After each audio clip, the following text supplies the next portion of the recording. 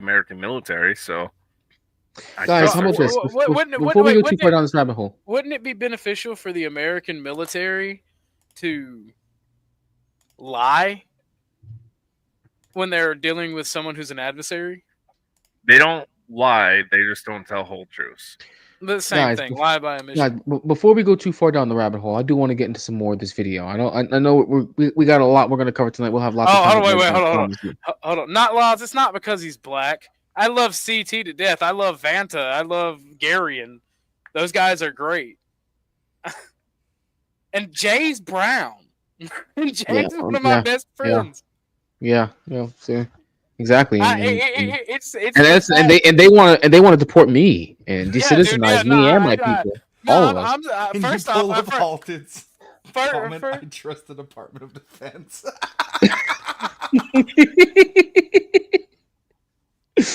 Jesus Christ! All right, no.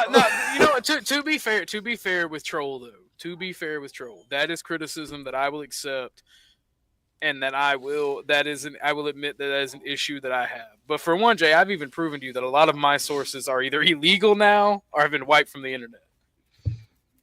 I don't know if illegal is necessarily the word for it. Well, I mean, Well, it RT depends is on where one you of get my the source from. sources, and RT is That's not illegal now. that's not illegal. You can still get an RT on Rumble. That's why What's you can RT? find RT on Rumble. Russia Russia today. today. Yeah, it used to be on YouTube. Actually, I remember watching RT a live feed right before YouTube cut it early in the war. I remember that shit. And then I Google remember completely being blocked on it. Telegram talking to my friends in Azov, and then some of my friends in the Russian military, and I remember watching the war come alive right before my very eyes, Yeah, you and can then they still all watch died. RT on Google. You can still find RT on Google and watch it on the website. It hasn't even been fully blocked. So people got to chill their shit. Even when people said, "Oh, they removed it from the internet," no, they didn't. Yeah, I I just remember. found They it in didn't. 2 seconds. Yeah, no, Exactly. I'm being facetious, guys. I just want to spread fear. Dude, I had a banger when I was live streaming when the war first started and everybody's talking about the censorship that's going to happen. I was just like, I just got really deadpan. It was like, I mean, I just want to spread fear. there was. I will be honest. There was lots of censorship. Like I will say this: when the war first started, and you try to look up Russian sources or anything that was leaning Russian, yes, there was definitely a serious censorship campaign. I will give them that, but it didn't last that long It because it lasted was about a year weird. and lasted about a year and a half, maybe two Yeah, but years. I'm saying for when it was really strong and it was like, wow, like you can't find shit that could even be misconstrued as pro-Russian. That lasted for maybe a few weeks to a couple, maybe a month, two tops. It was not that long. It's not for No, that bro, long because you still were easily a able to find year. RT. That was about a You year. you can still easily find RT even during 2022. I remember because I was really that's when that's all the news I would look at. You could still find RT then. You can still find RT now. And even What's if you couldn't interesting. find RT, normally you could just go to a VPN. What's up? What's interesting is so you're saying that on one side there's nothing but biased resources, and you're saying as a counter to that is another bias the other Look, man, direction look. source. If you trust the Defense Department, brother, I trust Russia today. Okay, that's my argument. Oh no, I trust. I trust that. When I say I trust the military to only share truths, they might be partial truths. They might be very limited truths. But if it's coming out from them, chances are it's real. And I say this as somebody who's been on the inside. Yeah, no, trust me. I respect. I have a friend who's in the Air Force.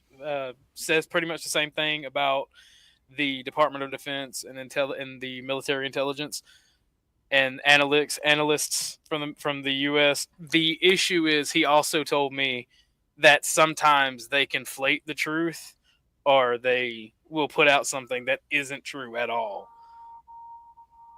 to fit a narrative. A whole mistruth seems unlikely. Well, here's the thing. By your own example, that they would misdirect or they would allow these things to happen. Here's the truth part, right? This preschool was mortared. What we're arguing about is if Russia or Ukraine did it, or Russian-backed forces did it. And that's Guys, where my let's friend would say it would be beneficial for U.S. allies and the U.S. to believe that Russian-backed forces did it, when more than likely it would have been Ukraine, because during the whole conflict on the Donbass region, the Donbass and all these other breakaway republics have been on the defensive. They have not had an offensive push until the invasion of Ukraine. Sorry, Jay, guys, let's get into some more of this video. No, that's all good. I just want to get into some more of this video because we got a lot we're going to watch tonight. Russian prison, but there are thousands more in the prison. I wanted to share with you some images. How it's you have just can I know? Yeah, Some minute, 1 minute, 1 minute. Just you to understand in what circumstances, in what situation they are, and what the attitude of Russia to our prisons. That guys, just you before and after.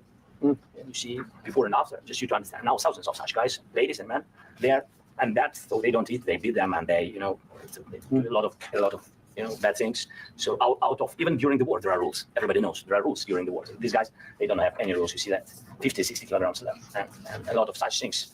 And I didn't want to show you what the changes were, images of children, because I will share with you. I mean, it's looking tragic. No, that's tough stuff. I wanted very much to give you. You see it. Yeah. This is pastor, by the way. They stolen pastors because it's not Russian church. They stolen pastors and moved pastors to the prison. We at the end of wait. Hold on. We could exchange. Hold on. I do want to point this out. He's bitching about pastors now, like being kidnapped. This is Ukraine. They literally went into Orthodox churches and stopped people from praying, broke up Orthodox churches, arrested Orthodox priests. Like everything this man is saying is projection. Go ahead, my bad. Change that. And this is pastor. You see. Yeah, good stuff. Yeah. So I mean, this I wanted to show you, and this. So thank you very much. We want to get that ended, right? Yeah, of course. We I think we will. And have to, of course. Do you have any questions for us? Thank you, Mr.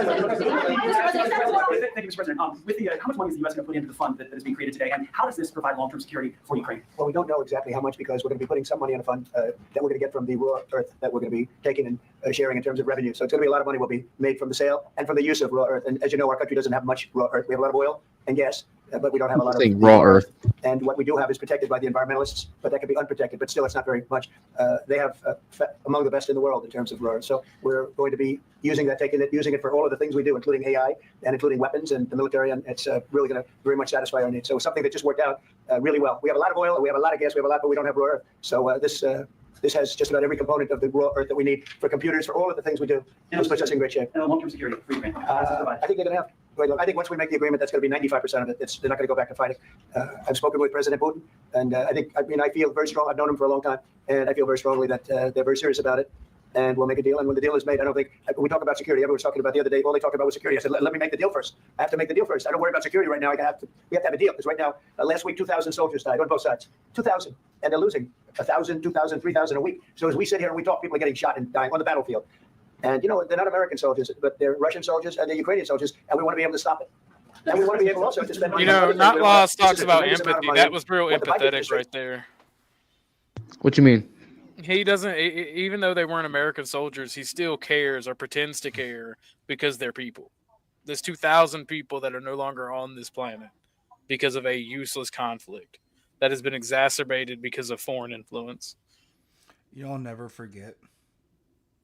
I saw the way Wagner mercenary group treated American mercenaries. You guys ever see that video? I didn't know. Yeah, no, so there was American mercenaries, people from America that went over there to fight for Ukraine. Yeah. They're killed on the battlefield by Wagner, and they fucking made caskets, they draped American flags over them, and they shipped them properly back to the United States. That's propaganda though, bud. That's just outright propaganda. What? Okay. I mean, I've literally seen a video on Telegram of Wagner forces cutting off a Ukrainian prisoner's head with a Bowie knife. Yeah, no, that's just propaganda, bro. Like Wagner. Yeah, but I've also seen Ukrainian soldiers. I've seen them kneecap. Not even mercenaries. Yeah. Like I've seen that too. No, they're Eastern Ukrainian, like they're Eastern Europeans. They're basically mongrels. They're evil. They're going to commit war crimes against one another. Just sit back and enjoy and laugh. All armies commit war crimes. Not the American army. 100%. No, not our boys. They fight for freedom and honor. Okay. Does that make you feel outraged? By the way, guys, you feel outraged by that? No, but it's like a large percentage of those are hot blonde women. So no, No. not at all. So no. It makes me want to go to Utah. You mean to tell me, Jay? You mean to tell me that That's not my that point. You, no, It's you all want, you about want, principle. you want, you, It's you all want, about you principle. want About four, you principle. want, all right, so you About want principle. 4,000 niggas up in here, It's right? no, it's not. No, you want all that man, don't you? Nah, bro, It's about I ain't principle. stuck on principle. I told I'm you talking the about women can stay. principle. Nah, bro, I told you the women can always come and stay. Oh my God, bro. I have always been principled on that, have I not, Bumpkin? You have always been principled on that. Big booty Latinas are illegal. In Hey fact, man, we listen. need more.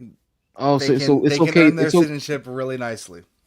So it's okay. It's only bad to be Jewish if it involves cash, not if it involves females. Ooh. I mean, All some right. Jewish girls All are right. hot though, bro. I'll tell you. I said Jewish, bro. I said Jewish. Yeah, Jewish. My bad. Jewish. I mean, but just because of the way their culture is, right? Maybe not a good idea. Are they hot, Bumpkin? Yeah, they're I stand hot. 10 but- toes down. No, Hot, your they kids can are stay. literally going to be of the tribe. That's not. That's not good. That's not good. Fuck, am I the only principled person here? No. That's not. What do you mean? I literally just got done definitely not calling him out on principled this. because you're an Anglo. I literally just got done calling him Hey, out. and we were right.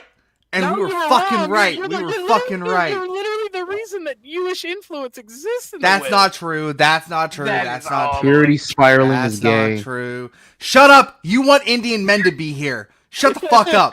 You want ugly, fucking dark-skinned Indian men here, all right? Oh my God, bro. Oh my God. No, but seriously, that's always been my position. The hot ones can stay. We need more of the hot ones. Luckily, the right side won World War II. Okay, luckily the right side won. Yeah, God Okay. forbid we be speaking German instead of our children Hindi, being right? Chinese and gay. God save forbid. Israel, by the way. God save Oh yeah, Israel. no, God save Israel. Israel's What's America. going on, Corey? That's a true statement. Yeah, get the fucking likes up. What are we doing here? I gotta like the stream. All right. actually. No, me too. Yeah, I forgot to like the I stream. forgot to like the stream. I'm gonna like it. That's I should probably like it in the first place too. Actually, Anyways, no, I like the stream. I'm gonna like it under my other accounts. There you go. Appreciate you. All right, let's get more of this video fired up. Fake it till we make it, was baby. terrible. They were giving money, but they had no That's security right. on the money. Europe, as you know, gave much less money, but they had security. It was in the form of a loan. They get their money back, and we didn't. And now, at least we're protected because the American taxpayer has to be protected too. But this is an incredible agreement for Ukraine because we have a big investment in their country now, and what they have, very few people have. And we're able to really go forward with very, very high-tech things and many other things, including weaponry that we're going to use in many locations, but that we need for our country. This allows us to do that. Just go ahead, please.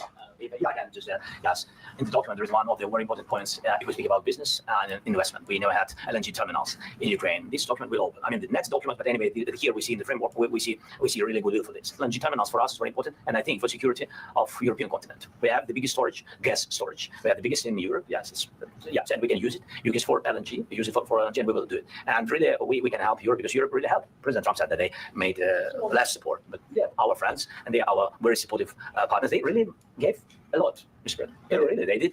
I gave a lot, but they gave much less. No. Much less. No. No. No. Okay.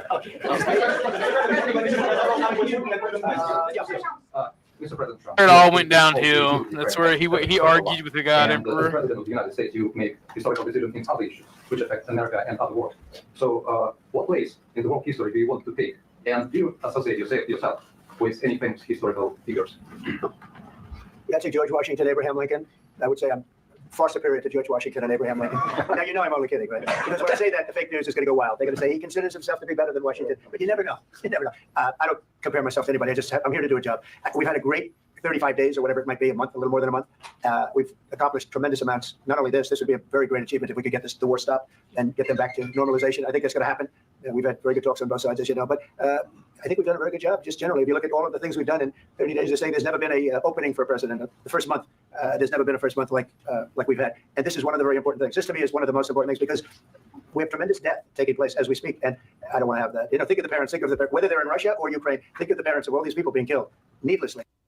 Hold on a second. Is that true? Did Not Law say that? Troll? He said that? You did. I will pay this on. Bro, what the fuck? I hope Not Laws, bro. Listen. Well, I don't know. Right now, the market's kind of fucky, but even still, bro. It's good to have that kind of emergency fund handy if you ever really need it. But my guy, who did we just lose? We just lost somebody. We just lost somebody. One, two. You didn't lose anybody. I'm trying to share my screen. Oh, okay, that's one. Okay, my fault. But yeah, my guy, listen, if you got 50,000 liquid, bro, you need to put that into something. You need to put that into some real estate, get a house or get some stocks or get some bonds or buy some gold. Do something, bro. Put it in a high yield savings at least. My God, please. Send me your routing account number. I can help you out. I might buy a new electric car. Come on, man. Like, I don't even know you, but there's way better investments you can do than that. I mean, I'm not against you getting an electric car, but fuck, man. And has like negative dick. Yeah, come on, man. It's not even the fact that it's an electric car. I don't really have a problem with electric cars, but like. Wait, Colares does have a good point. It's Canadian money, so it's like $10.50, like maybe a stick of gum. No, they're not that far behind. They're not that far behind the U.S. dollar. I think well, actually, let me look that up real quick. What is the USD to CAD exchange rate? The new Mercedes. Actually, okay, so it's $1. One U.S. dollar is $1.45 Canadian. So it's starting to creep up. 5K. Yeah, I think electric car. It's okay-ish. The electric car is kind of okay. Sorry. I was saying that the electric car is kind of okay-ish, but people prefer gas over electric. Ironically, isn't it? Jesus, bro. Oh man. Yeah. I never traded my race car for an electric car. No. What I'm saying is that gas car is far better than electric car. That's what I'm saying. Right now it is. Eventually, that's gonna flip flop. Hey, Robbie, you got a lot of background noise, bro. Sorry, I was outside. Hold on a second. I'm outside. Oh, good. I'm about to fire the video back up anyway, so you're good. All right, should I mute it right now? Should have never started. This would This would have never started. We continue sending military aid to Ukraine after the U.S. signs this agreement with Ukraine. Yeah, the question to President Zelensky: do you feel like the U.S. is on your side? That the President Trump is on your side at this moment? What do you think? He wants to know. Do you think that? Sort of a stupid question. I guess we wouldn't be here if I wasn't. I think that the United States on our side from the very beginning of occupation, and I think that President Trump on our side, and of course. Dub, hey you guys, do any of you guys know Dub? I think Dub's in the chat. Dub's showing me something. Okay. Well, I see you got your camera on. I'll take a leap of faith. What's going on, Dub? Not much. I was just watching this earlier. If you were negotiating and you were Zelensky, would you really like give away like half of your country's like earth minerals? I don't think I would do that, but I mean, it seems like he agreed to it and then he backed out because he looks like he thinks he has an ace up his sleeve or something. I don't know if you guys are seeing that with his body language and the way he's reacting. I mean, if you're asking would I give away half the rights to my rare earth minerals, I mean, if I can't use it right now and my country's being blown to shit, I'm not gonna have much choice. That's currency. I need to use that. I need to be spending it because right now that rare earth's not doing anything. It's just sitting in the ground. It's not making it. At least if you have an agreement, at least it can sit in the ground, and you can get some kind of security agreement with that. That's his bargaining chip on those rare earth minerals. That's it. It's just that right now he's asking for too much. He doesn't have enough leverage. I mean, you can't be getting your ass kicked on the battlefield and say, "Well, hey, guess what? A ceasefire is not going to do it." That just doesn't make any sense. He just has an unnatural arrogance about him as a world leader. Because, man, for the past 3 years, he's had his ass kissed. Yes, I mean, like Zelensky has arrogance issues. This is funny. Well, okay, all right. Listen. I understand why you say that, Calvin. But if we're being fair, Trump at least has a reason to be arrogant because he has had a titanic porn president. He's wealthy. But he's had a titanic amount of obstacles against him to become president again, and he's done it. Whereas Zelensky for the past 2 years has been on the losing end of a war that really he shouldn't have allowed himself to get into, and a lot of Primrose past promises. He's also been propped up by the neoliberal world order. If we're being honest, he was arrogant way before now. Trump was arrogant when he started running for Yeah, president. but he has a right to be. That's why I say unnatural. I mean, so if we're gonna be critical of someone arrogance, then we got to share the blame. I don't wait, Calvin. I don't know. Maybe Trump has a reason to be arrogant. Zelensky's a failed fucking leader. He has no reason to be arrogant. He's making demands of people that are stronger than him. Yes, and it's like AOC came from bartender to senator, congresswoman, whatever, and this guy came from actor who wore women's clothing to the president. How did that even happen? Where is this guy coming from? And let's not get into that. He has a lot of clout. Well, that's easy to get into. He's acting like he has tons of clout when he really doesn't have any at all. I think that he's talked with the Europeans, and the Europeans are like, well, we might have to move forward without America on this one, so play hardball. That's the way I'm looking at it. Dub, I want to say this real quickly.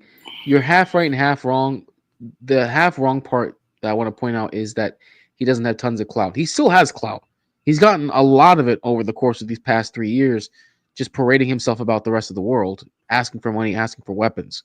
He's got the clout because he can go to any major event in the world, and the people will know who he is, and a bunch of doors will open up because he's president of a country getting its ass kicked. But it's not a matter of clout, it's a matter of leverage. He doesn't have the leverage right now to make the demands of the United States to say a ceasefire is not going to do it. We need a strong army behind us. The only bargaining chip he has is the rare earth minerals. That's it. But no one gives a shit about minerals if you have to start World War III for those. I mean, I halfway agree with what you just said, but that's because, I mean, what just happened right there, I don't think has ever been seen before in the media. And I heard something on another YouTube channel where basically their Congress people are now going, we want to oust and impeach Zelensky.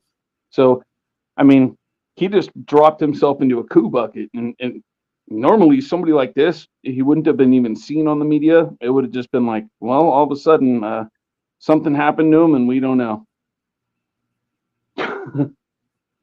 King Shinar, thank you for joining the panel, bro. I'm gonna give King Shinar a chance to have the mic. King Shinar, thank you for coming to the panel, bro. I know that you've seen this at least a couple of times today. I'd just like to get your initial thoughts. We're going through the entirety of this discussion, all the questions that were asked, so we can get the full context. Let me get your thoughts, bro. Yeah, I mean, I've seen bits and pieces, but how do you feel about Trump tap dancing for Putin? What do you mean? Well, how do you mean, rather? I mean, he didn't make the deal.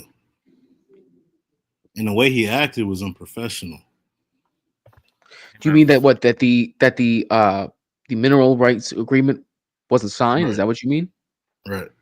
I mean, you do understand that it's much about it, but okay. Well, so the deal is that the United States has exclusive rights to mine the rare earth minerals from Ukraine as repayment for the amount of weapons and money that we've sent over to the United States. But Zelensky and it will also facilitate the ceasefire deal between Russia and Ukraine. But Zelensky saying a ceasefire is not enough. We need security guarantees. Zelensky wants boots on the ground. He wants U.S. boots on the ground. You sure about that? Okay, well, we're gonna watch more of it.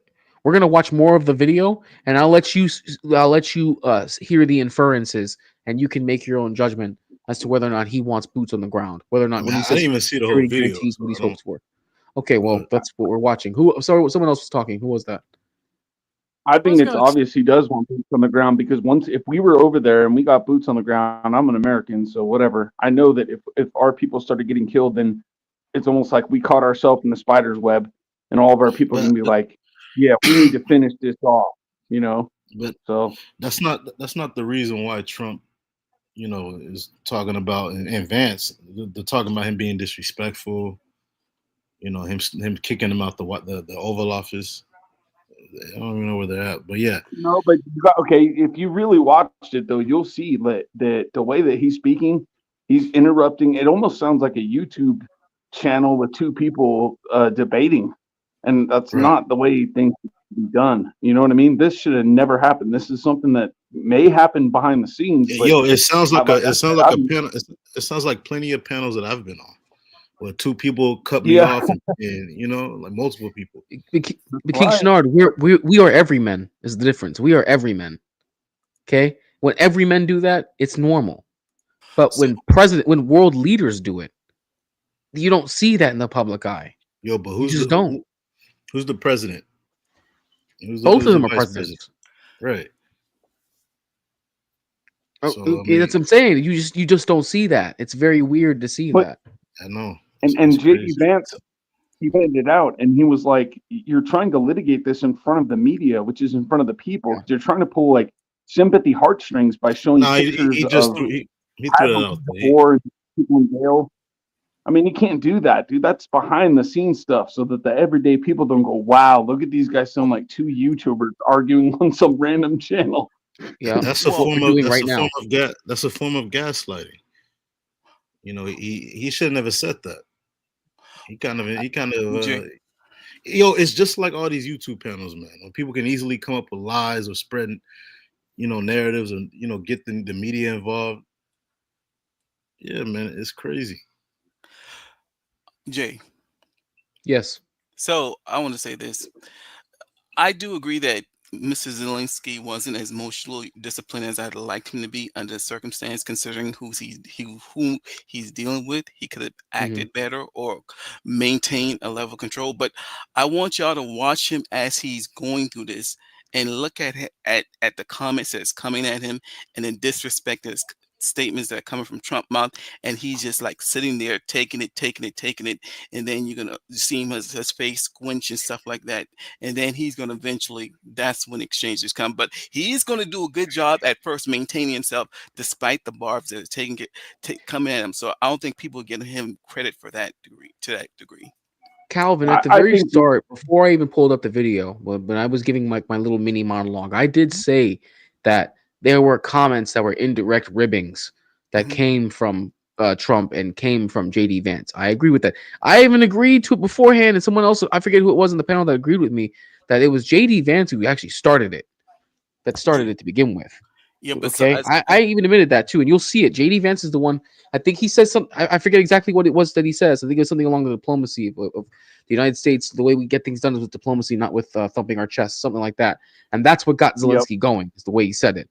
I forget exactly what led up to that, but that was essentially the comment that was really pointed towards Zelensky that got the whole thing started. So JD was the one who ribbed them too hard, and that's when you see the exchange. So I already admitted all that. I'm not saying somebody in that your panel. happen. So you're when your panel was saying otherwise, and they weren't giving Zelensky credit for. Fuck Zelensky. He should be shot. Yo, and your vice president, he wore a dress and a wig, bro. What? Are you talking about that video? Are you talking about that video? Look, I would never threaten world leaders. There's a bunch of photos on. Just go on Google. He was even like prancing his hair like a female, bro. Like he was all into it. Honestly, because I mean, I watch some of these like wait, hold on 1 second. Hold on. So this whole thing is about Trump said something in the video that I don't like. You know, I'll give him some more criticism if it'll make my unrelenting, my unwanted stalker happy. I'll give Trump some more criticism. You know, I don't agree with what he's saying about the rare earth minerals either. America has enough reserves to deal with us and deal with our business needs. And we just aren't processing. And rare earth minerals are everywhere. It is the processing of rare earth minerals that the world does not have enough of. They're mainly located in China, Vietnam, and other third world hellholes. I think it boils down to. I don't think Vietnam is a third country. This is where Trump does fall in line with the neocons, and this is why he had to bring Rubio onto his cabinet. Is that why and this is a neocon thing, why would we use our resources if we can just use yours? We could just use your resources. We don't have to use ours. We'll just use yours. Which it still makes sense. I mean, no, that's my own shit. Well, no, that's the thing. It makes sense because here's the issue, right? A lot of right-wing, like conservative right-wing, like right-wing moderates, they don't think in the long term unless it's something like that. because short term, using other people's resources, letting them mine it, letting them do this, that, and the third, it is cheaper for products in the short term, and that leads to short term profit gains. But what happens when you completely demine or or like, because it's not deindustrialized, but you completely destroy mining or resource gathering in your country? And that's more or less what they've done. You become poor. That's it, and it's proven over time that you go into a country, you knock down all their trees, you knock down all their resources, you take the minerals from the ground, and then you just leave. It's almost like you just got environmental rape. And that objectively is a good thing for us. If we do that to our enemies and countries we don't like, that's a good thing for us. I'm not going to argue with them on that. The problem is what happens when you destroy your nation's productivity for neocon arguments or neocon economic policy. Okay, I want to fire up some more of this video, and then let me ask you a question quick. Who started up the deal? Was it Trump or Biden? The rare earth deal, that was Trump. All right. I mean, from what I'm reading, it looks like they were trying to, gain influence in the country. It didn't seem like a fair deal. It's never going to seem like a fair deal, though. It's never going to because they're back to the wall. Well, it's not even that. They owe us billions of dollars. So how is it going to be a fair deal? Yeah, that too. Like, they owe us billions of dollars. How are they, like, what the hell? That they can never pay back. Yeah, what you mean a failed deal? It was in the form of aid, right? How's that? Yeah, but that's money. But that's weapons and cash. Yeah, but how's that money owed? Because they so it's a loan. So they're loaning them those weapons. Yeah, and loaning they sign a promissory note or something? What do you mean loan? They said that the United States was not a loan.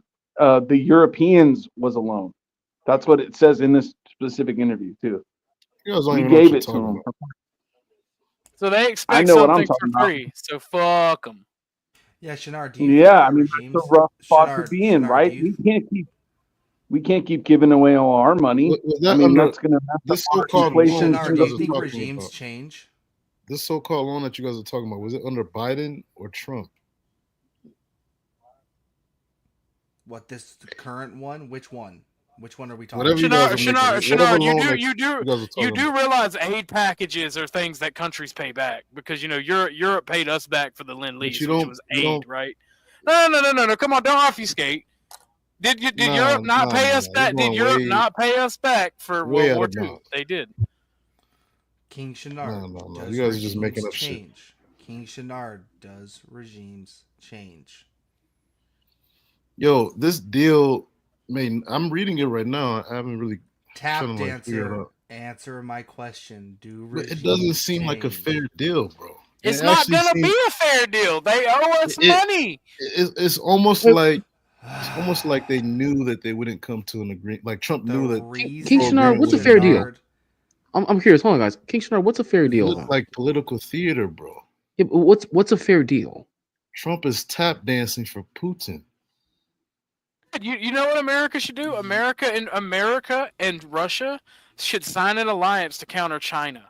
No, Spy is going to 550, man. Yeah, that's gonna be a lot more difficult than that. Sorry, Orthodox guy. All right, well, you're not going to answer questions. Not that it's going to happen. All right, so you're not going to answer questions in the conversation. We'll go in circles. Go ahead, Robbie. Sorry, just please continue. I thought you wanted to say point, Robbie. You can. Oh wait, who is it? That's my fault. No, I think it was. I think America. I think America should put their phones into one of those automated systems, so when someone calls in, they can say, hey, press 1 to speak to a customer service person, and then they'll get shipped over to like the Philippines to talk to somebody, because we need to kind of, in a way, step back from paying attention to all this shit. We have no choice almost. I mean, yeah, we're lucky we have an ocean in between us, but I mean, everyone thinks we're such bad people. And at this point, it's like, well, why? We ain't doing nothing. We're trying to make peace. Everyone could see that. You know what I mean? So Zelensky brings that up, though. He brings it up, the point about the ocean later on, when the conversation really does start to heat up, and then he and Trump start doing their back and forth. Because he even tells him, he's like, listen, you guys have this nice, beautiful ocean that separates you from Europe, but after the war is over, you will feel it. You're going to feel the after effects. And Trump's like, oh, no, you don't know that. Which I do agree. We're going to feel the after effects because we felt it when the war started. We felt the after effects. That was very evident. I lost everything I had in crypto when the war started. I am kind of salty about that. Did y'all even read through the deal? Any of y'all? Which deal? Well, did you? Because I guarantee you're saying this. And you haven't I'm read just asking y'all. Did y'all read through it? Shenard, you won't even. I have not read the deal. No, I'll be honest about I'm that. gonna take it as a no for the rest. Shenard, you won't even answer my question. I have. You don't even know what this shit is even about. Hold on. The problem is you just said you just kind of started browsing over it. You think you know what it says? Exactly. I got the gist of it. Come on, bro. Gist of it. Basically, How many pages is it? Zelensky is worried about if the U.S. will provide security because they're scared of being reinvaded, and I think Putin has shown that he will do that. Can you guys hear my He mic? started the invasion, right? Yeah, we hear you, dude. You're just kind of low. Am I low? Okay, let me fix that real fast. Did y'all hear me this whole time?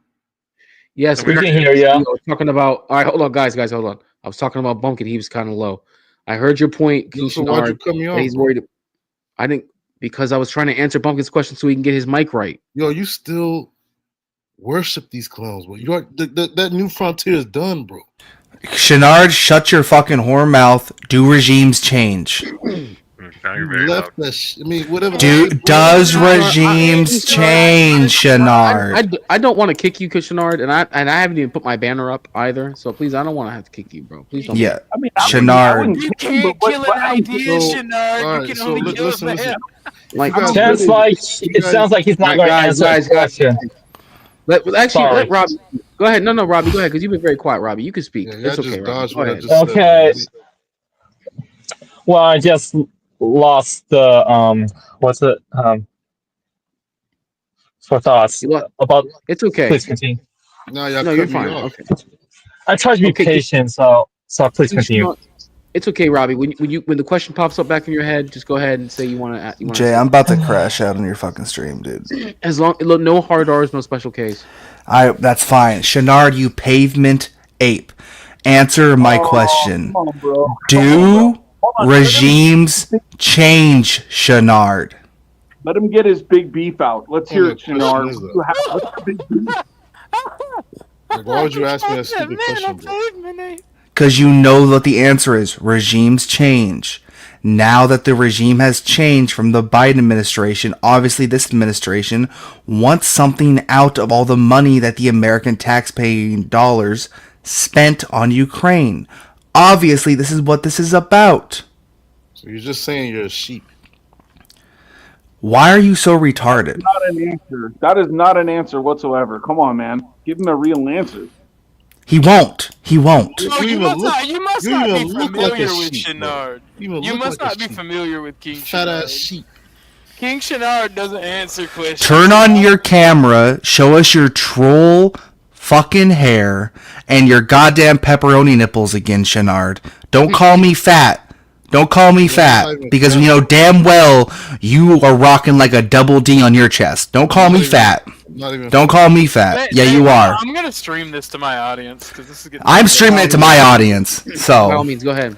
By the way, this is a restream. Everyone that's watching on my channel, go to Jay's, go to Juicy Jay's. I'm not gonna turn my volume down. You couldn't hear me before, so now you can hear me now. Now you can't run away from the question. Wait. When you're yelling, that's just annoying, bro. For real. It's disrespectful to people that are listening. His point is to be a disruptor. Y'all bunch of tab. Listen. When you're screaming like that, we can hear it in our head. Like that's just annoying. Stop doing that. Can I get that PNG? Shenard, now what's your point? Because I think you're probably going to want to break into like reparations or something, and that's just stupid because the whole he does believe in voodoo and reparations. Yeah. What does reparations have to do with this, bro? What are you talking about?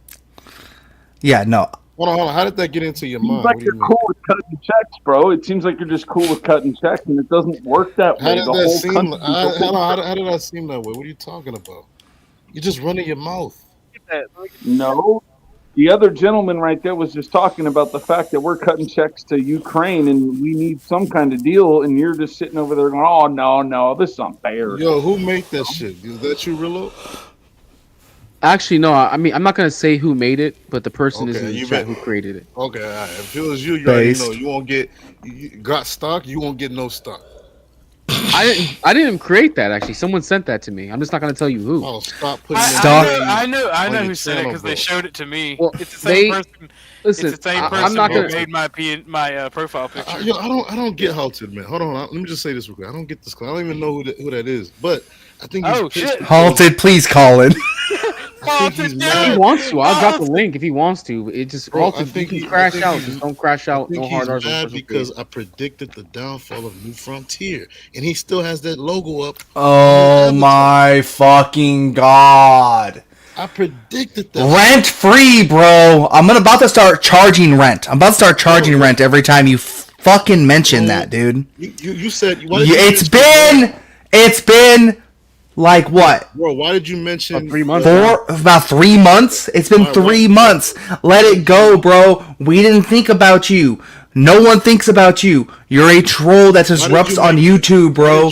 No one thinks about you. No one cares about you. Stop fucking mentioning my shit.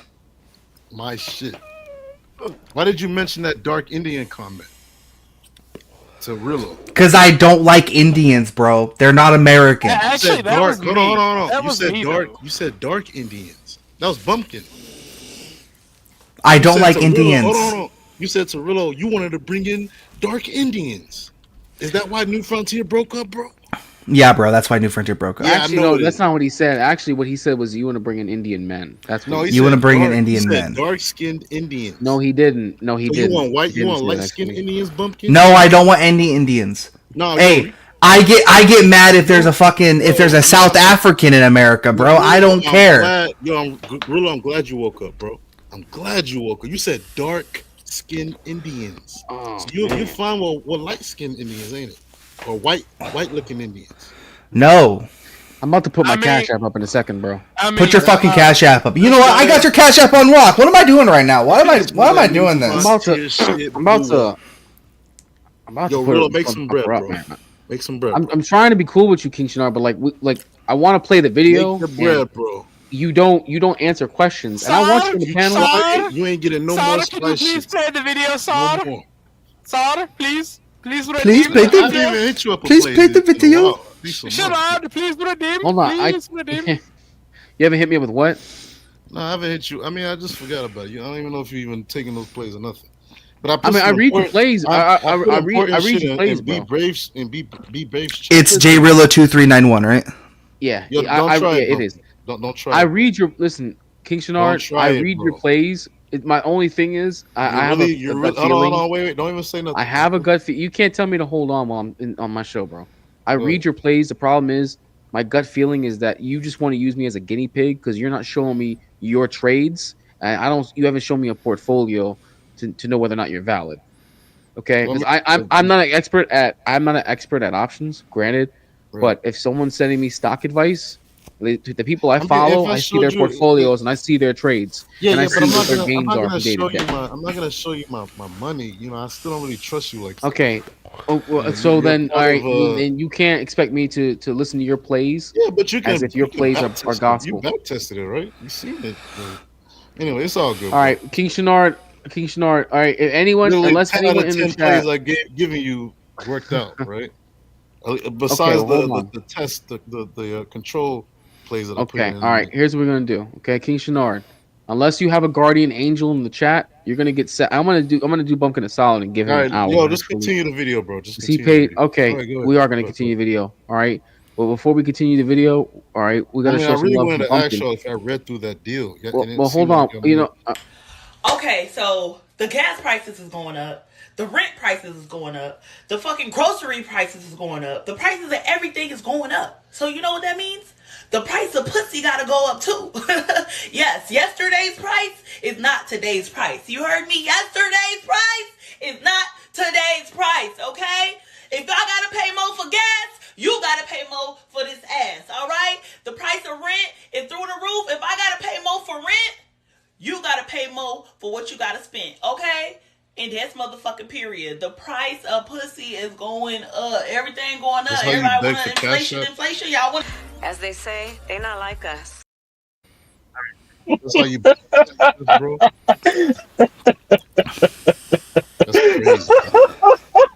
crazy. You have any final thoughts before I start his timer? That's how you beg for cash apps, bro. That is prime capitalism right there. That is horrible, but she's saying the price of King Snart. The price. Do you have any final thoughts before? Do you have any final thoughts before I drop you for this time period? How much did he send you? How much did he send you? Nigga. A 50 ball.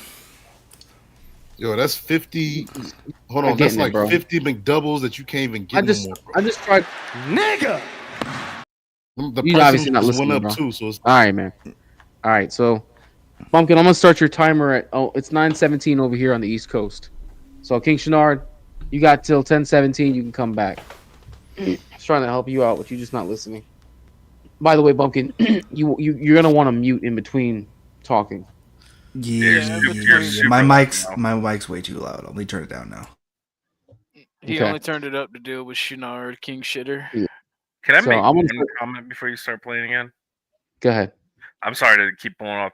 It's everybody hates King Shenard clearly, and I get it, but he does make good points until he stops making good points. So he comes in with a strong point that actually makes sense, that would be worth talking about, but then it becomes this like combative atmosphere where nobody makes any points. Just like it's ad hominem back and forth. That's what he wants. He brings in good points, right? But then when you start discussing those points, even if you were to drop the entire narrative of the show, right, and you start discussing his points, he'll just start calling you a tap dancer.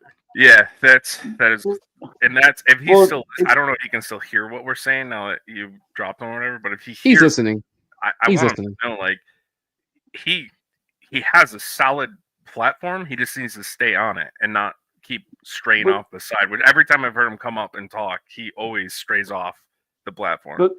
The problem with this point is like you want to come in here and say something like, "Oh, it's not a fair deal," or "Let's go with reparations," and then so we go, "Okay, let's go with reparations," because I'm tired of hearing about it. I want all you people just to shut the fuck up, and then we start discussing it, and some people are going to get. Hey, what you mean by you people?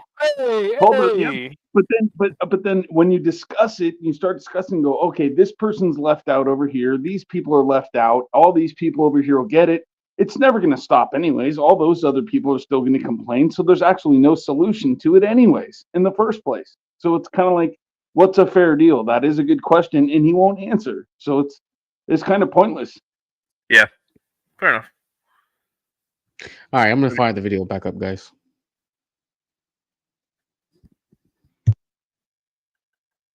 I thought that was going to work. It didn't work. I'm sure that the United States president will not stop support. This is crucial for us. It's important for us. Yes. And Putin, the president, speaks about the people and the soldiers which are dying, but they came to our territory. They came to our land. They began this war, and they have to stop. And I think this is the question, really the most important question. Can President Trump, I hope yes, with some other allies, to stop Putin, withdraw these enemies, and withdraw these troops from our land? And I think that you asked about the history. I think that if President or when he will stop Putin, if President Trump will bring peace to our country, I think he will be on this wall. We've had very, very good talks. President Zelensky just said that there will be no compromises with Vladimir Putin. I just wanted to ask both of you. Firstly, are there compromises that you think that President Zelensky is going to have to make? President Zelensky, is there anything that you might be thinking that you may be able to offer or bring to the table, for example, elections? Thank you. I think you're going to have to always make compromises. You can't do any deals without compromises. So certainly he's going to have to make some compromises, but hopefully they won't be as big as some people think you're going to have to make. That's all. That's all we can do. I'm here as an arbitrator, as a mediator to a certain extent between two parties that have been very hostile, to put it mildly. They've been very hostile. It's been a vicious war. It's been a vicious war. You know, it's a very level battlefield, and those bullets go out. And as I've said many times, we're talking about it with Pete, many times the only thing stopping those bullets is a human body. And in the case we're talking about, generally young human bodies are stopping a lot of bullets. It's dead level. That's why it's great farmland. It's great land. It's great farmland, but there's very little protection against the bullets that are being, and other things that are being shot. So all I can do is see if I can get everybody at the table and get an agreement. I think we're going to end up with an agreement. Otherwise, I wouldn't probably be even here today. Mr. President, I've got two questions for you. You think ultimately your legacy will be the peacemaker and not the president that led this country into another war and ended foreign wars? I hope it will. I mean, I hope I'm going to be remembered as a peacemaker. This would be a great thing if we could do this. I'm doing this to save lives more than anything else. Second, just to save a lot of money, but I consider that to be far less important. So I hope I'm going to thank you, Brian, for that question. It was a nice question. I hope I'll be known and recognized as a peacemaker. This would be a great thing to solve. This is a very dangerous situation. You know, this could lead to a third world war. This was headed in the wrong direction. If this election were lost, and we didn't win this election, and we won it by a lot. That was a mandate. We won every swing state. We won the popular vote by millions and millions of votes. We won everything. The districts. If you look at the areas of red, take a look at a map. This was a big mandate, and this is one of the things I said we're going to get this thing settled. If we didn't win, I think this could have very well ended up in a third world war, and that would not have been a good situation. What was your second question? My second question for President Zelensky. Why don't you wear a suit? Why don't you wear a suit? You're the highest level in this country's office, and you refuse to wear a suit. Just want to see if you own a suit. Yeah, problems. This was such a dumbass question because it was meant to be so catty by whoever the reporter was. There was no need to ask that question. It's homosexual activity. I mean, everyone understands that there are focus groups and there's branding, and that they cater. This is the same reason why what's his face John Fetterman wears a hoodie when he goes into Congress. The same reason why Elon Musk wears a black cap. The same reason why Trump wears the red cap. It's all about marketing. Everybody knows that. Everybody knows that politicians have to have a certain look to elicit certain responses. You know, I hate stupid questions like that because we understand in the world of politics, visuals matter. We understand that. Appearances matter a lot. So I think it was just a very disingenuous and dumbass question. You made an interesting point just there. Excuse me? You made an interesting point just there, though, right? In the world of politics, visuals matter. They do matter, yeah. So I mean, and he knows that though. That's why I don't understand why he wants to make that dumbass question for really. I think that once again, I think that was even the media taking jabs at Zelensky. You know what I mean? Like it's showing you that. Go ahead. Well, the whole idea of visuals matter is the reason why I mean, this whole interaction, I find it embarrassing. As an American, I find it embarrassing. I understand your point. I get it. I understand your point, and I even conceded that it was Vance who started it. What I also want to say though is that I don't see their points as wrong. Like they didn't say anything that was wrong towards Zelensky. They're not wrong. I don't see it as embarrassment. I don't see it as embarrassment. I see it as America finding its balls again, and instead of being a world policeman, being a world leader. The way it ended is embarrassing. For a media personality to be able to ask a stupid ass question like that, that's one thing. But however, this is almost like a meeting of mafia bosses. And it seems like Zelensky is out on the edge of his seat more than Trump is, and he's over talking him a little bit. And it's like, bro, hold on, you're the little time player, my homie. Like, relax.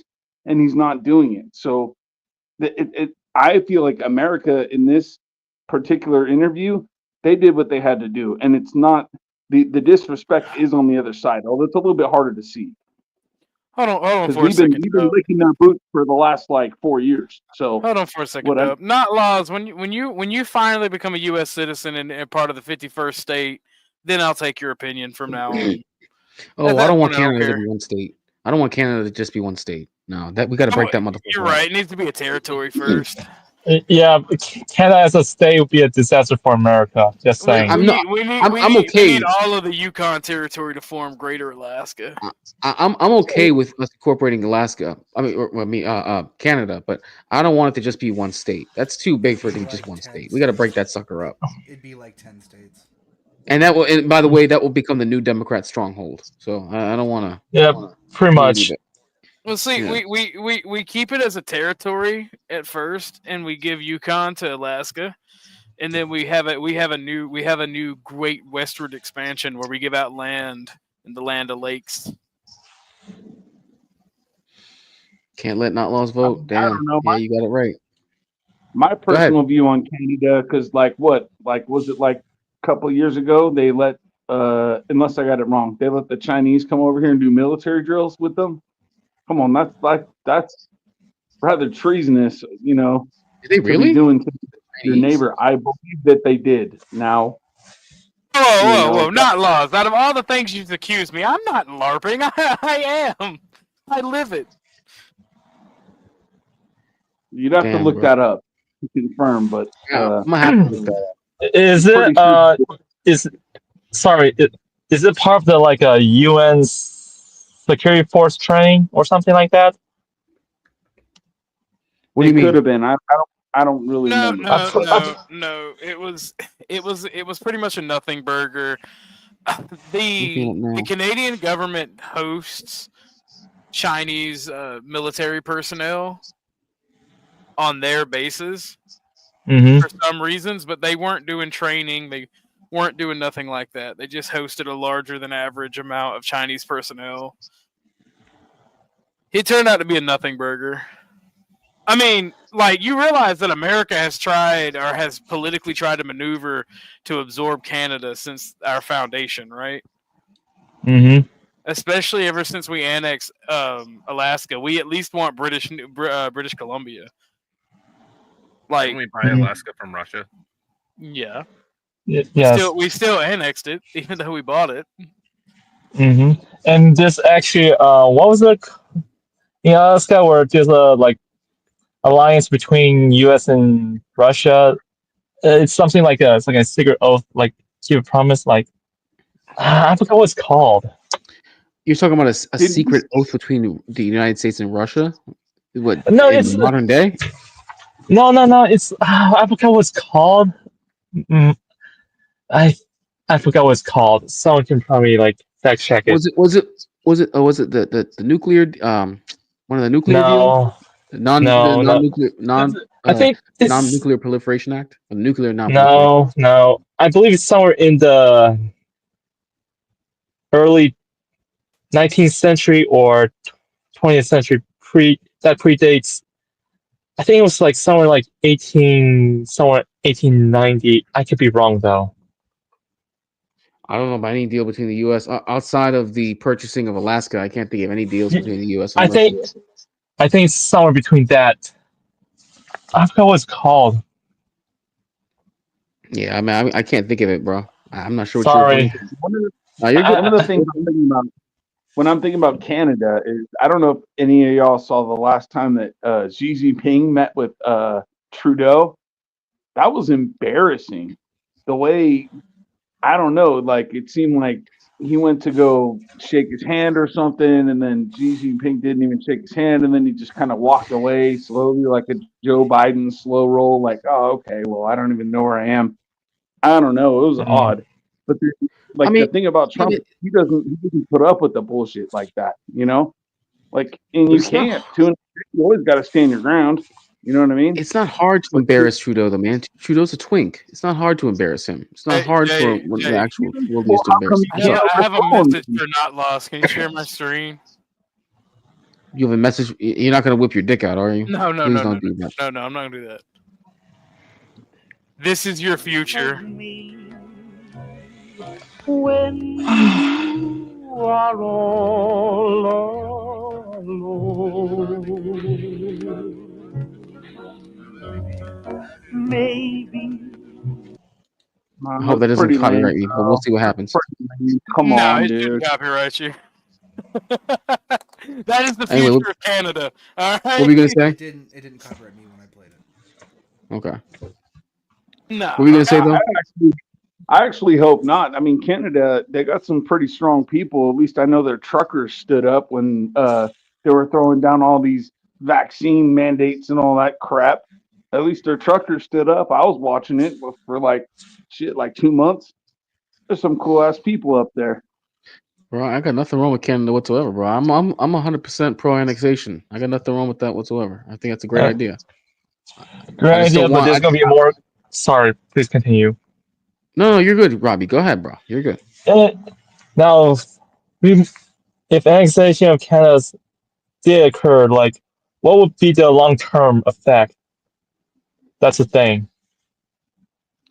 Well, for one, if we really did annex Canada, for one, you have to break that sucker up into multiple states. It cannot just be one state. Hold on. The short term benefit that would lead to long-term goals are we double our rare earth and uranium and oil deposits.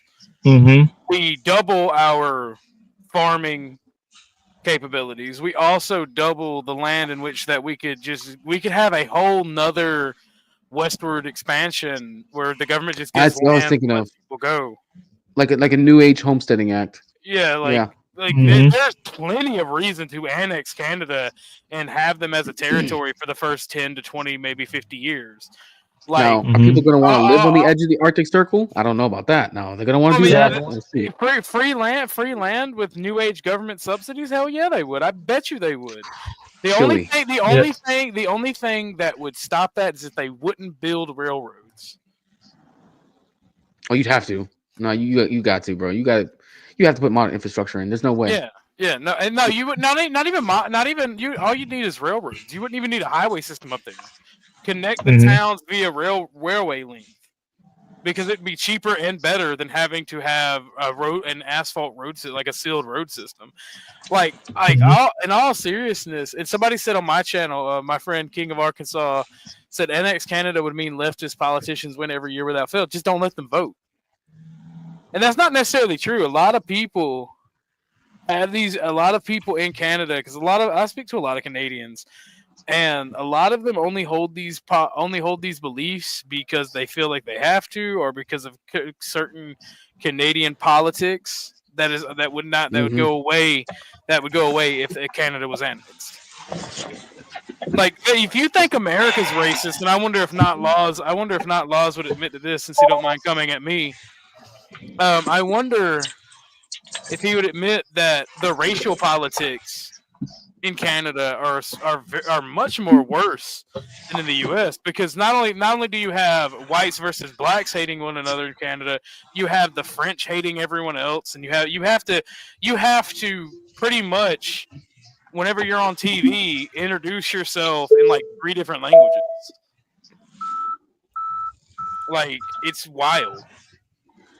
O2O, thank you for joining the panel. I was watching some of your previous for your latest stream. I already know that you're up to date with what's happening here. We are going through this is the full conference, the full discussion from end to end. Today. By the way, whoever's got the turn signal on, could you please turn already? Sorry, that'll be me. I'm driving. Let me go ahead and mute my mic. Sorry. Thank you, Robbie. I'm sure that you already are familiar with what's going on. I would just want to get your initial take as to some very exciting television. No, not laws. My bad. Nah, yeah, it was super interesting, right? Mm-hmm. Most definitely. Yeah, it was super spicy. But as I always say, I'd rather know what's going on than not know. So I'd rather see it than this be done behind closed doors, and then politicians come out and act like everything is hunky and dory. And so I was excited to see something like this. It just tells me where both people are with their position, and then allows people to know, where current talks and negotiations are going. And then people could take what they want from that. But for me, I'm always, I served my country, I fought for the country, and I'm not always gun-ho with throwing people in different locations to fight wars all the time. And so Zelensky's going to have to figure his stuff out. But he's definitely crashing out for a bit. He got a little bit emotional in the conversation, but I get it. I thought was interesting was how he didn't have any hesitation when he and J.D. Vance were going at one another. I mentioned this earlier in the stream. There was no hesitation whatsoever. He didn't have it's like he didn't realize that he's sitting in the room with the first and second most powerful men on earth, and he's over there finger wagging them, telling them what they need to be doing, telling them, well, this is what we're not going to accept. These are the only conditions we're going to have. I'm like, bro. Mm-hmm.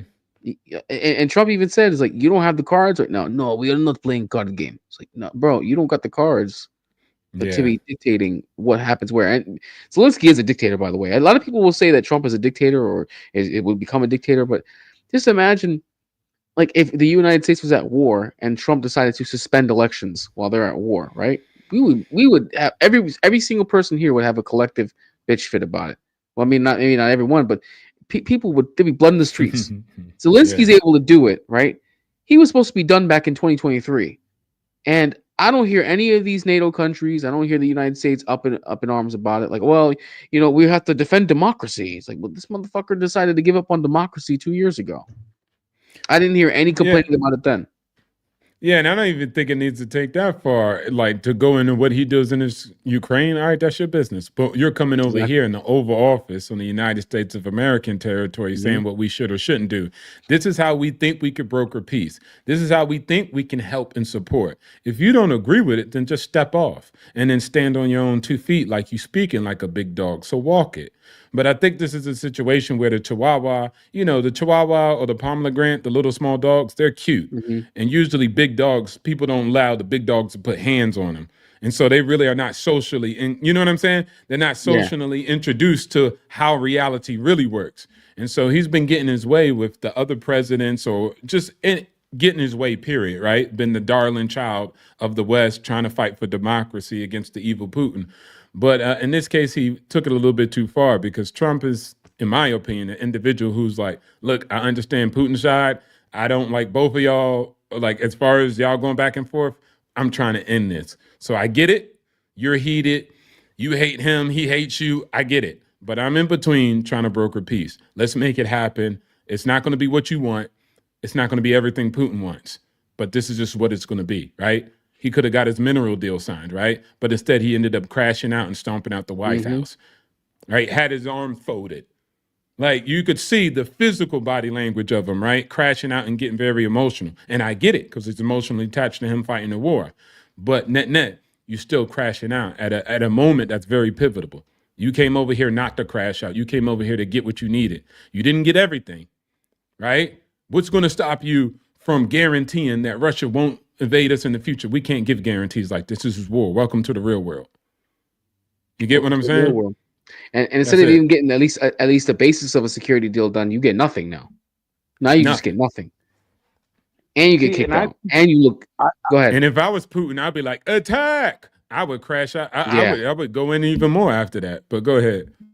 And I think a lot of people don't want to throw, they won't throw this monkey wrench into the mix, but I've looked at websites to see what like Russian Orthodox thinks about Kiev, and they think the world about Kiev. They made predictions about Kiev. They want it. They want it back because they think that's a great city for them. So somebody can correct me if I'm wrong. I don't think it's going to happen because I've looked into it. It's tough to find, but I found it, one time. And I'm like, I think that is a monkey wrench most people don't want to talk about, but it's in play. I guarantee it. Wait, they want it back. Did you say that Zelensky suspended democracy? Keep in mind, there were supposed to be elections back in 2023. He only gets a 4-year term. They didn't have elections. So they suspended elections. So they suspended elections. I said that. Switching sides, boys. Switching sides. My bad. All right, Bumpkin. Hold on. Wait a minute. You get back over on, Bob? here.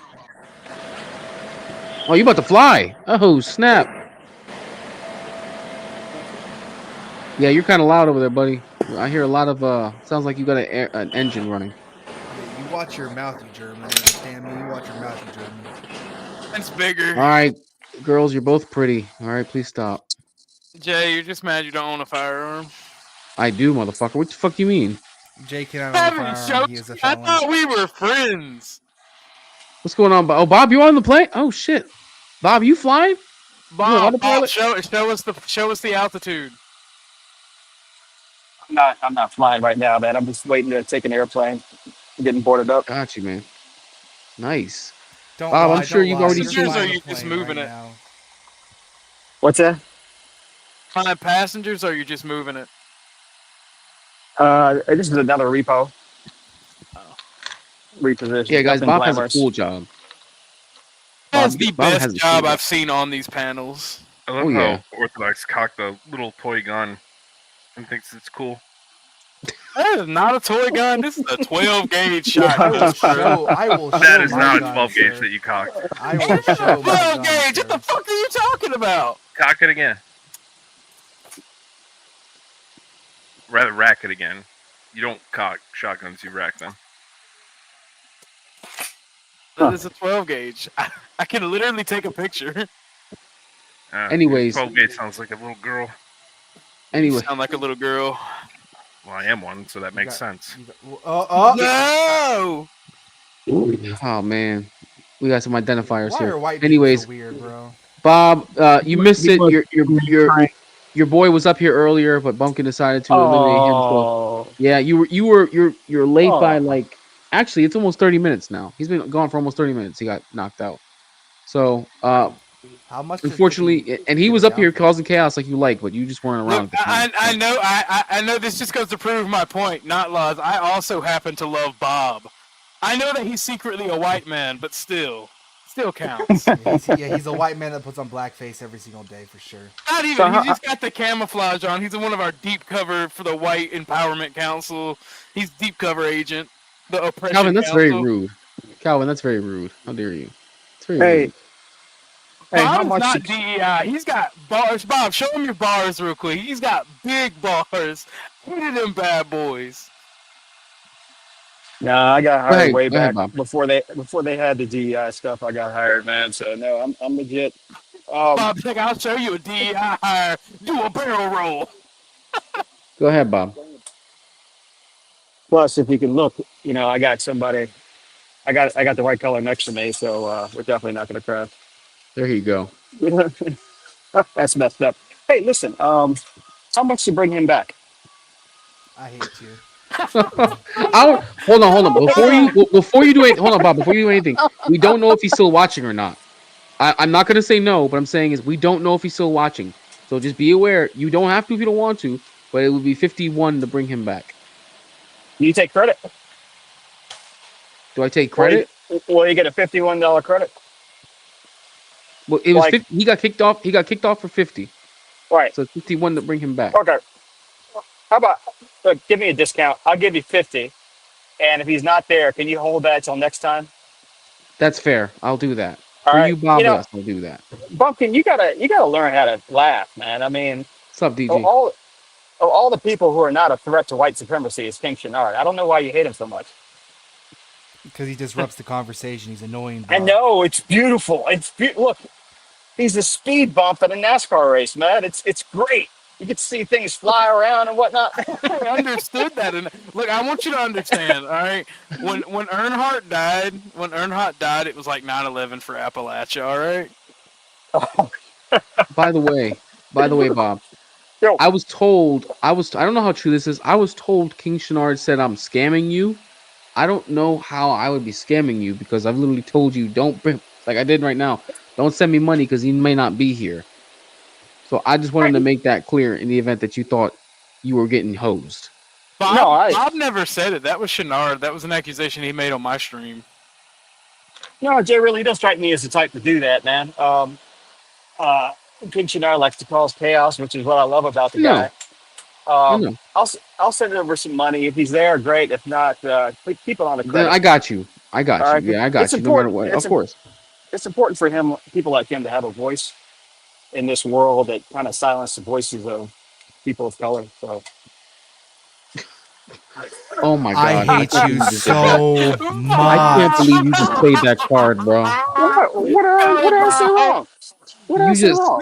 No. Bob is right, bro. Bob is right. The power of white supremacy to silence unoppressed colored voices is terrible. Look at Bumpkin throwing money to silence the black man. You're right, disgusting. Bob. It's disgusting, on Bumpkin. Black History Month too. What's wrong with y'all? Bob, weren't you just on Twitter the other day and you called CT the N-word? Like, legitimately, like 5 times? Say it. It's his word. It's their word. Oh, you saw Bob you saw that? pretending to be a Oh white yeah, man. you saw that. Some people bought it, some people didn't. It was funny though. Yeah, The fact that I was some cussing people out buy CT. that at all is wild. I was I never cussing out saw it. CT. Oh man, I was it's working on that day. Toronto. I think I was working that day. Oh, Jay, you got to tune into a CT Twitter. Bro, I mean, I don't space. always get to see it, man. I don't always get to see all the shows now. Yeah, the Twitter space is even more wild, bro. The Twitter space. Oh, it was a Twitter space? Yeah, it was a Twitter space. wow. Yeah, they're even more wild. Oh God. CT now no longer gets to choose between who has an avatar and who has on cam now. He's got to let everybody on now. Oh my god, bro. Shit, I should have been. I should have been on there. I should have been joining him. I can't believe that kid said, "All I need is one white brother." Bob. Oh my god, Bob! I would. If I was you, dude, I would have went on camera. Going, "That's right, white power." No. I wanted him to think that he had somebody on his side, man. That was great. I thought that was funny. So. You know what though, man? I will say I don't mind having King Shinnart up because when he wants to have a serious discussion, he can have a serious discussion. Troll just brought that up. It's just that sometimes, man, he'll take a great Bob, you've seen this. He'll take a great discussion that is legitimately an in-depth discussion. Everybody's involved. You're on topic. It can even be a very intellectual discussion. And then King Shinnart will just show up and then just fuck it up for no reason. And it'll be a great discussion, and then King Shinnart will happen. He's like a force of nature. It's like, oh, you happen. Jay, pull up King of Arkansas's comment at 9:44. I saw that. He said cancel me, and then Bob Lives Matter. No. Before those. Oh, okay. Dying was worse than the Ukraine. Oh well, damn. That was funny. That's a fact too. Raise hell, raise hell. But yeah, Bob. I mean, unfortunately, he's not here. I mean, I could probably try to hit him up in Discord, see if he'll come back. But he threatened to no longer send me any more spy plays. But I mean, honestly, I don't. I don't really trust him. I'll support any platform that will support him. He's my client. He's a dear friend. Oh my god, bro. All that stuff. Will you meet him? Go. Would you meet him in real life, by the way? Yeah. Probably not. but I still want him to have a voice. I don't blame you. Got some paperwork coming. I gotta run. I'll send you some money, guys. I love you. I'll see you around. Thanks for coming. We love you too. Enjoy the flight. All right, guys. Let's watch some more of this video, man. This shit was that shit was funny, bro. Let's get back to it. A lot of Americans have problems with you not respecting the dignity of his office. I will wear a costume after this war will finish. Okay. Yes, maybe something like yours. Yes, maybe something better. I don't know. We will see. Maybe something cheaper. But yeah, thank you. Thank you, President. You said yesterday that are you going to send more arms to Ukraine in peace? There's no peace. Yeah, we're going to have arms to Ukraine. Yeah, sure. Hopefully, I won't have to send very much because hopefully we're going to have it finished. We're looking forward to finishing this quickly. We're not looking forward to sending a lot of arms. We're looking forward to getting. That was the wildest part when I heard this live was that he actually said we're going to send arms. I was like, you motherfucker. That part actually I did kind of feel salty about. I was like, how the fuck are we ending a conflict that you're going to send more weapons to? It's just very contradictory. I did feel some type of way when I heard that part. I don't think it's necessarily going to be the case now, and if it is, it'll be very minimal. But the very fact that he did admit to it that we're going to be sending arms just doesn't bode well. Just doesn't bode well, in my opinion. You have to protect your investment. Go ahead. Right? You have to protect your investment. If you're starting to create an atmosphere where there's a ceasefire and then you expect to get the mineral rights, you would have to send in some pretty heavy stuff to make sure that you ensure on the back end that you can protect your investment. That's my only, bark back to that. No, I see your point. I get that. I do, because that logically it does make sense. You have to protect an investment, and you need military hardware to do so. It's just on the surface, at face value, it's very contradictory to say, "Hey, we're looking for peace, and we want to make this peace deal. We're going to send you more weapons." That just seems contradictory. It's like, why would you think to send more weapons when you're like, "Hey, listen, we need to have a ceasefire now. We need to make a peace deal now." And then you're talking about we would have to get boots on the ground at that point because we are involved. That would be not just sending over machine guns and being like, "Hey, your people can man them." It would be like our people are now coming into Ukraine. We technically have contractors over there already. Go ahead. Fine if we have contractors over there. I'm talking about like we're gonna have military over there. If we have an investment, it does make logical sense that you're gonna have to go ahead and put up a front to show that if Putin wants to mess around, then he's not just messing with your ordinary bear now. So go ahead, Calvin. You want to say something? Yeah, I was just saying. I said it's a bit contradictory. Or it doesn't look good on Trump's part. I think Zelensky said that they was just bombed recently, Mm-hmm. or and Trump is in the midst of arguing that Putin's going to listen to him, and in the midst of him trying to negotiate on Putin's behalf that he's going to acquiesce, Trump he's yet sending bombs over to Zelensky or to Ukraine. So I thought that's interesting point. I mean, I don't think I think you gained the wrong thing from that. I think this was Trump telling Zelensky, if you don't play ball with the peace deals that me and Putin are talking about, we're not going to arm you. And I think that's the actual takeaway. Because like, here's the thing. We're funding and bankrolling Ukraine. Their opinion doesn't matter. If America wants there to be peace, there's going to be peace. Because even Europe doesn't have the testicular fortitude, let alone the actual ability to wage a modern war by itself without the U.S. Because America is NATO.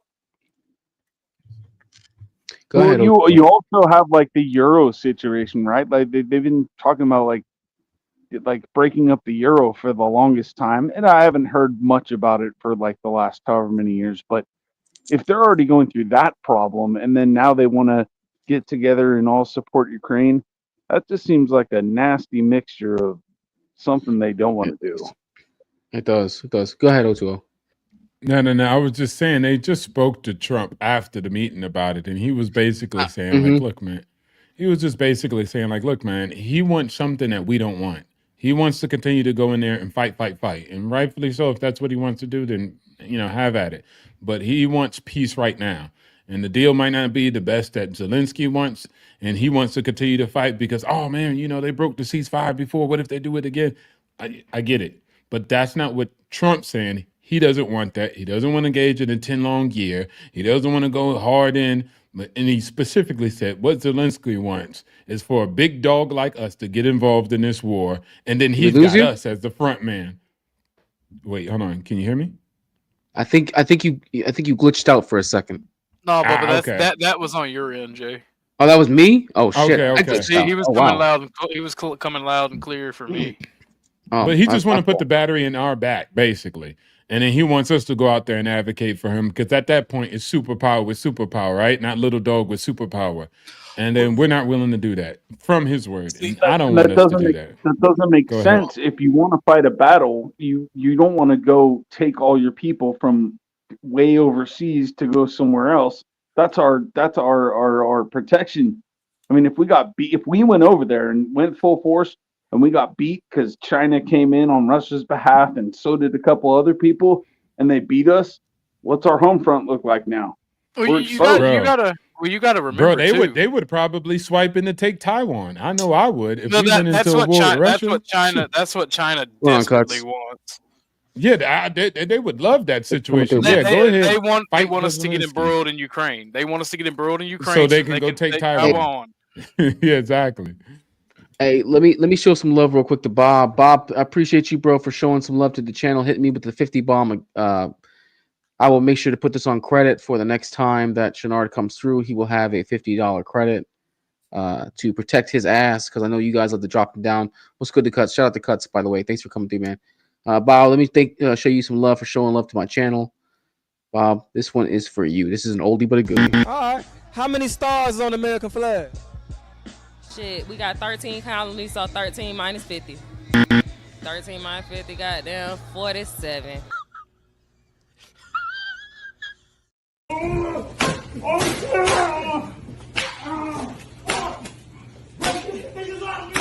Whooping his ass down. That's called whooping your ass. That's called whooping your ass. Once again, big shout out to Bob. Thank you for showing some love to the channel, bro. Whooping his ass. Goddamn 50 subtract 13, goddamn 47. That's real. That was back in the day, bro. Yeah, World Star Hip Hop is GOAT, bro. I've never seen that video. That is funny. You got to, bro. It's on YouTube. I'm telling you, you will not regret it. You will not regret humanity at its finest. Anyways, that's a good one right there. That's a thief getting beat down. That's Yo, a thief side- getting beat down. I've seen that one before.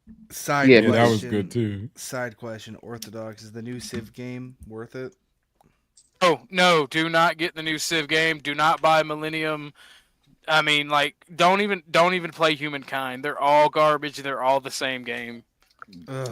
Get Warhammer 40k or Helldivers so you can play with me and Jay on the next stream. Yeah, Oh my for real though, God, bro. I already have Space Marine 2. Helldivers. Space Marine Alright. 2 is the shit, dude. Well, Space Jay, Marine 2 you is need to the get shit. You need to get Helldivers so me, you, Bro, Bumpkin, and Dustrico can play. I need to not be getting video games and be, streaming more, bro. Like if I go down this path, this is gonna be a rough habit for me to break. I've been down this path. Thanks for coming through, O2O. Appreciate you, bro. That's gonna be a rough path for me to break. So, anyways, O2O, thank you for coming through, bro. Guys, if you're still listening, obstacles, let me know. Shout out your channel. I should have let him shout out his channel before he left. Distant Anyways, Lights. There also is an actual Starship Troopers games too. there is. I haven't seen it yet though. Anyways, let me get some more of this video fired up because we're about to hit the juicy part. Do other things. But we very much appreciate the agreement because we needed what they had, and we're treating, our country is now treated fairly. Biden didn't do that. He didn't know what the hell he was doing. This should have never happened. This should have never started. But sure, the answer is yes. But hopefully, we won't have to send much because I'm looking forward to getting it done quickly, very quickly. Does that mean provide security guarantees, Mr. President? I don't want to talk about security yet because I want to get the deal done. You fall into the same trap like everybody else. A million times you say it over and over. I want to get the deal done. Security is so easy. That's about 2% of the problem. I'm not worried about security. I'm worried about getting the deal done. The security is the easy part. Security is very nice. Everybody stop shooting. And now with Europe put people there, I know France is going to. I know the UK is going to. I know other countries are going to, and they happen to be right next door. We haven't committed, but we could conceivably, we have security in a different form. We'll have workers there digging, taking the raw earth so that we can create a lot of great product in this country. So in that sense, you have something, but we haven't determined that yet. I will say, in speaking to France and in speaking to, and they were here, as you know, last week and just the other day, they have committed to a lot of security. I don't think you're going to need much security. I think once this deal gets done, it's over. Russia's not going to want to go back, and nobody's going to want to go back. When this deal ends, I really believe this deal is going to be over. Shaking his head. Yeah, let's go ahead. Go ahead. Mr. President, thank you. You said do what? He's shaking his head, like he's going no. He did it before too. When Trump mentions signing the deal, but it might be prior, but he brings one of his hands up and kind of starts scratching his head like this guy thinks that he's like a salesman. He's assuming the close. It's not going to happen. It's like he already talked to somebody beforehand and thinks he has aces up his sleeve in order to just dismiss what Trump is saying. That's what I think. Hold on, Dub. Calvin, pull Calvin's comment up since he's still on panel. Oh, this one, the latest one? Yeah. Okay, so in what world do you think that Putin not invading Ukraine is because Trump or Putin is compromised? If one of them was compromised for the other, wouldn't it make the invasion or annexation of Ukraine easier for Putin? Like, come on, bro. It's just retarded shit. Calvin, you want to rebuttal? You want to rebut that point or no? No, but Trump is going to prove exactly what I say towards the end because he's going to show his card and show us just why he's Putin's puppet. So if Americans ain't dying for globalist causes, that means our leaders are sold out, right? Totally legitimate. Cool. That's retarded as fuck. Americans are dying all over the world right now. Both internally and externally. Well, I think that you can also point back to like the COVID-19 scenario because Trump introduced the vaccine. Oh, excuse me. Bro. We gotta. Right, I got you. Redact that. But so Trump was the executor of that, and then Biden was saying, "Don't take it." And then Biden took office, and it's like, well, take it, but not only take it, but we're mandating it. So, I mean, within all that mess, it's a little hard to see what I'm saying, but come on, man. Like, there's Biden's administration allowed all this stuff to happen. Let's be honest. And they were funding huge stuff without any checks and balances. So it doesn't really make sense to me for somebody to throw that comment. Your point completely contradicts itself. No, it doesn't. you said Trump introduced it and said take it, and then Biden came in after saying don't take it to now take it. So what do you mean Biden? It sounds like you're saying Trump did that, and Biden just continued the Trump. Trump brought it up, and then Biden said, "Don't take it because it's Trump's. Don't take it." Then later he said, when he became president, he said, "Now take it," and then now mandate it. That's weird. Oh because, so that's just identity politics. That's how they do it. This is a stretch out. Like, it's a really tough comparison to make. If you can see it, you can. I don't want to spend 20 minutes on it, right? Because that's going to throw everything off topic. But I mean, I don't see the connection between like Trump and Putin, being in bed together or nothing. I don't see it. You look at SNL, bro. They were making jokes about Trump and Putin. And then all of a sudden, Biden gets into office, and no jokes are made, and it's kind of odd because the guy was giving away free material every single day. I believe he was, anyways. But well, Lauren Michaels, I don't know, is leaning towards Biden's side. Isn't it odd? There's a whole bunch of stuff going on right now that it's just like tough to understand what's what. We got somebody who popped up on the panel, King of Arkansas. Thank you for joining us, good sir. How's it going? Can y'all hear me? Yeah, you're loud and clear, bro. You're loud and clear. What's up, Bubba? I thought you was done with panels. I thought I was, but then people started saying dumb stuff, and I was like, man, I really got to hop on this. So, how's the weather in Arkansas? It's going good, actually. Today was actually really warm. Like, I didn't wear a jacket today. I wore short sleeves, no jacket. It was honestly really good weather today. So. That's a blessing. I'm very jealous of you.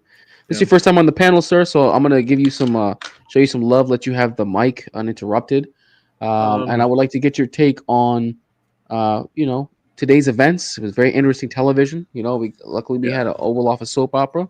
Yeah, and, we did have. this is gonna be content for like the weekend right here alone. So I just want to get your initial take, bro. You said you heard some dumb stuff being spoken.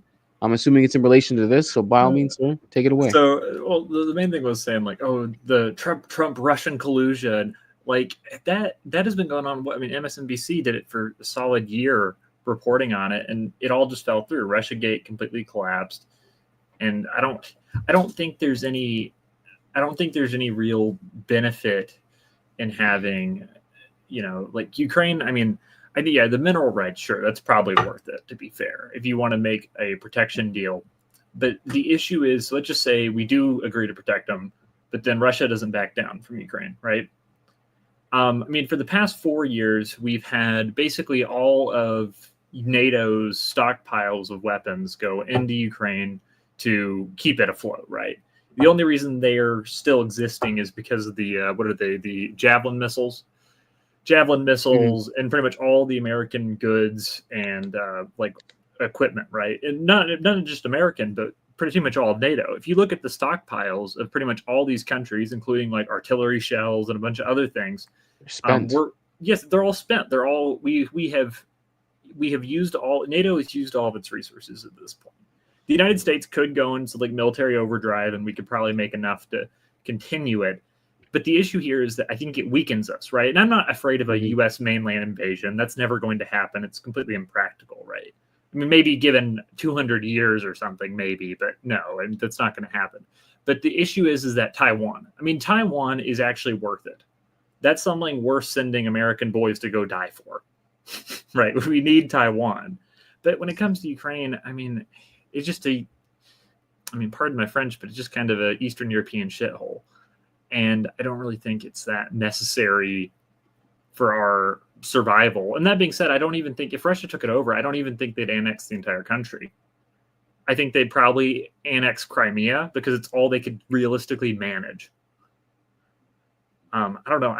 From hearing all this, it just seems like I don't know if Trump's in the right to want to try to ensure a security agreement unless he can truly work together a true ceasefire.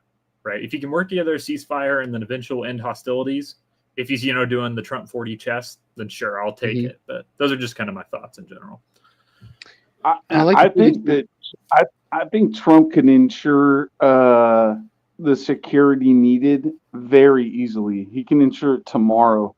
Have you seen like and the all of NATO? Have they been able to do that for the past 4 years? Well, the thing is, well, I mean, we look back to the past and we can look at kind of who has the backbone. And I think that everyone can agree that America does. There's some other ones out there that are pretty strong too. But the fact of the matter is that warfare today has completely changed. If you go on and you watch these drones, man, they're incredible. And those things cost like, I don't know, maybe $1,000 plus strap something to it. If whatever. Yeah. Now you have videos of drone on drone warfare now. The drones they have anti-drone warfare for their drones. It's actually quite entertaining to watch. America can easily back the security if they wanted to, but then we'd be stepping into something that we really don't want to do. You know, I think that's a fact. Everyone knows that these things exist now. These drones can follow people and just gun them down. You're not losing people. You have someone on a computer somewhere playing a video game. I mean, it's over at this point. You know what I mean? The end game, what is it? Well, I guess we'll have to find out. Some of us do know, but we can all some of us acknowledge don't. that drone warfare is not new, correct? Drone warfare has been around since the 80s. It's just Yeah, it's it's just been to around the for a long extent that time. it's changed. Yeah, but it's to the extent of its prominence. That's why, because this war has changed how future warfare is going to go. I mean, you see it now in South America. You see it now with in Venezuela with Tren de Agua. Now they're using drone warfare against the government. Yeah, I just want to make sure that we all recognize it's not a brand new concept. No, it's not. But I mean, to this extent, though, is the big deal. The fact that you see it now used every day. Oh, this is like playing. Yeah. This is GTA versus GTA 5, 6, whatever you want to call it. GTA, the original, was the one that was the above view. You know, some dude running around looks all pixelated. These kind of things, and then now we have the game looks like it's actually kind of real. So well, what happens when we end up seeing mass amounts of dog drones on the battlefield with flamethrowers on their backs? That's when shit's gonna really get scary. Okay, I don't think that's going to happen, and I'll give a reason for this. So Boston Dynamics, who's the maker of the robot dog, right? Yeah. Boston Dynamics has been around since like the 90s. And I'd have to Google it, but they've been around since the 90s. And let's think about it. They've been promising us a cool robot that walks around and does stuff for forever. Even back in, I think, 2005, I'd have to check the date, they were military testing basically a dog like that, except for it was a very large dog and it would be used as a pack mule that could go across like uneven terrain, right? But there's a reason why it wasn't adapted, and it's because the technology isn't there. Even today, I don't think, there's like dogs. You just kick them and they fall over, right? Like it's not, I don't know. I don't see, now that being said, I think that the aerial drones will continue to be produced. I wouldn't be surprised if some guys at DARPA were making like suicide versions of those that are like, a whole swarm or something, but I don't know. I think that drone warfare does change it. But it essentially has just returned us to World War I, right? It's returned us to trench warfare, because this war in Ukraine is going to go on forever, and it's going to be eternal bloodshed. And I don't know. I don't think that's an ideal outcome. I don't really think so, because I think that it doesn't push us back to World War I for obvious reasons, because the technology is so great. However, you have to it's a neo war thing. Well, like a neo, yeah. I'm not saying it's going to be a direct parallel to World War I. I'm just saying that. Okay, but here's the problem that I'm thinking about is that if you think that this technology was prevalent or anywhere near that or made up in the 80s, you haven't even seen what they've done since the last time they set off. Well, no, we have had drone technology since the 80s. That's a fact. There's always going to be innovation in these technologies. Right, but my point is what do we have now? You haven't even seen it. I've heard that they have like lasers that like, I don't know what what is really going on with that? I don't know if any of y'all have heard of something like that where they got like lasers on these ships. The Dragonfire? You mean the Dragonfire laser from the UK? No, he's talking I don't about know. the anti-missile defense on naval warships, which has also been around for about 20 years. But it's Yeah, for alright, whatever so what reason do we just really only have, becoming. though? That's What do not we an have energy now? weapon though. But that's not an What do energy we have weapon though. now? The laser you're referring to is not an energy weapon, if that's what you're thinking. No, there is weapons that will basically like heat up whatever's coming towards the whatever's coming in an enemy craft. Let's say you could shoot the Yeah. laser at it, it'll warm it up and blow it up or whatever. And if that's been around for 20 years, my whole point is just like think of they've been working on these things and spending money for the last 20, 40, 50, however many years. What do we even have that has not been revealed? Because they got, you got hypersonic missiles. Okay, well, what else do we have? I don't All the think, stuff under the cover. I think a lot of that gets to, not that I'm not a conspiracy theorist either, but I think a lot of it goes into this idea that we have a lot better technology, but we're really just hiding it. I mean, I think if the technology is to such a point that it's super viable, then we would already be using it. Yeah. Because if I don't think so. and by the time you're producing it and making it in the factory, I mean, enough people see it, somebody's gonna say something, right? Well, but the problem is this. And the reason why I disagree is because then it will really start hitting people. What's the point of life at this point? If somebody introduced the biggest weapon ever, then everyone else would know that they basically have to bow down. And so what's life worth at that point? Because one country or one person is going to be able to dictate to everyone else what it is they're allowed to do, so on and so forth. If you see where I'm going with that. I mean, what kind of a weapon? I kind of agree with that. I mean, what kind of a theoretical weapon could do that? I mean, nuclear bomb is already what we have, and I don't think there's anything stronger than that, right? Unless you're talking about something like shielding at that point, bro. You're talking about like energy shields at that point. During that time, but because nuclear bombing, that's dirty though. So if you blew that up and that was your, let's say, U.S. fired one at Canada, well now we have this nuclear fallout problem that the wind blows from the north to the south and we got an issue. Well, shit, I don't want to do that. That would make no sense.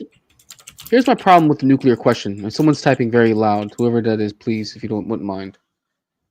Here's my problem with the nuclear question. Is that every time we bring it up, it's like, well, okay, well, what's more powerful than a nuke? And then we start talking about nukes being utilized. It's like that becomes untenable. It becomes an untenable argument because nobody on either side, whether they have a small amount of nukes or a large amount of nukes, wants to use them. Nukes are bullshit because everything now is all about. I mean, I want to use them. You get what I'm saying, though. I don't. Okay. When nukes start flying, everybody starts going. It's just not tenable because no one wins in that situation. Even people in bunkers who have like Fallout style shelters to live in, you're not really winning. You're just surviving at that point. So when we talk about like weapons that would be like destructive, we're talking about something along the lines of maybe like an EMP weapon, maybe like energy shielding. Honestly, biological would be the way to go because you'd be able to destroy your enemy without destroying the infrastructure. That's probably something you could think of. Neutron bomb, baby. That's like 12 Monkeys style. They already have most of that stuff, though. I'm sure they do. I don't doubt that. But what I'm saying is like it doesn't make any sense to bring up the nuclear question because there's so much destruction that comes with it that it makes no sense to use those weapons. If you wanted to use a quote unquote nuclear option, it would be something that would be less destructive, so to speak. Let me pose this in a kind of a funny kind of way, right? Why would I want to destroy like all of Russia? They got some pretty hot chicks. Be like, why don't you guys just lay down your arms? I want all your hot chicks. They can come over here visit me. You know what I'm saying? Whatever. But I mean, so I don't think people are in the business of destroying other people. They still find value in, Russian chick. She's hot. Whatever, right? They're not in the business of doing that. It is a business of like somebody wants to fucking rule the world. That is what's going on. You know what I mean? And it's eventually going to pile up to there is a weapon where it's not going to be, the nuke and then because no one wants to do that. If the wind blows from north to south, all of a sudden my people have problems. Why would I want to do that? That's stupid.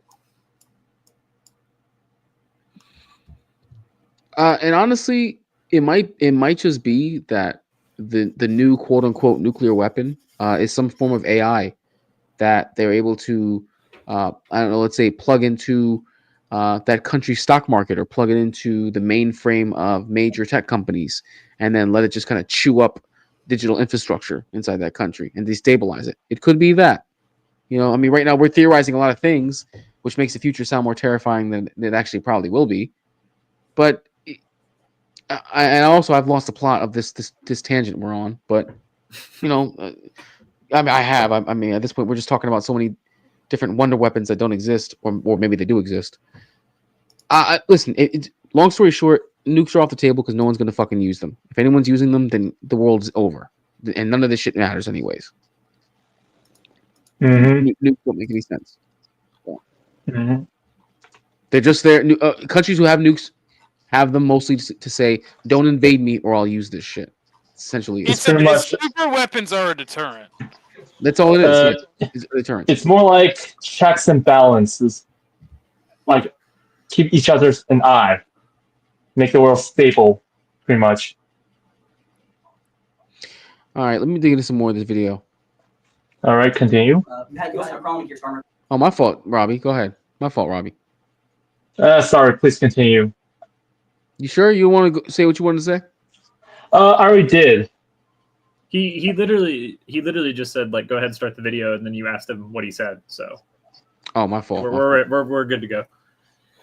Yeah, I think I already praised your urgent conviction that leads a pathway towards peace. Part of that involved, though, re-engaging Russia in diplomatic relations, and the previous leaders lacked the conviction to do so. What gave you the moral courage and conviction to step forward and lead that? Well, I love this guy. Who are you with? Well, I like him. One American does a great job. I like the question. I think it's a very good question. It's a pathway to peace. It's a pathway to getting something solved. And I feel that as the head of this country, I have an obligation to do that. Plus, we're very much involved. We got involved. It's too bad we got involved because there should have been no involvement because there should have been no war. And there shouldn't have been October 7th. That would have never happened. As you know, Iran was broke. They had no money to give to Hezbollah. They had no money to give to Hamas. They were stone cold broke. And then under Biden, they became rich as hell. They went from no money. He doesn't even care. He's body language. 4 years. And they gave a lot of that money. What was that? I said you could tell by his body language. If you rewind like a couple of seconds, probably like 10, look at how when Trump mentions October 7th, look at he's bouncing around and like going, who cares kind of thing. Look at it. Watch. Tell me if I'm wrong. Right, let's look. They had no money to give to Hezbollah. They had no money to give to Hamas. They were stone cold broke. And then under Biden, they became rich as hell. They went from no money to $300 billion in a period of 4 years. And they gave a lot of that money away. And you see what happened. And that's a real mess also that we hope to be able to solve. But no, I appreciate your question very much. I feel I have an obligation to try and do something to stop the death. If I can answer. Yes, if I can answer. Sorry, please. And I do like your clothing, by the way. Even though I think he's a great guy, by the way. But I don't know if you two like each other, but you know what?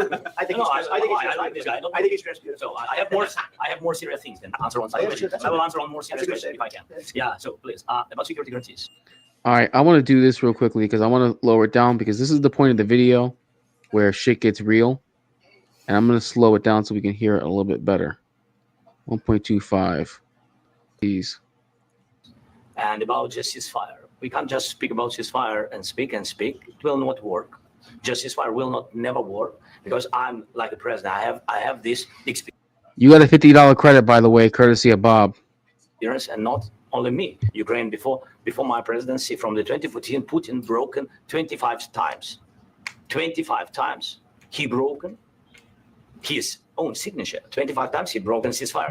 He never talk about. No, you were the president. You were the president. You never brought him. What was that? I said this is something to talk about a little bit. So, how much do people actually honor their commitments? You know what I'm saying?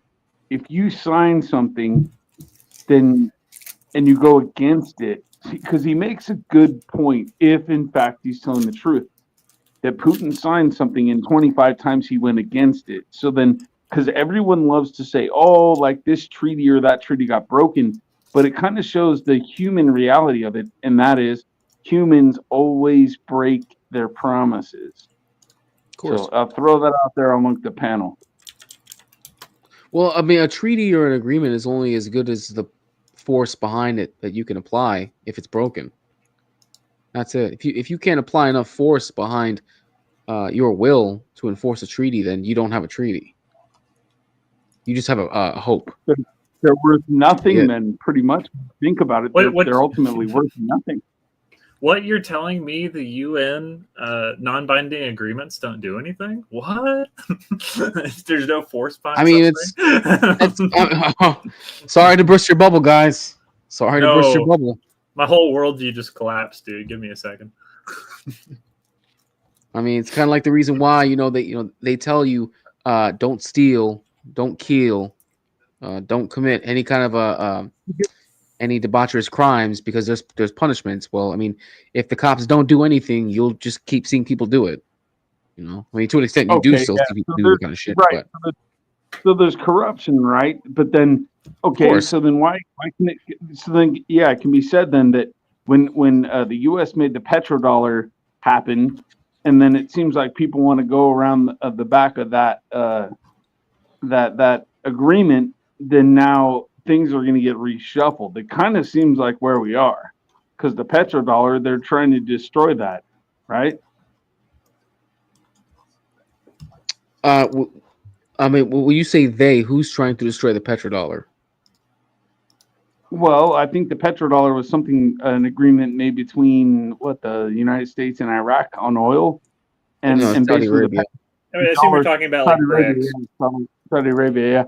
Okay, so then and now Russia is going around that, and who knows who they're in bed with. So it's like, well, that means our dollar, which was previously based on gold, and then basically based on oil and trade, with the U.S. dollar being the main currency, kind of thing. I don't know too much about that, but I'm sure somebody else does. But if somebody else, if now they're trying to go around that treaty, then I mean the treaty was made, so that obviously not. These treaties don't last forever. Is obviously what I'm saying. I think you obviously agree with me. But then what are these treaties even worth? It's almost like every war that's ever happened is just, it's worthless in a way. The petrodollar's formulation was not a treaty, so to speak. It was just that the United States was going to go off the gold standard, and they were going to go off the oil standard, and that these countries' reserve currency, that the world's reserve currency, would essentially be the U.S. dollar. Correct. I mean, Russia's not necessarily circumventing the U.S. dollar, so per se. I mean, because China was already doing it. China was already trading with other countries in yuan, as opposed to backing it up with the U.S. dollar. Russia started doing it mostly because of this war. A number of BRICS nations are going to start doing it, because we've heard about BRICS is going to form their own currency. That sounds great and all. It'll be gold back, but I'll believe it when I see it. But different countries are doing it because they're tired of U.S. hegemony. That's essentially why. And they don't have a. But okay, so what I have two problems that I'm seeing with one of them is with what you're saying. But so the first one is, what is gold really? I mean, whatever. That's a fiat currency in itself. It's a fucking rock. What am I gonna do with that? Can I walk down to my neighbor's house and one day he's like, oh, well, I see what you got there and you want this food. Yeah, the price moved up to give me an ounce. I don't care. Take home. All currency is fiat currency, sir. Okay, unless that's you're talking exactly about, what I'm unless going you're with talking about gold coins, like straight up precious material. I mean, a precious material is that arguably. person understood where I was saying. That person understood what I was saying. Go ahead. Anyone who has anything to say. Well, on no, that, I'm confused with what you're meaning, because fiat, like by definition, is money that is not backed by gold. So if you have money that is gold backed, it's not fiat. It's it has a different word. Don't remember the word for it, but Reserve currency. It's a reserve currency. You're correct. It's the issue. I'm letting my actual blood. I'm letting my actual ethnicity out. Let me hide that for a minute. But like the one thing is that with something like gold, because like with fiat you just print more, and it's part of Keynesian economics, right? To where in Keynesian economics has worked out decently well. I'm not one of those people who think that it's just completely failed. But if BRICS truly did create a gold-backed currency that was not fiat, it would have the money itself would have value directly. Right? It wouldn't be like, like the U.S. dollar isn't really worth anything. It's just the fact that we all agree that it's worth something, right? But gold is something that has been held in value since antiquity. Antiquity, yeah. Right. So I don't think. Let's hold on for a second, if I might. I'm sorry to cut you off. No, you're good. But being realistic, the U.S. dollar is backed by the U.S. bullet. It's really what it backs up the U.S. dollar now. The petrodollar, honestly, is a concept that really doesn't matter. That's It's the US ultimately bullet. what backs up every currency is the nation's military. It's what backs up any of its power. It's not just. I'm sorry, I didn't mean to cut you off, Jay. I apologize. Oh yeah, Space Force. No, you're good. You're good. Actually, because I cut off Arkansas. I just wanted to make that point real quick. Go ahead, Arkansas. I'm good. All right. Well, if no one else has any other points they want to bring up, we're about to get into the spiciest. No, that was exactly where I was going right there, and I think that I don't need to bring up the second point because pretty much, backed by bullets. That's where it's going because you can bring up your if stuff hit the fan, and then you brought your tenth of an ounce of gold over to someone's house, they'd be like, yeah, but I have food. Do you want to eat? And then you're like, oh, well, that's not fair. Oh, well, I mean, you consider what's fair because it seems like your back's up against the wall and you'll give me your tenth of an ounce and I'll give you a couple pounds of meat. What do you think? And you'll take that deal because you don't have a choice. Because you don't have a choice, you'll take that deal. So in essence, gold is, well, it's not a fiat. Somebody brought up the definition, which was true. But it in essence, currencies aren't worth anything anyway. They're not. All of them are fake. I mean, if you want to be honest, I mean, you could say that. I mean, if we want to go down this rabbit hole, we could say gold and silver aren't worth anything. We just agree that they are because they're shiny.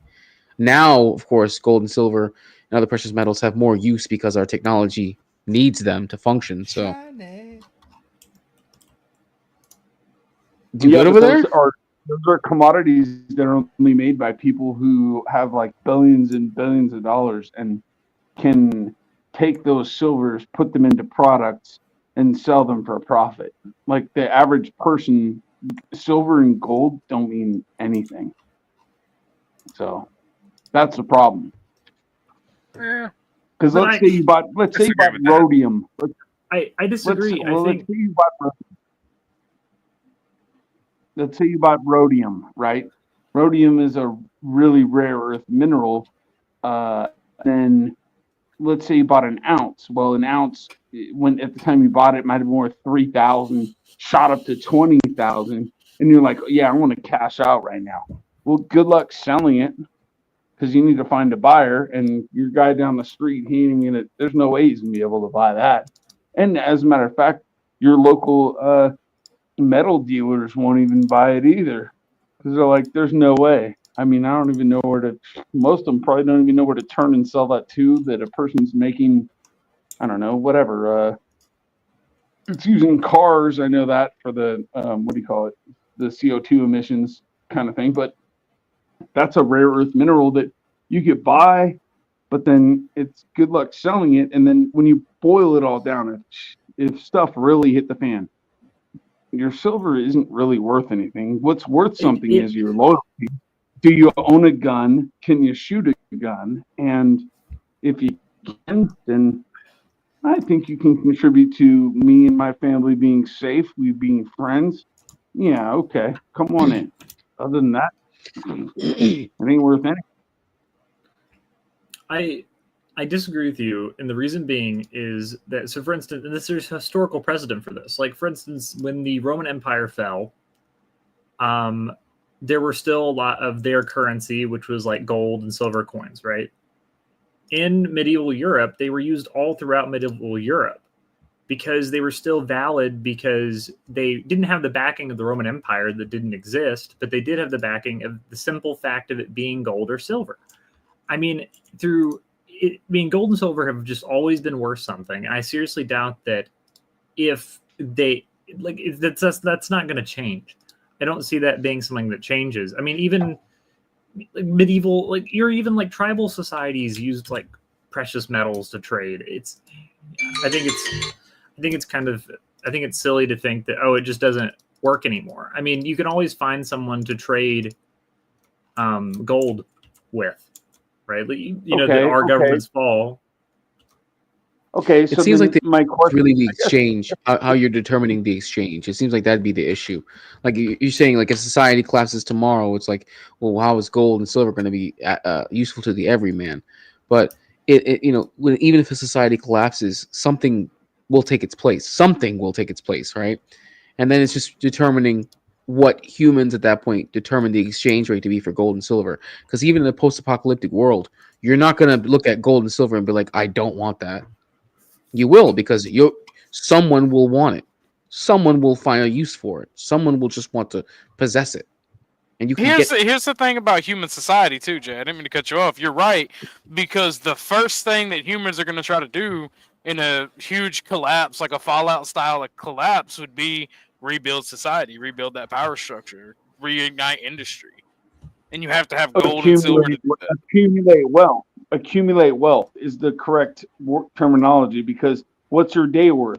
Oh, give me 3 peanuts. Well, now I'll make a whole collection of peanuts. Everybody who knows in levels of 3, I've accumulated however many days worth of work, right? It's the same thing gold is, but I don't know. I find it hilarious. And what I wanted to pose is the question is, because this is current day stuff, it's in the news. So what if they went to Fort Knox and found out there is no gold there, or it's fake, or whatever? The U.S. dollar would I don't think it would fully collapse, but it would have the value of the U.S. dollar would go down substantially. Yeah, and then okay, and then on top of that, what if they wanted to say no more taxes on salary, but you're going to pay 23% tax, 25, whatever it is, on purchasing items, chicken, fish, whatever. I think that's terrible. I mean, it sounds disastrous for everyone. That sounds disastrous to me. I mean, absolutely it's great for high taxpayers. I'd be all for that because it would reduce my taxes. But for people who make less than I do, that would suck. You're gonna drown. Yeah, they're gonna drown. I mean, I own a small business and I already pay sales tax in the state I'm in. I would much rather just pay more sales tax than just never pay income tax. I mean, is that even a question? Now that makes sense. It would screw over a lot of people. It would screw over a lot of people, but I'd be done, bro. I'd be done. So, because we all know, like, I mean, I don't know. There's rich people that like to splurge, but then the ones that are savers, they would love that because they're like, yeah, all we do is go buy chicken and fish and stuff at the store, and we cook at home. My wife's great. She loves to cook. Boom, boom, boom. We're gonna be stacking cash on this deal. I mean, it would screw anybody in the United States who earns less than $200,000 a year. Less than that, but whatever. Less than that. Way less than that. Oh no, it's everybody 200 and below would pay more in taxes on that. Be drowning. And then what's the point though? Because even if somebody who made, let's say, 50K, right, and they're looking at you because you're a small business owner. But what are you doing with your money? Are you just stacking it away in a bank account somewhere, or you're investing it and you're making more money somewhere? But this guy over here comes up and go, hey, man, like, I know you, you're a cool guy. We've talked at the bar a couple times, and you're a businessman. I could tell. Do you think I could do some sales for you? Do you have any open jobs? They're like, no, I don't have any open jobs. I'm not doing anything. I'm just investing in Bitcoin or something. So I don't have a job for you. But so how do you create new jobs off of that? And it's probably just not going to happen because most people don't want to do more work than they want to do. And if you make that much money, you ain't going to want to work. I mean, no, you're not. Well, if I was LeBron James, for example, why would I even want my kid to even play in the NBA? I'd be like, I mean, son, you're whatever. You're kind of good, but right now, I don't think you're gonna make it. You know, you're going to the G League, sign a big contract. That's cool, but I mean, come on over here. Like, you know, do this business right here. Let's start something new. Not everyone wants to do that. So, I mean, I don't know. That's why money's a funny thing. It really is. Because what are you gonna do with your money? Hookers. That's what I all do. Right. Let's all right. Let's get some more of this video in. 2016, you will be in the president, Mr. President. You've been the president, but he had, of course, not with you, but he had during those periods, he had conversations with our side. And we had Normandy format, you know, the France, Germany, Ukraine, and Russia. And he broke in 25 times. That's why we will never accept just ceasefire. It will not work without security guarantees. Security guarantees, maybe President is right about this document and other, but this document is not enough. Strong army is enough because his soldiers afraid, Putin's soldiers afraid of our soldiers when we're strong enough. If we are not strong enough, if we are empty, if our storage is empty, we can't defend our land. Today, you know, he knows that we have, all the world knows that we have meeting, yes? Why he's using ballistic? Putin today using ballistic on our hospitals, schools, and it says ballistic. So he knows that we are and that President Trump is really have goodwill to stop this war. And you hear now the president. So why he's using? So he doesn't want to stop. He doesn't want. But I hope that we will do it. Really, we'll do it. Security. When we speak about security guarantees, when the Europeans are ready for contingents, they need USA backstop. If there will not be United States, we will not never have any contingents, strong contingents from the Europeans, because they don't want to divide alliance connection between the United States and the main and strongest ally and Europeans. And this is crucial. This is important. That's what we want to speak about very much. This is very important. And air defense. You're back. So air defense, really, we have big deficit with all these systems, and we need to provide this. We need it very much. Otherwise, Putin will never stop, and will go further and further. He doesn't want. He hates us. You know, it's not about me. He hates Ukrainians. He thinks that we are not a nation. He thinks, and he shares this thoughts. I think maybe with your team also. I don't know, but with all the Europeans, in media, officially and not, he always said that there is no such country, such nation, such language, and such life like Ukrainian. No, he really doesn't respect all the Ukrainians, and he wants to destroy us. And you are right, Mr. President. That's 2%. This document, maybe other documents, it's a very good start, very good, but it will not enough to stop this person. Should Russia pay to rebuild Ukraine? Mr. President, after Should Russia pay to rebuild Ukraine? They have to pay. This is the rule. This is the rule of the war. This is the rule of the war. During all the centuries, all the history, this is the rule of the war. Who began, those pay. This is the rule. Putin began this war. He has to pay all money for innovation. He has to pay. Of course, some Russian assets, what we have in Europe, about 300 billion, we can use them. We can use for innovation and buy military support from the United States also. We can do it, but it's not enough. It's not enough. Because I wanted to know. Wait, 1 second. I asked this question that you didn't flag because I wanted to know if you want to position yourself in the middle between Russia and Ukraine or on the Ukraine side. No, I'm in the middle. I want to solve this thing. I'm for both. I want to get it solved. And it's wonderful to speak badly about somebody else, but I want to get it solved. If we can solve it, great. If we can't solve it, they're going to have to fight it out, and who knows what's going to happen. But I want to see it get solved. May I follow up? One more question about U.S. troops in Europe.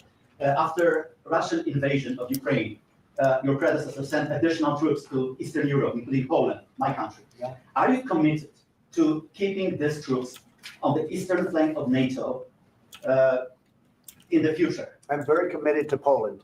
I think Poland has really stepped up and done a great job for NATO. They, as you know, they paid more than they had to. They are one of the finest groups of people I've ever known. I'm very committed to Poland. What about Baltics? Poland's in a tough neighborhood, you know. What about the Baltics? The Baltics, they got a lot of, it's a tough neighborhood too, but we're committed. We're going to be very committed, and we're committed to NATO. But NATO has to step up, and the Europeans have to step up more than they have. And I want to see them equalize because they are in for far less than we're in, and they should be at least equal. You understand that? Why is the United States, we have an ocean in between. Why is the United States in for so much more money and other things as Europe? With that being said, and as you said, they've also been obviously very helpful, but we have put in far more than they have. And I think they should equalize. Mr. President, please go ahead. About the agreement today, what changed between the first time that Secretary Bessent gave President Zelensky the agreement and today for the signing? We made a deal. What was the deciding factor? I'm a business person. We made a deal. That's what changed. You guys see how I was shaking his head? I didn't think we were going to make a deal, and we ended up making the deal. So that changed. Mr. President, why and how do you envision a trilateral summit with President Zelensky and Putin? I don't know, but well, they don't like each other. I can tell you that. They do not like each other. It's not a love match, and it's unfortunate. That's why you're in this situation. The United States should not have allowed this to happen. Okay, the United States, run by a man that didn't know much. I'm going to be very Now I noticed that too. Because Dub, you've been making a lot of comments about. Oh, we lost Bumpkin. What happened? He dipped out. Oh, I'm going to go take a piss. All of a sudden, he disappears. Thanks for coming through, Bumpkin. If you noticed that too, Zelensky kind of tilts his head and he raises his eyebrows when he said the United States should never let this happen. I think he believes that the United States couldn't have stopped it from happening. That's probably part of the reason why he gave that little look. There's a big problem here because he's asking for security guarantees, but the problem there is if we own 50% of the mineral rights, do you not think immediately that we're going to want to protect that? If you don't think that we're going to want to protect that, I think you're stupid. So he's wanting to have it announced amongst the entire world in the media. So it's like, oh, the US is announcing what they're willing to do and all this stuff. That can't be announced. That's just stupid. So it's kind of a trap in a way, I believe. And furthermore, like, here's part of the problem, which no one's ever really going to be able to solve except for the people that are in the know. So you collect the mineral rights, okay? Now, who gets the contract to clean up and go out there and collect this gold, silver, whatever, lithium, whatever it is? Who gets that contract? And now who supervises it to make sure that the Americans get their taxpayers' money back? All interesting stuff. I'm sure there's corruption on every step of the way. I mean, let's face it, we live in a kind of a corrupt world. So true. It's just these are all world leaders battling it out right now. You know, but who's going to be honest? I mean, I think Trump's trying to be honest, but is he honest? I don't know. You know, 100% is he honest? I mean, I think he's trying to do the best he can with the situation he got. But those are all questions.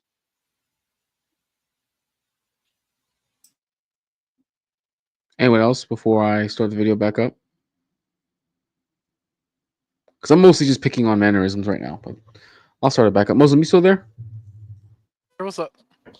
Is Bumpkin good, or he just dipped out? I don't know if you were still talking about him. I don't know. I'm not his keeper. All right, well, I didn't know, man, because you. No, hold on. Wait, I have to address Calvin. All right, look. If protection is guaranteed, then why can't Trump say that? Because it's not guaranteed to Ukraine. It's guaranteed to American infrastructure in the region, bro. What is so fucking hard to understand? Trump does not want to be put in a position where he has to defend this shithole hellhole. He doesn't want American lives to be wasted on it. But if there's American infrastructure mining out materials, of course that's going to be protected. It's fucking simple. For liberals always talk about being highly educated and intelligent, but basic concepts and fucking context clues really escape them. It's interesting. There's been a lot of instances where America has not protected its assets, but go forth. Look, you're just mad that we gave the Taliban equipment. All right, I agree with you. Well, I mean, there are other instances. I mean, there's a lot of situations where they've done that. I mean, America propped up what would become the Taliban regime. Mujahideen. Look, man. But there's a very big difference between military assets and gold. Those military assets are depreciating every day. Gold goes up. Well, gold goes up in response to the dollar. Rare earth minerals. Yeah, but okay. Gold goes up in response to everyone's fragility in their belief in a dollar, basically. Yeah, if somebody thinks that the world's in trouble, ouch, where do I run to? Well, I know I can go to Egypt and sell them my gold because they all love gold. They worship it, so whatever. Basically. Yeah. No, yeah, you're right. Yeah. I mean, even fiat currencies are, in a way, backed by gold, even though they're not technically backed by gold. You're right. Hall said, "You know what liberals want? They want more dead Americans. That's all they want." I mean, like, what do you expect us to do at this point? Like, do you want us to go to war with Russia? Do you want World War III? That wouldn't help any. No one would win. No one wins in that situation. No, well, that's what it seems like they fucking want, bro. That's what it seems like I they mean, want. I get that. It's just that no one really wins in that situation. I mean, like, what do you want, Calvin? What do you? I know you're being pissy and you're acting like my ex sitting with her arms crossed on the counter and shit. But what do you want? What do you liberals fucking want? What do you actually want? Do you want World War III? They want to sit on the top of the fence, and never have to pick a side. Fucking That's finger exactly themselves what they to the want. moral high ground. Yeah, no, I know. You Too much power and influence, I guess. all right. Well, Calvin, since Calvin, Wait, doesn't really- trollage. I don't even consider you a liberal, but if you want to answer, you can. I'm not a liberal or a conservative. I actually am pretty politically apathetic, but my position is I want gay people to defend their marijuana plants with their guns. That's my perspective. We get it. You're a gay libertarian. It's okay. Sure. Yeah. Whatever. Even smart people can make mistakes and be retarded at one time or another. So Hey, man, my listen. my thought on this is, and when I think, Whoa. you see a lot of Did you say they want to defend marijuana? I mean, there's nothing wrong with marijuana, bro. Sorry. Yeah, there's nothing wrong with marijuana. No one said anything was wrong with marijuana. Keep Oh, up. okay, Man. all right. Yeah, I'm sorry, yeah. I must have misheard you. This is No, like he was quoting old. libertarians, and I was ribbing him for quoting libertarians. Although I mean, I'm starting to have some conflicting views about anarcho-capitalism. The more I think about it, just saying.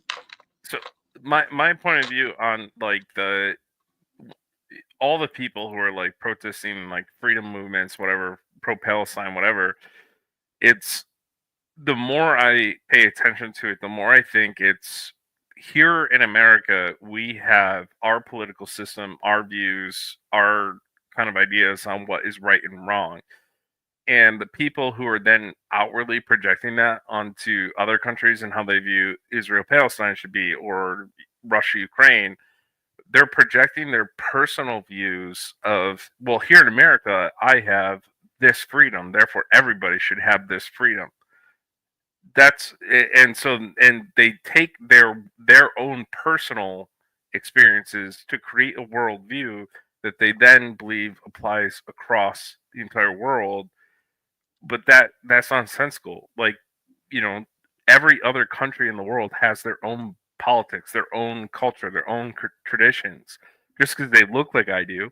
But the problem with that is going to be running into when places expand.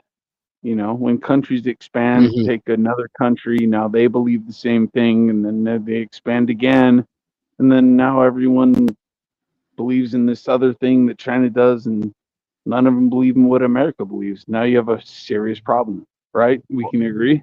Well, I mean, yeah, that's the whole anti-red. What was it, the Red Scare that they had, right? It's we went to the Korean War and I think the Vietnam War over the issue of the expanding red beliefs to prevent All that. right. And my No, and you could be right. Let's say you're right on that. That's fine, but it does pose a significant problem because we all, I have no problem sitting here saying I've been to a couple of different places, and I kind of do feel like I got the silver spoon being a United States citizen. However, that needs to be protected because that shit can be lost, and especially amongst lefties today who just believe we should put tampons in a boy's bathroom. There's no point in it. There's none. And like, you want to protect the little guy. I get you. Like, come on. Like, there ain't nobody out there that don't have sympathy for little people who, you shouldn't harass them. Let's get over it, right? But then we got plenty of different issues that are all there.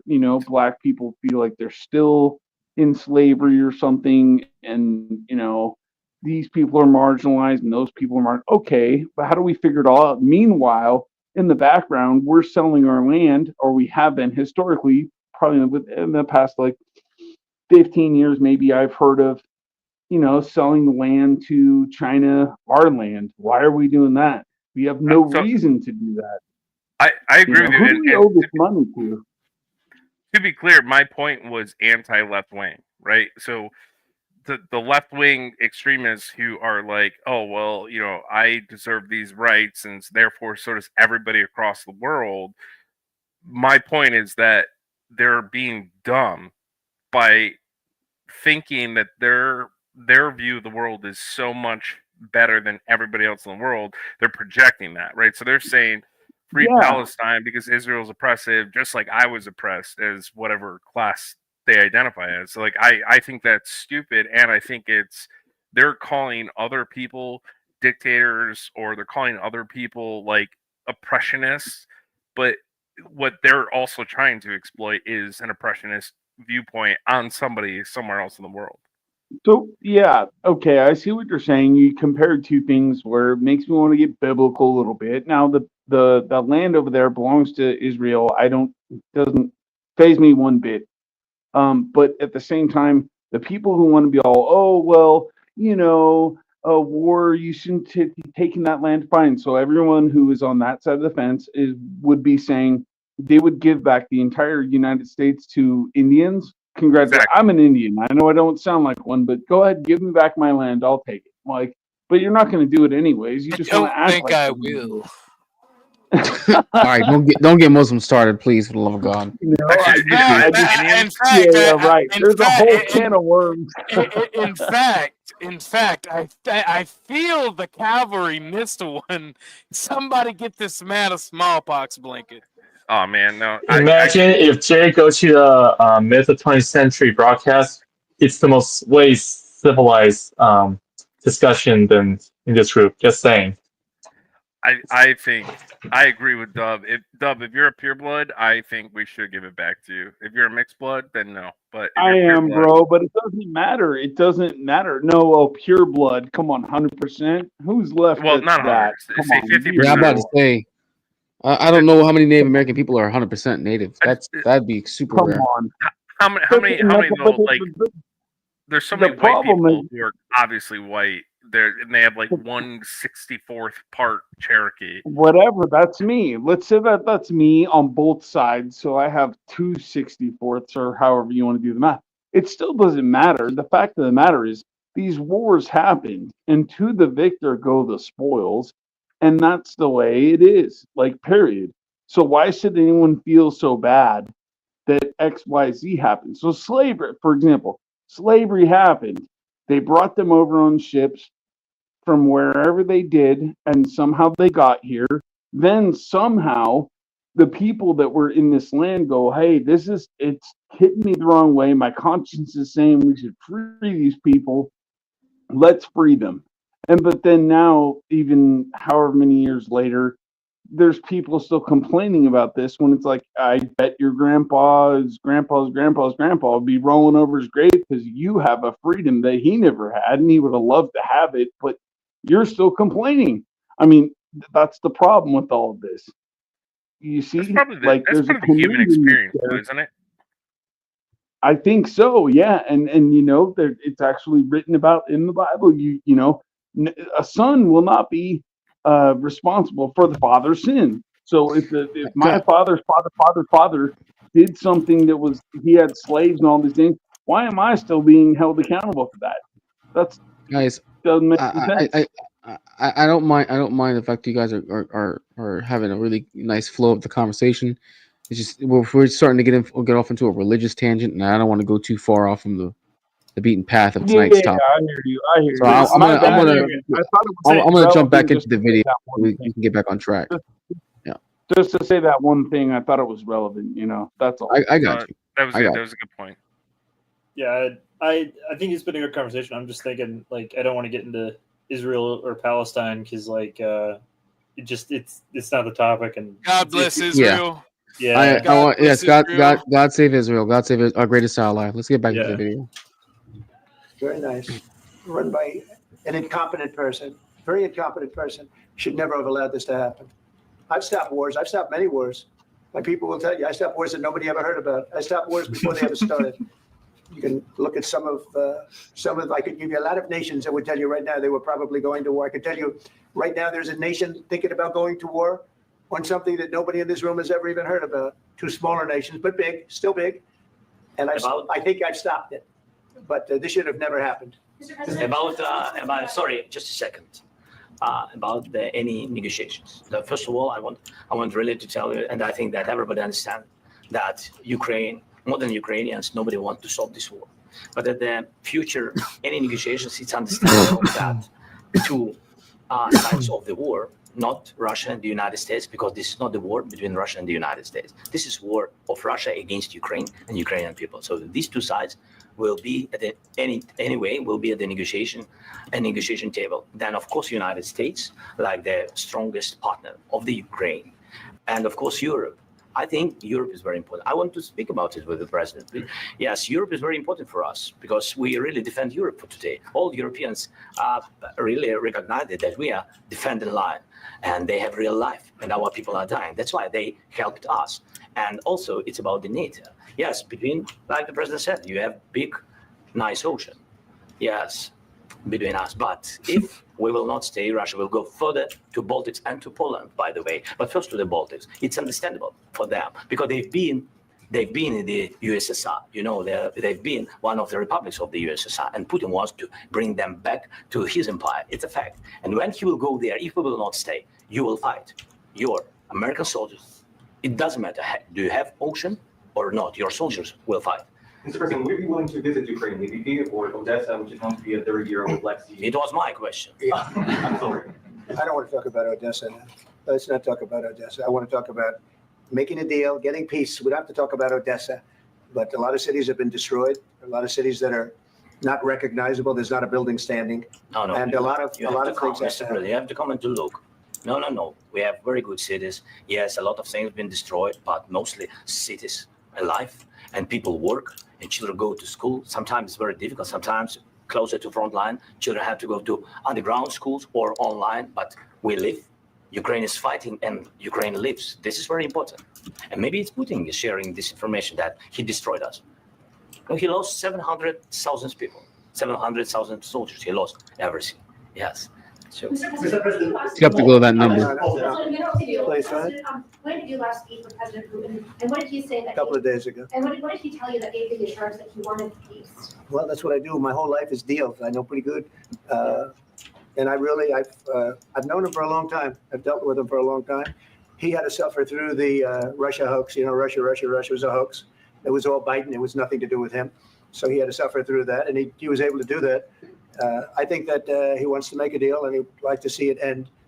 That's all I do. That's what I do. My whole life, that's what I do is make deals. And I'm in the middle of a mess because this is a real mess. It's a very dangerous one. If this doesn't get solved now, it's not going to get solved for a long time. So I hope we're going to get it solved. In the back, please.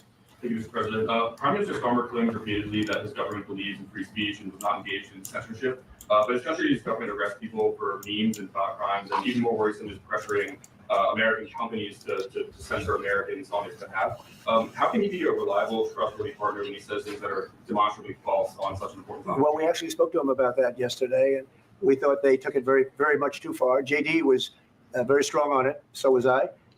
So was Marco, and we've been speaking to him about it. Marco, would you like to say something about it? Yeah, we have concerns, obviously, with the conduct of theirs, particularly as it impacts Americans. And there's real concern that American speech, which is online, could fall into the hands of British or any country's jurisdiction. And so this is a point the Vice President made of Munich, and I think it's a very compelling one that what unites us with Europe, as much as anything else, is these shared values, and one of them being free speech. And so if Americans are threatened by it, we're going to need to take action in that regard.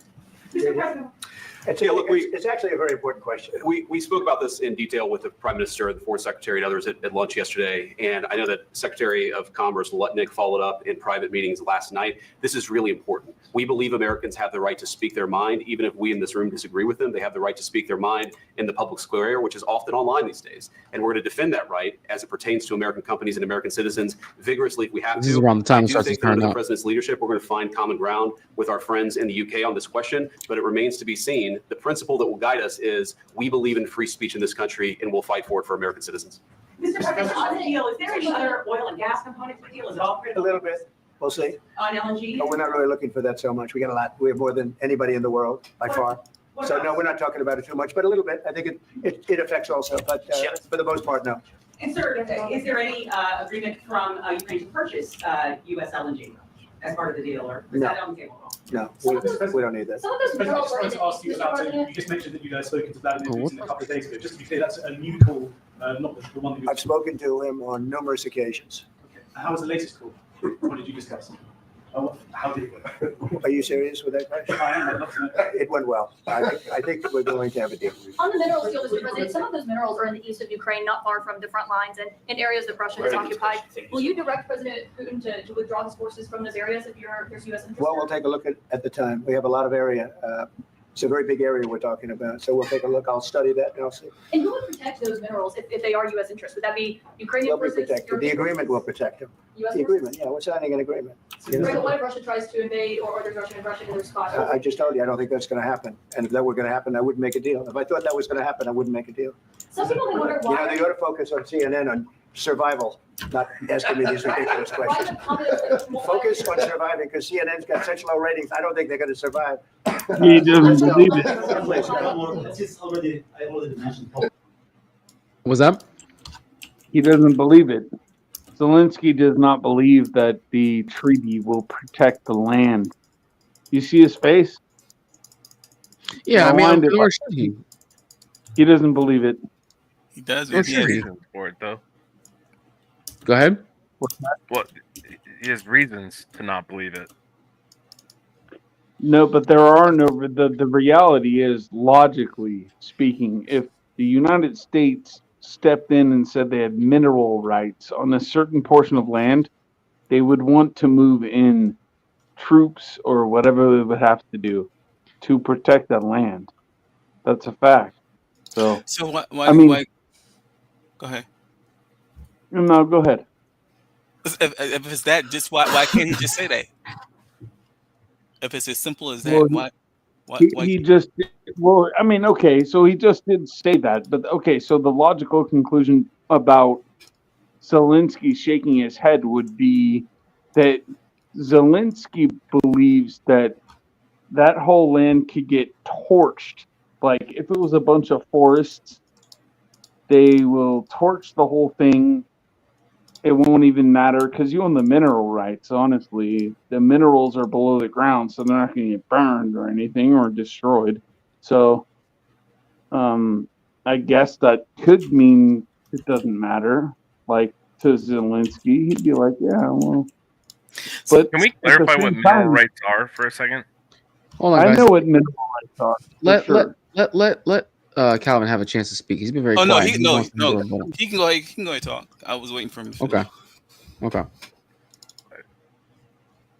Go ahead.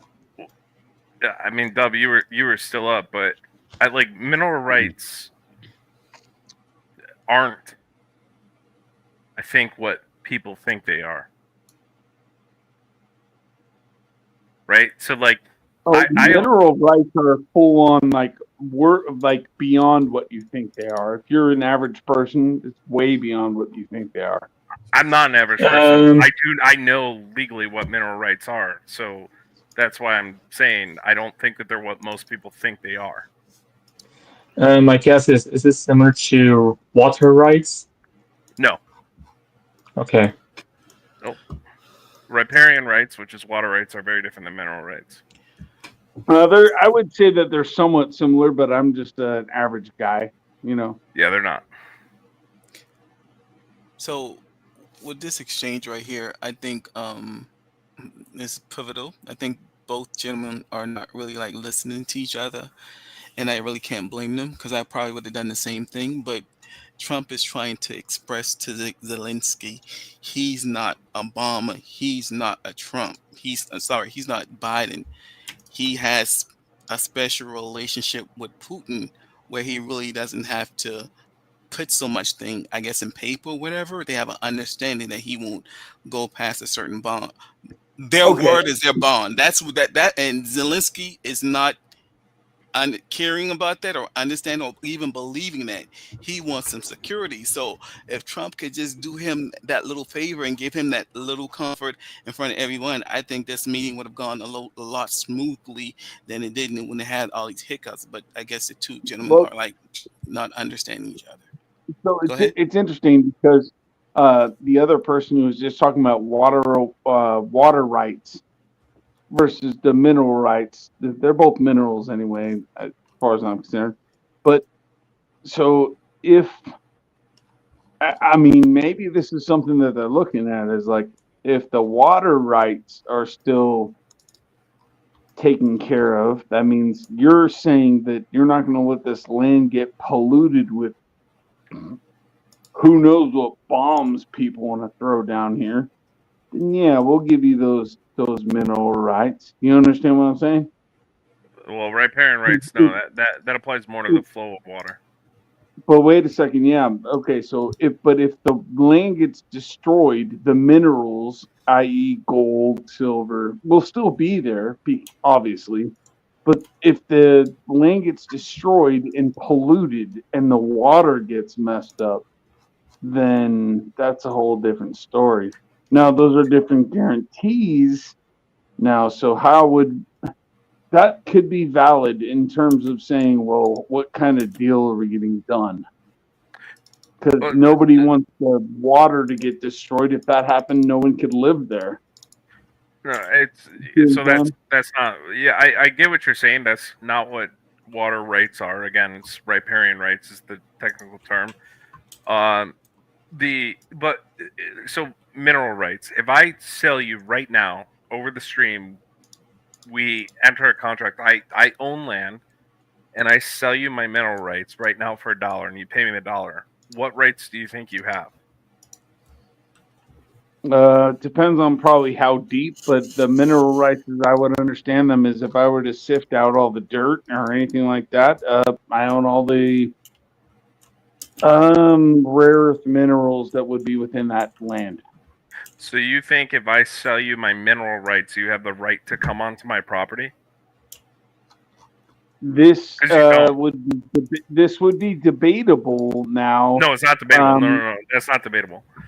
I'm telling you right now, if I sell you mineral rights, that does not give you the right to come mine on my land.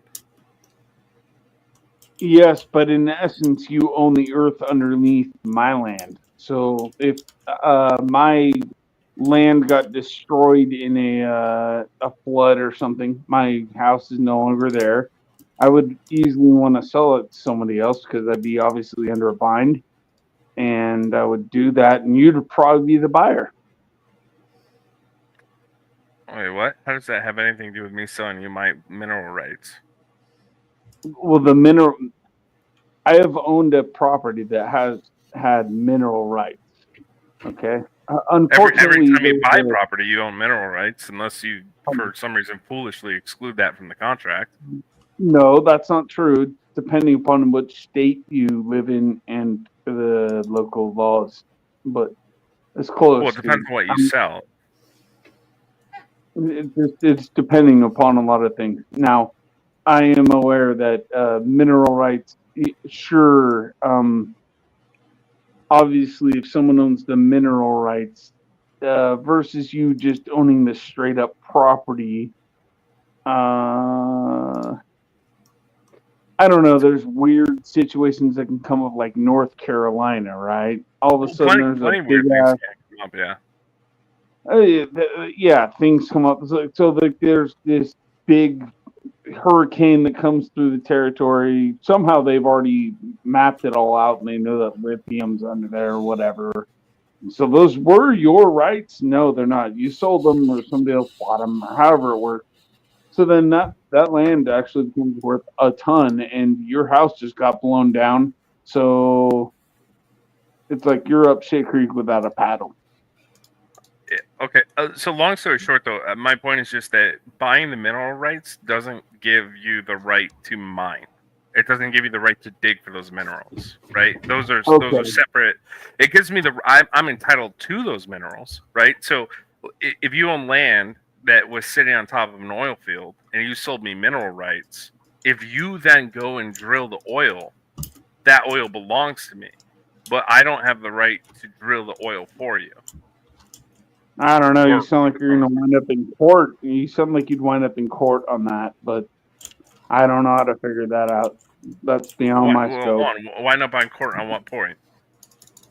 If I sell you the mineral rights and you come and put a mine in my backyard, you are going to end up in court, and you're going to because they would be trespassing because they don't own the right to be in your land. It's just they have the right to, if you extract any value out of the minerals under your land, then those profits are assumed given to. Exactly. Yes, they're different That's rights. fine. Yeah. So someone would come up and make you an offer you can't refuse, because they'd be like, "I'll give you $1.5 million for your $200,000 house property. It's an acre long, whatever." They would do that. No problem. Well, that's my point. Being more so is like, if the U.S. takes mineral rights in Ukraine, the assumption that we're going to automatically put United States military on the ground to protect that, the answer is no, because mineral rights really don't mean that much. What would probably happen is Ukrainian owned or based companies would then get the mines. They'd have U.S. federal government money coming to them. And what would happen? Like, they get paid to build and work and operate. In exchange for that, the U.S. gets those materials, or we're entitled to the benefit of those materials, which would then go get processed somewhere else. That's right. That's fine. So what you're saying is they would basically lease the land. Anyone who had a house on there, they would be bought out. Then we'd lease that land, which, let's say it was a one house on 100 acres. We're going to buy you out. Then we're going to lease that land, and we own the mineral rights. So now we're all of a sudden putting up a mining plant on 100 acres of land. And then once we get that 100 acres of land mined, we can just leave because our mineral rights are useless. That's kind of what you're saying. Yeah. We would pay for a Ukrainian-owned company to do it. So that would be the benefit. So people talk about like, oh, well, it's not an even-sided deal. I mean, it is kind of an even-sided deal because that U.S. money would eventually flow into Ukraine by virtue of the fact that, I mean, maybe it's an American-owned company, but it's going to be Ukrainian workers who are involved in building and maintaining this oil structure that U.S. federal dollars would pay for. I mean, that could be it, but again, like, there's no. It also just depends on the terms of the contract. If I'm not mistaken, those aren't public yet, so I'm not sure what the point of conjecturing over that is. I mean, I think it'll be dependent on whatever contract is, or if a contract happens after today, that might not be going through. But I mean, you're right. It depends on what it says. And I will say because then we're dealing with international law, not U.S. federal law, right? So And one real quick point I want to say on that is for everybody listening, especially those on this panel, because I know you're all kind of vested in this sort of thing. If that deal's ever made public in writing, we should all read it. We should all understand it, because international treaties, have a very high weight of law in the United States.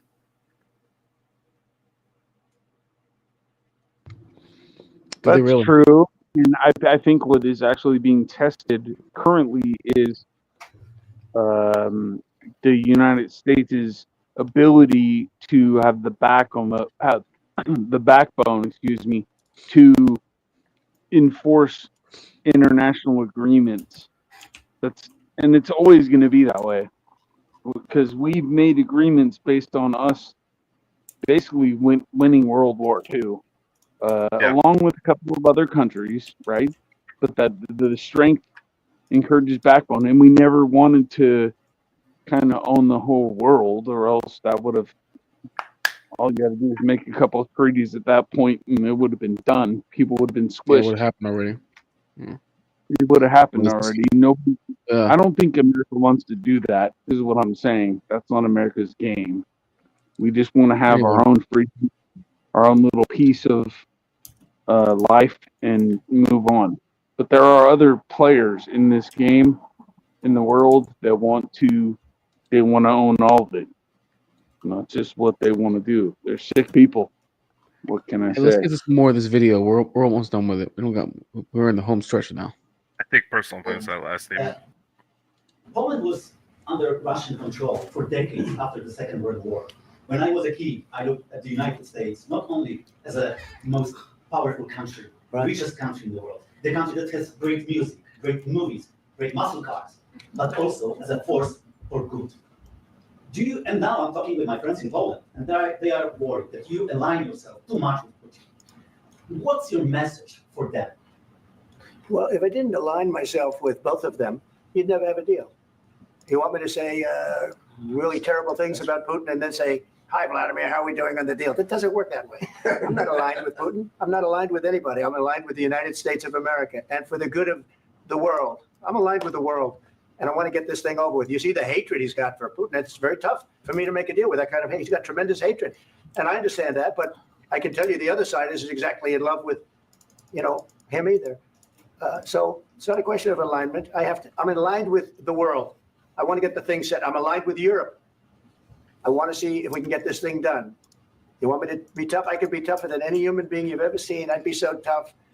But you're never going to get a deal that way. So that's the way it goes. All right, one more question. I would respond to this. So look, for 4 years in the United States of America, we had a president who stood up at press conferences and talked tough about Vladimir Putin, and then Putin invaded Ukraine and destroyed us. Here we go. Country. The path to peace and the path to prosperity is maybe engaging in diplomacy. We tried the pathway of Joe Biden of thumping our chest and pretending that the president of the United States' words mattered more than the president of the United States' actions. What makes America a good country is America engaging in diplomacy. That's what President Trump is doing. Can I ask you?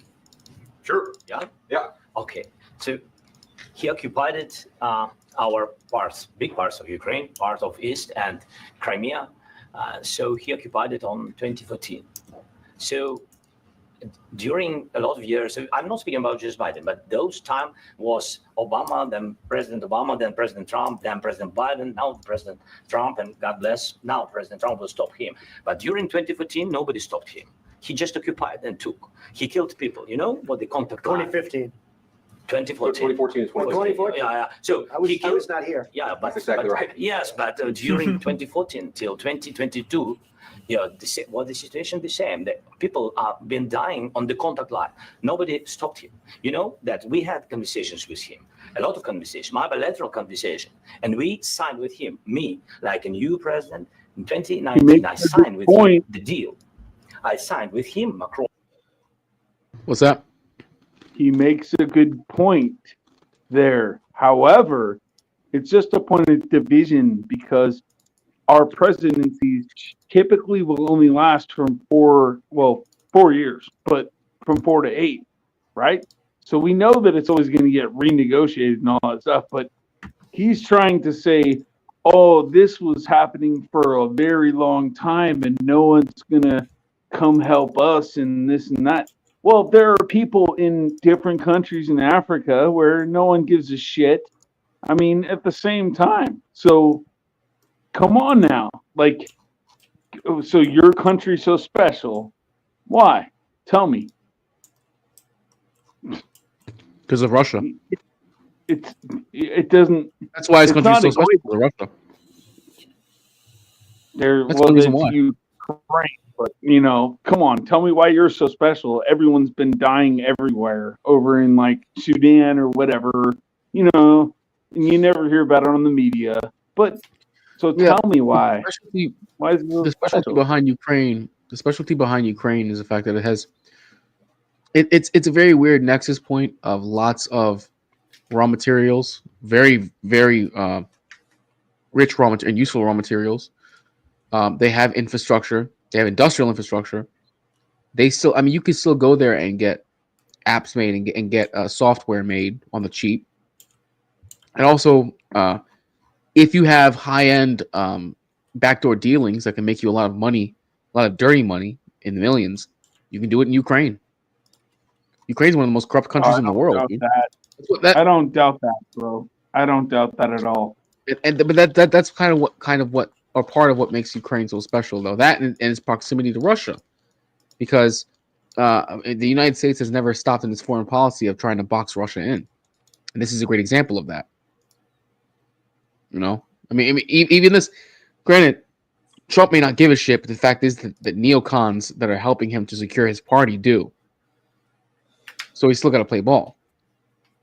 And part of the neocon agenda is to box in Russia and get right on its border and then impose our will on them because of that. Well, I mean, Russia, I don't know. Russia has an interesting part to play in all of this. And it's more than just a lot of people can understand. Now, they did put up their dukes in World War II. They did. That was like Stalingrad and stuff like that. I understand a little bit about that stuff. I don't understand it too much, but I got my World War II collection on like 24 hours worth of stuff. But at the same time, I mean, like Russia can't act like they're the center of like the universe, bro. Like they're, and they're trying to take back some stuff because they claim that Ukraine, there's people over in Ukraine that are they're in the same families of people of Russia, and so why shouldn't we just go ahead and take over that land? Okay, well, I mean, whatever. Anyone who wants to take over land can make any excuses they want to. It doesn't matter. Like, oh, we have 3 relatives over there. Let's just go take it over. Who cares? But I mean, for you to want to shift land ownership, it would be an indication of something else, and especially since the Black Sea there.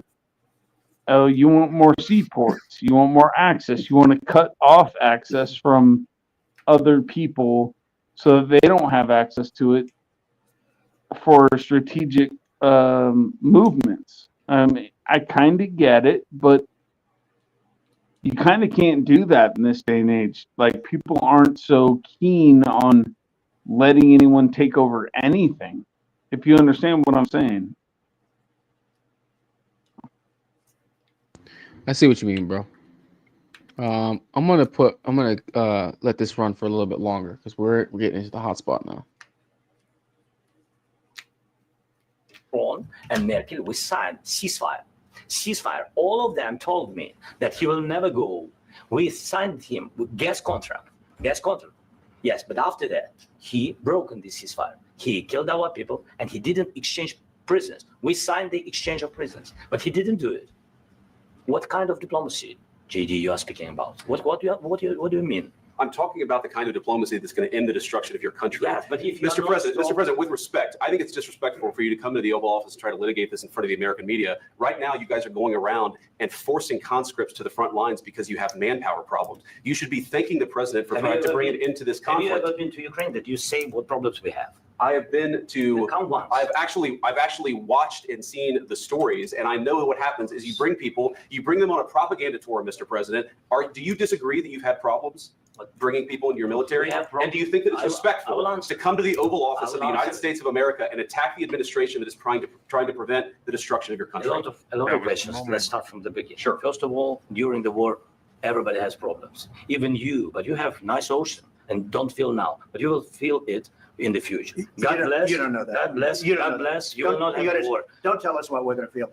We're trying to solve a problem. Don't tell us what we're going to feel. I'm not telling you. Because you're in no position to dictate that. Remember this. You're in no position to dictate what we're going to feel. We're going to feel very good. Feel influenced. We're going to feel very good and very strong. You will feel influenced. You're right now not in a very good position. You've allowed yourself to be in a very bad position, and he happens to be right about it. From the very beginning of the war. You're not in a good position.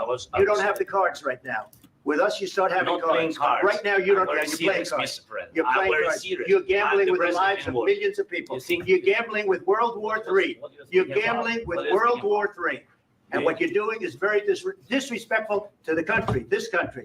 It's back to you far more than a lot of people said they should have. Have you said thank you once? This entire meeting?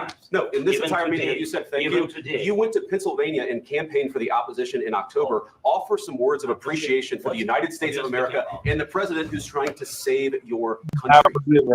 Please. Unreal. You think that if you will speak very loudly about the war, you He's can. not speaking loudly. He's not speaking loudly. Your country's in big trouble. Can I answer? No, you've done a lot of talking. your country is in big trouble. I know. You're not I winning. know. You're not winning this. You have a damn good chance of We are coming out staying- okay because of Mr. us. President, we are staying in our country, staying strong from the very beginning of the war. We've been alone, and we are thankful. I said thanks You haven't in been this allowed. cabinet. You haven't not been only allowed. in this We cabinet. gave you, through I this said stupid thank- president, $350 billion. You We voted gave for you your military president. equipment, and you men are brave, but they had to use our military. This is amazing, bro. If you didn't have our military equipment, I know. if you didn't have our military Trump has equipment, had this enough war would of have been his over bullshit. in 2 weeks. Do you see how he subtly shoves him too when he puts his hand out? Oh yeah, yeah. But replay that. I wasn't watching. Give me a sec. Yeah, I'm gonna show you. You'll see the exact moment. We'll show Okay, it okay, again. okay. Okay, right about. He did. Military equipment. You men are brave, but they had to use our military. If you didn't have our military equipment, Right there. If you didn't have our military equipment, this war would have been over in 2 weeks. In 3 okay? days, I heard it from Putin. In 3 days, this is something Maybe new. less. In 2 weeks, of course, yes. It's going to be a very hard thing to do business like this. Just say thank you. I said a lot of Accept times. that thank there, you. accept that there are disagreements, and let's go and mitigate those disagreements rather than trying to None, fight it out. none of these guys are acting like adults at this We know moment. you're wrong. But you see, I think it's good for the American Yeah, people. they are, dude. It's a Yeah, but this pecking could have order. ended a lot worse. This really could have. I feel like this was on the verge of turning into a real shouting match. What if Trump? What if Zelensky would have popped Trump in the jaw? You think that would start a war? I wouldn't start a war. I'd say right now. Might happen. Go ahead. I thought that might happen. I did. I thought of it when I was watching this. I was like, wow, this is crazy. But the reality is like Zelensky is pushing, and he's this tiny guy admitting that his country does have a problem. He said that about 2 minutes ago. And then Trump's like, bro, you're overstepping with what you're saying here. You're revealing a ton of stuff that just be quiet, man. We can take care of these things behind closed doors. And it didn't happen. And I thought that's why this was an amazing media interview, personally. I didn't get that sense at all. Go ahead. I mean, like, there was nothing that Trump said, like, hey, we can handle this behind closed doors. So JD Vance started with the whole, like, you should be thanking us kind of thing. This we're superior. Zelensky responded. Mind you, I mean, JD we Vance are. is a vice president, and Zelensky, regardless of how you feel about whether it's a dictatorship or not, he's a wartime president because he's in a war and he's commanding his country admirably, right? I mean, by all accounts, everybody thought that Russia would steamroll Ukraine in like 2 days. They didn't. We're now what? Was it 3 years? I think into the war, 2 or 3 years. Yeah. Troll, We're a there's a little over 3 difference years. between fighting goat herders with AKs and a near peer competitor in urban and trench combat. And I don't think anybody actually thought that they would steamroll them in 3 days. Okay, well, 3 days may have been a metaphor, and also I'm not sure what that goat herder comment was because people thought we were going to steamroll in Iraq and Afghanistan 10, 15 years later. Well, Iraq was All a right. steamroll. I don't know what you're talking Troll. about, dude. And Troll, you might need to rethink because did Russia have to come up with? We have supersonic missiles now, so they introduced a new technology that they claim they have, and then so now things are moving forward. Even though that's an awful way to think about it, and maybe the U.S. is complicit in something like that, but who knows what we actually have? I have no idea what your point was there. Like My- my point was Ukraine they have mounted an admirable defense. Yes, with support, which mind you, like one of the biggest American wars was the Revolutionary War, which we had significant support from foreign allies too when that war was fought. Okay, and now my point would be, well, the last presidency, which hopefully is not really directly involved with this presidency, wanted that to happen so that Russia can unleash the weaponry that they claim they have, and they claim they got supersonic missiles or something, and so now we know what they have. Maybe they played their cards. That's what I'm saying. So you think What do we the have? U.S. allowed the war to make Russian show what its military capabilities are? That could be correct.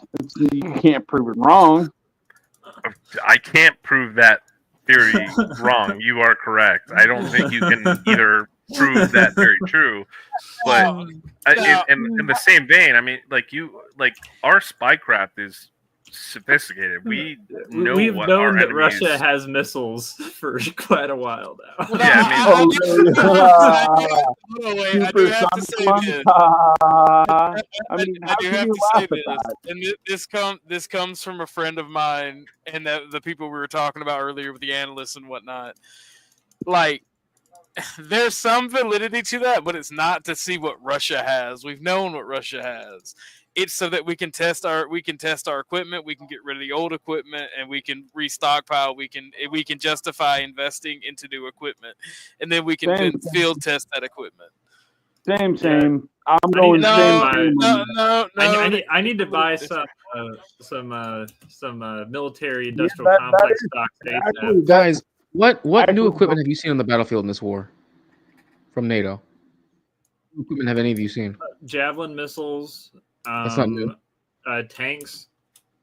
What new tank? You're able to field test this stuff like it's Abrams been around since the Cold War. You're able to field test it in combat conditions. Right, like it's but never been field tested before.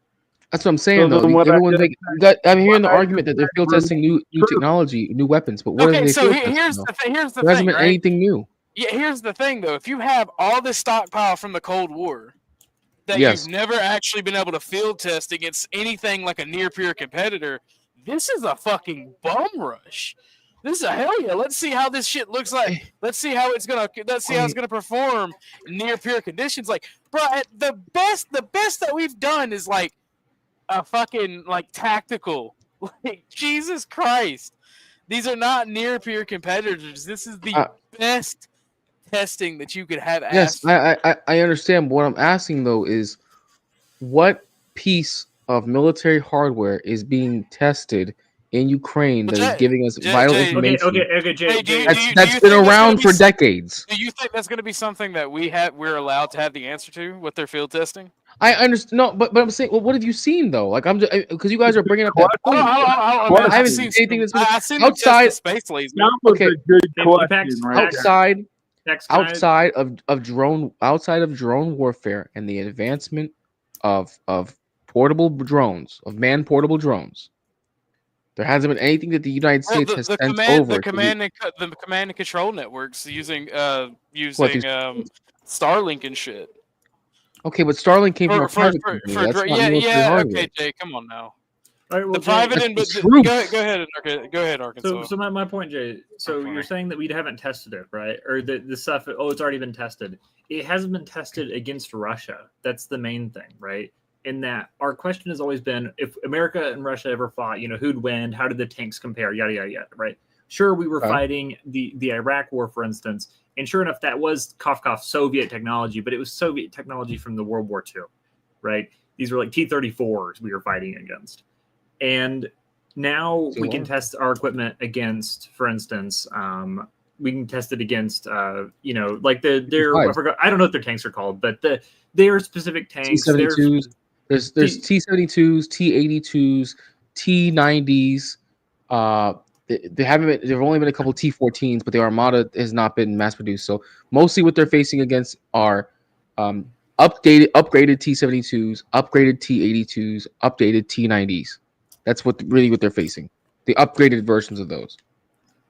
And T-55s. Yes, actual T-55s.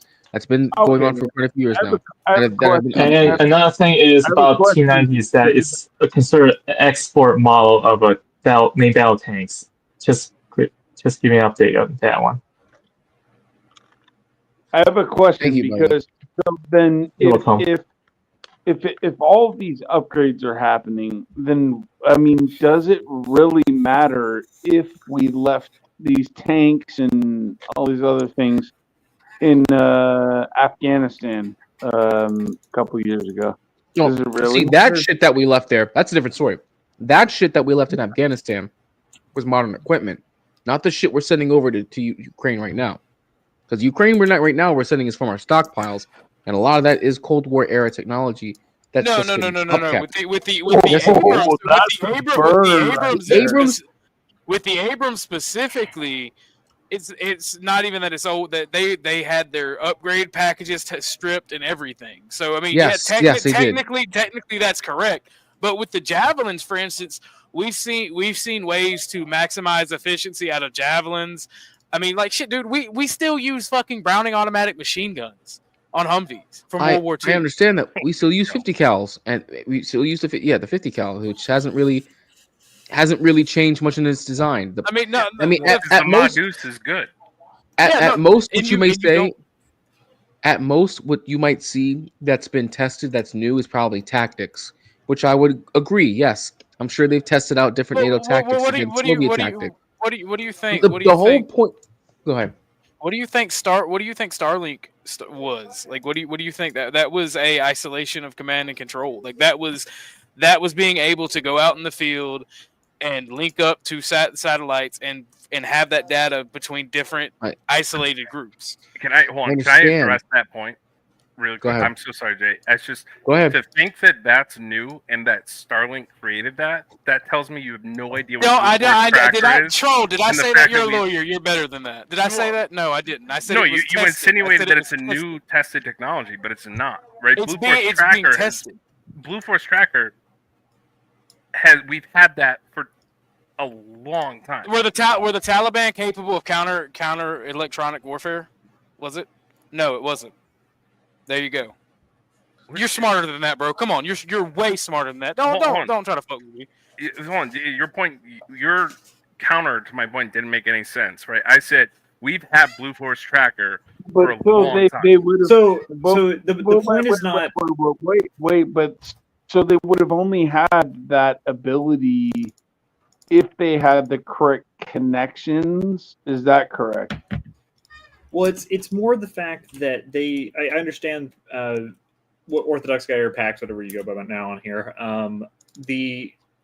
With that specifically, so when we were fighting Afghanistan, we used Blue Link or whatever it was called, Force Tracker. Blue Force Tracker, right? But the Afghanis were not like super mega hackers who could try to infiltrate that system, right? But now we have Russia, which is it's just somewhat of a technical powerhouse, right? So they're able to try to counteract it, and that gives us training on doing security on that kind of stuff, on securing those networks, etc. I think that there is valuable information to be gained by fighting someone like Russia versus instead of proxy war versus fighting someone, for instance, like Afghanistan or Iraq, which were technically backwards, right? Especially in the case of Afghanistan. So I think that you gain a lot of information, you gain tactics. I mean, for instance, a lot of it, like the Ukrainians were, and this was like controversial a while back, the Ukrainians were receiving training from the U.S., right? It would not surprise me if our generals are inside their generals' rooms when they make decisions. And implicitly are. Like that's because they are, right? So I don't think it's to think that it's some different. We're already, if you like it or not, we're on Ukraine's side, right? And those HIMARS are not going to be able to hit their targets without U.S. engineers or U.S. ISR U.S. tracking data, U.S. satellites. Yeah, the ISR, U.S. intel. Yeah. Correct. Yeah. And that's the thing. Like, I wish my friend who was in the Air Force was the type of guy, because he called it well before when the war first started. He's like, yeah, all these packages we're sending. He goes, one of two things is going to happen. Either they're going to sell a large portion of that equipment to terrorist organizations, or they're going to have some type of terrorist action start happening in Europe to justify a bunch of other stuff. Like, he called a lot of this stuff out before it happened. And I may not be able to explain it as well as he is, because he was actually there doing the shit and it's his expertise. But he called out a bunch of the stuff. And Jay, for you to ask those questions to me, I will see if I can get him, and you can do a whole stream on it, and he'll blow your fucking mind with it. I gladly would. Listen, the only point I was arguing against was that you guys were saying that new technology is being utilized, new hardware is being utilized. And when you look at the aid packages that have been sent from not only the United States, but all the NATO countries, a lot of it is late Cold War tech, which means it was being designed and then designed in the 70s and then produced in the 80s, which is around the same time period that that the tanks and the vehicles and the aircraft that were being used by Russia at the start of this war that Russia was getting shit on. And then our media, or Western media, went and gassed up. Oh my God, they're sending the Leopard. Oh my God, they're sending them. They're sending Caesar artillery pieces. They're sending HIMARS. They're sending them F-16s. Oh my goodness! It's like, yeah, they're sending them fucking Cold War era weapons, Cold War era technology, Cold War era aircraft and vehicles. Bro, this you have to understand, the United States and all of NATO still can't even produce the same amount of shells that Russia can. That's a fact. Can't produce the same amount of tanks that Russia can. That's a fact. Well, here's the thing. No. Don't argue with that, because even General Cavoli had admitted it. He was a supreme commander. I wasn't going to argue with that. I was talking about technology. Like you're not going to sit here, because here's the thing. A lot of this stuff, a lot of the new technologies, like the the radar point defense systems or the laser point defense systems, a lot of that stuff, you don't want that getting into China or Russia's hands, because I guarantee you, if we lose any of that equipment over there, the first thing Russia's going to do is send it to China. That's part of the, well, I mean, maybe not that exact reason, but to your first point that you made, as far as like technology falling into enemy hands, that's the reason why that when the United States pledged 31 Abrams tanks, which they sent over to Ukraine, they've got way less than that now. They took them to Lima, Ohio. There was a tank factory there, and they stripped them of all their modern armor. Yeah, they stripped them down and just gave. Yeah, they had apparently depleted uranium armor that they stripped down and just put like normal titanium armor on there. Yeah, which I mean still is good. But that's the thing. These new packages that are for our military and for our use. Well, for one, you don't want even our allies to have it, because some allies may not be allies in the next 50 years. And we're at least 100 years ahead of most fucking people with just You know what a good example is? You know what a good example is? Okay, of why some of this technology is absolutely overhyped. So back in 2023, and this was for the counteroffensive, the big counteroffensive in the Zaporizhia region. What I think it was the Finns. The Finns sent over a bunch of CV-90s, which are supposed to be the most advanced IFV in the world, infantry fighting vehicle in the world. Right? It actually looks like a small tank. Like its design looks like a miniature tank. I'm dead serious. Look it up. It's actually a very beautiful looking IFV. And it had like this revolutionary triple rotary loading system where it auto loaded three shells at a time and then fired them off. And then the Russians captured them, right? Because they damaged some of them and they took them back to Russia to reverse engineer. And then when they came out with the release, they were like, yeah, like these special NATO wonder weapons aren't really that special. Like this is supposed to be the most advanced IFV in the world. And the only thing that's special about it is that it loads 3 shells at a time. They're like, other than that, what's so great about this? And I've said this beforehand. It's like NATO has all these expensive different types of weapons and missiles and ammunition that they can send over to Ukraine, right? And it costs a shitload because it's better quality.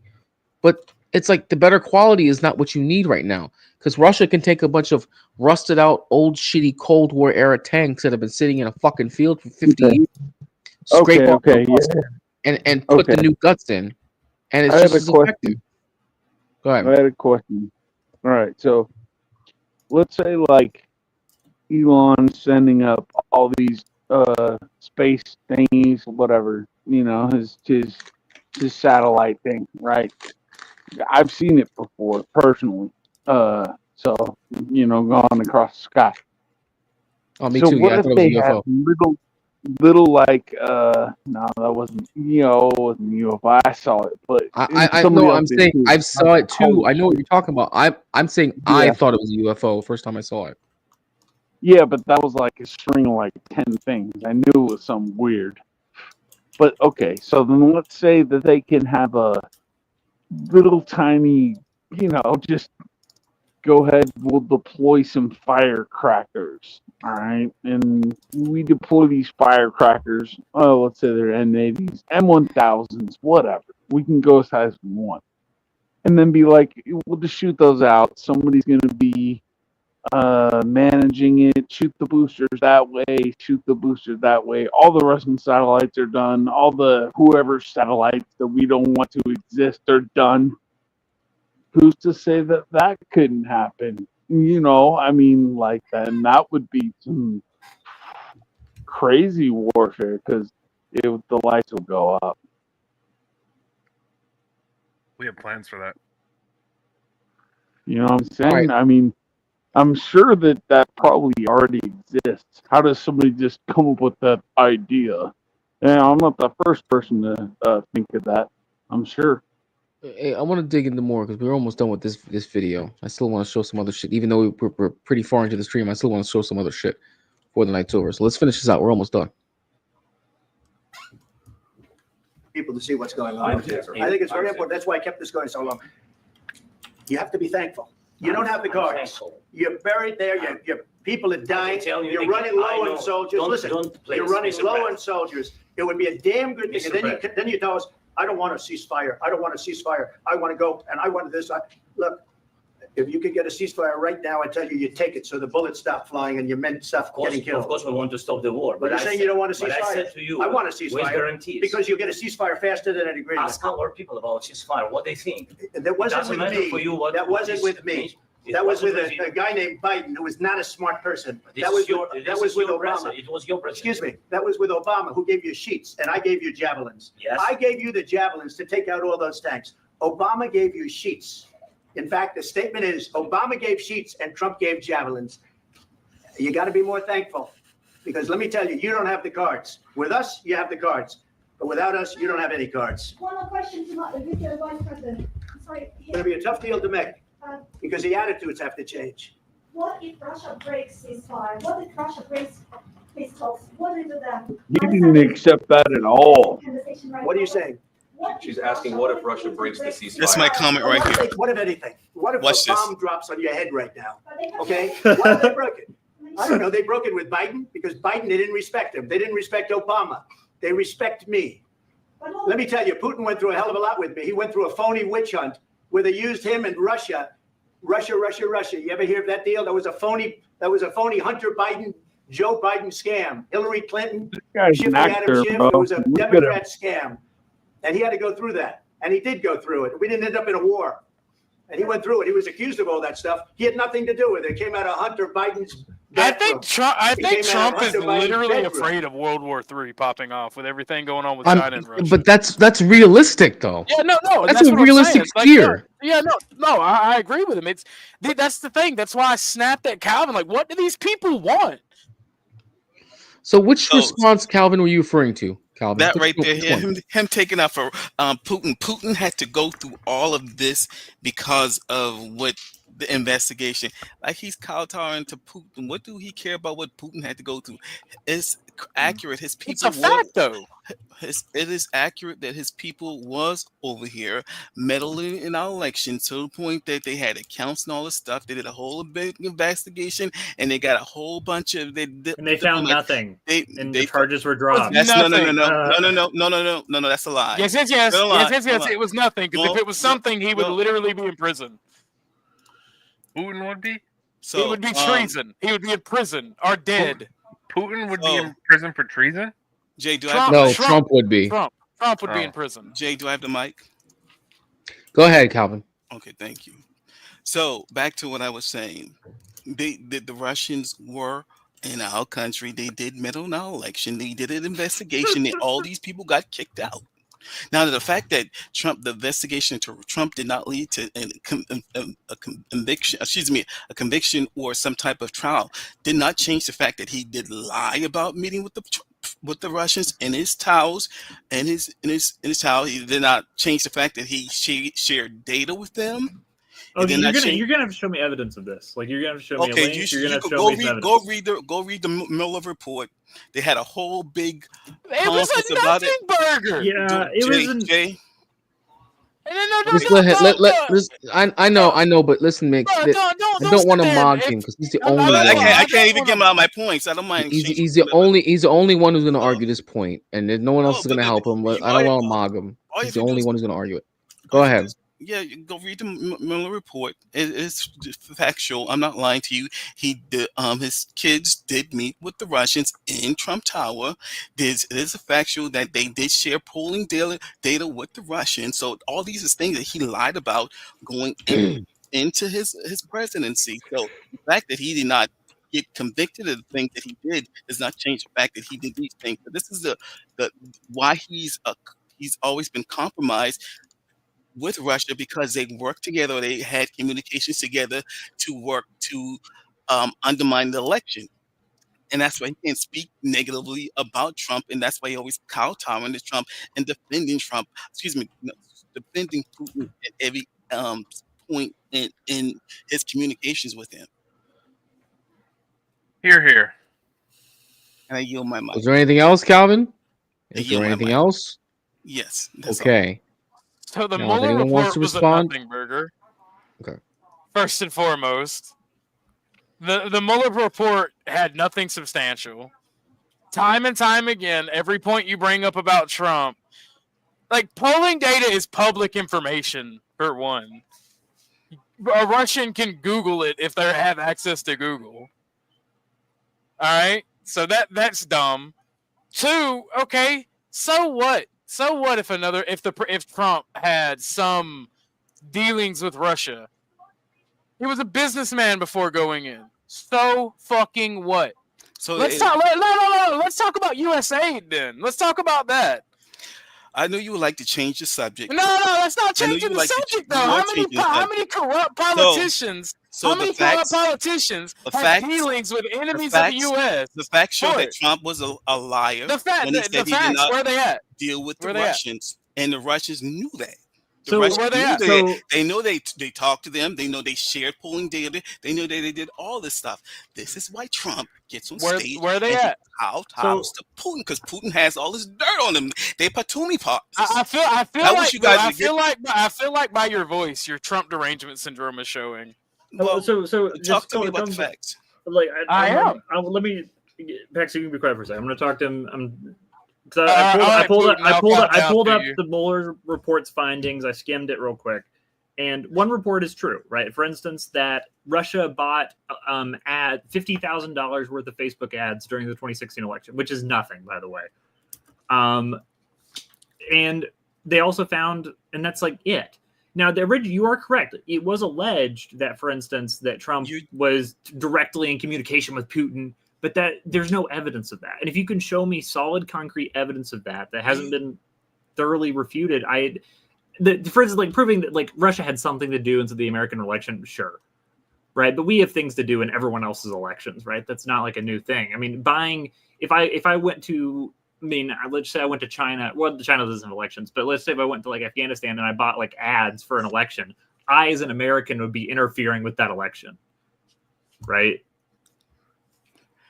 If you're just not reading the Mueller, no, I know. If I will, you're already behind the 8 ball in this whole topic. Like I said, Trump initially lied and said he had no contact with the Russians coming out of his wing. He said he had no contact. We found that he had all these different type of contacts, and he gave them polling data, so that he was helping them out in their attack against our 2016. Okay, all right. So I'm reading from the Wikipedia page here. Secondly, the report details a meeting at Trump Tower in June 2016. The intent of the meeting was to exchange dirt on the Clinton campaign. There was speculation that Trump's Jr. told his father. However, special counsel did not find any evidence that he did. Repeat that. It said specifically that apparently there was a meeting between a Russian at Trump Tower with some person, but it was not Trump. And there's speculation that Trump knew about it, but there's been a special, the special counsel? The special counsel, sorry. Found no such evidence. So they found that wasn't true. So I don't. So what you're just making yourself aware of that you did not know before is that prior to that, John Jr. went up on Sean Hannity, or was it not Sean Hannity? It was the other guy that was big on Fox at that point in time. And then he sat down, had a full interview. He's no longer. He's like Tucker Carlson. No, At the it's time, not it would have before, been okay. before Tucker Carlson. It's the older Was it guy. Glenn Beck? Oh, no, Was it Hannity? Glenn Beck? No, it was not Hannity. It's Bill O'Reilly? Riley. Yeah, I think he was on Okay. O'Reilly, one of Shanahan or whatever the case would be. Did a full interview. Never met with the Russians. Never came to whatever. They found out that they came up there to the hotel, met with him and Kushner. Lied about that. And remember when Trump said next week they played the clip where Trump talked about next week we're gonna have this big announcement or whatever, because that was after the planned meeting with the Russians. They were going to get some dirt, and that's when it was going to come out more dirt on Hillary. It never happened, but they weren't able to prove that. But they did prove that they did meet with the Russians in the hotel, something that they categorically lied about. So my thing is, they lied about the situation because they were meeting with the Russians and they were conspiring to share data to work and undermine the election. That's what Putin's always had on Trump in his whole ordeal. This is why Trump kowtows to Putin and defends Putin against So you have big answers to come, because when the election results came out on Biden's victory, and then to now where Trump won, where did all these 10 million So supposed you're voters changing the topic. disappear? I'm telling you, explaining to you why Trump treats Putin as he does. Why he And does I'm not just say trying to anything relate. negative. Wait, He does hold not say on, bro. anything negative about Putin. Hold on, man. Defends I'm just Putin trying to at relate. all costs. What I'm trying to relate to is, because it's very logical to think that if certain people voted a certain way, they would vote a certain way the next time. Now there are a bunch of voters that are missing. So why the big discrepancy is what I will ask you. And my response is, how does what you're saying change what I've said? There's 10 million people at least. How does plus. what you're saying address my comment or my statements? I Whoa, mean, hold up, bro. I could ask you kind of the same. Like, what does you bringing up the Mueller investigation have anything to do with, this? The Mueller investigation goes to prove Trump's behavior or his ties with Russian and Putin. But what are his ties? So I already No, explained it. no. What are his ties? I'm gonna hit you with like Andrew hit the Gematria guy. What are his ties? The ties Calvin, are. I'm sorry, Calvin. Before you go, I want you to answer that question, but I have to ask. Orthodox, do you not believe that Trump and Putin are kind of buddy? I mean, it's just yes or no. No, because it's not a gray area. Every world leader has to have some rapport with individual world leaders. That's like asking me, do I believe Kim Jong-un or Kim Jong-il, whichever one it is buddy with Trump, because he was one of the first presidents to ever go over there. Are you gonna now say that Trump is like, is the Miller investigation gonna find that Trump had some shit with fucking Kim Jong-un? No, I don't think they're buddy. Do I think that Trump has business interests in Russia? Sure. So fucking what? The Cold War's over. Russia's not our enemy. That's actually a big problem because that Russia isn't allowed to have those. So I'm sorry. So you answered the question, I think. So Calvin, I'm sorry. I didn't mean to cut you off. No. Here's the thing, Troll. Here's the thing. He can have those business interests. He cannot be in control of them. That was one thing that and he's not in control of them. That was another lie that he brought up. He said he had no business dealing in Russia at the time that he was running for election. And Cohen came out and divulged that, yeah, we did have business dealing. We were trying to acquire property. Imagine my shock that a man wanting to run for president or get into politics lied. Whoa, Pikachu face. I mean, Trump. To be fair to you, and I agree with you on this. I mean, Trump lies all the time. That doesn't surprise me. Okay. Yeah, but we're not nitpicking every leftist or every Democratic fucking pussy's lie. Okay, it's stupid. Politicians lie. Okay, get the fuck. That's not the issue. Oh no, the issue for you is Trump lied because you have Trump derangement. The issue is that Trump is compromised by Russia because Russia has all Trump, this. Okay, so the logical conclusion, Calvin, is you want World War III because Trump is compromised by Russia. No, see, Congratulations. you're jumping to a whole different conclusion. And number two, if Trump is this top dog, this boss dog, as you say, why would he even be scared of? Well, I'm not. You want to know the truth? I didn't even vote for Trump. I wrote in Kanye because I don't like Trump. If Trump is this top dog that you say he is, why would you even be afraid What the of fuck? World War III? Look at everybody, even me is afraid of nuclear fucking weapons, Calvin. If Trump is this top dog, that he's supposed to be feared by all these world leaders, why would you be concerned about it? You could be the most hardest nigga You're on the planet. You're not answering my question. You're not answering my question. No, You could be the most hardest nigga on the planet. Okay. But if there's a bunch of screaming women, retard homos, bound and determined to kill each other, you can't stop them. He's scared of Putin. I got you. He's not even, dude. You know what? You know the truth. He's not scared of Putin. He's scared of Putin's nukes. He's scared of China's nukes. Because if there is a world war, it is an end game. Nah, he ain't scared of no nukes. I'll tell you that right now. You can't be this top dog feared by everyone, and you scared of World War III. You can't have both cake and eat too. Yeah, it doesn't make any sense, Calvin. Bro. Calvin, you have to explain that equivalence. So that sounds like a false equivalency. Just because you can be top dog of the world doesn't mean you can't fear annihilation. That doesn't make any sense. That's what y'all collar. You're telling me that's what y'all rep him as, this top dog that everyone I can give you that. Is every big ball of big spenders? They're not afraid to get shot in the back. Let Calvin finish that point. Calvin. Okay, you're saying. Go ahead. Because he's a big baller. He's a brother. I know, but let Calvin iterate his point because I don't want Calvin to keep being cut off. So my point is just simple. You guys he props himself as this top dog that everyone kowtows to.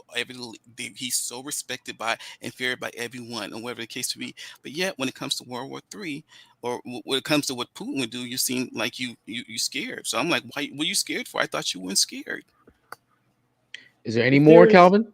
No, I'm finished. Calvin, okay, I say on stream every time nuclear weapons are talked about. No, I can explain it. I can explain it to you. I can explain it to you in a manner. I can explain it to you in a manner.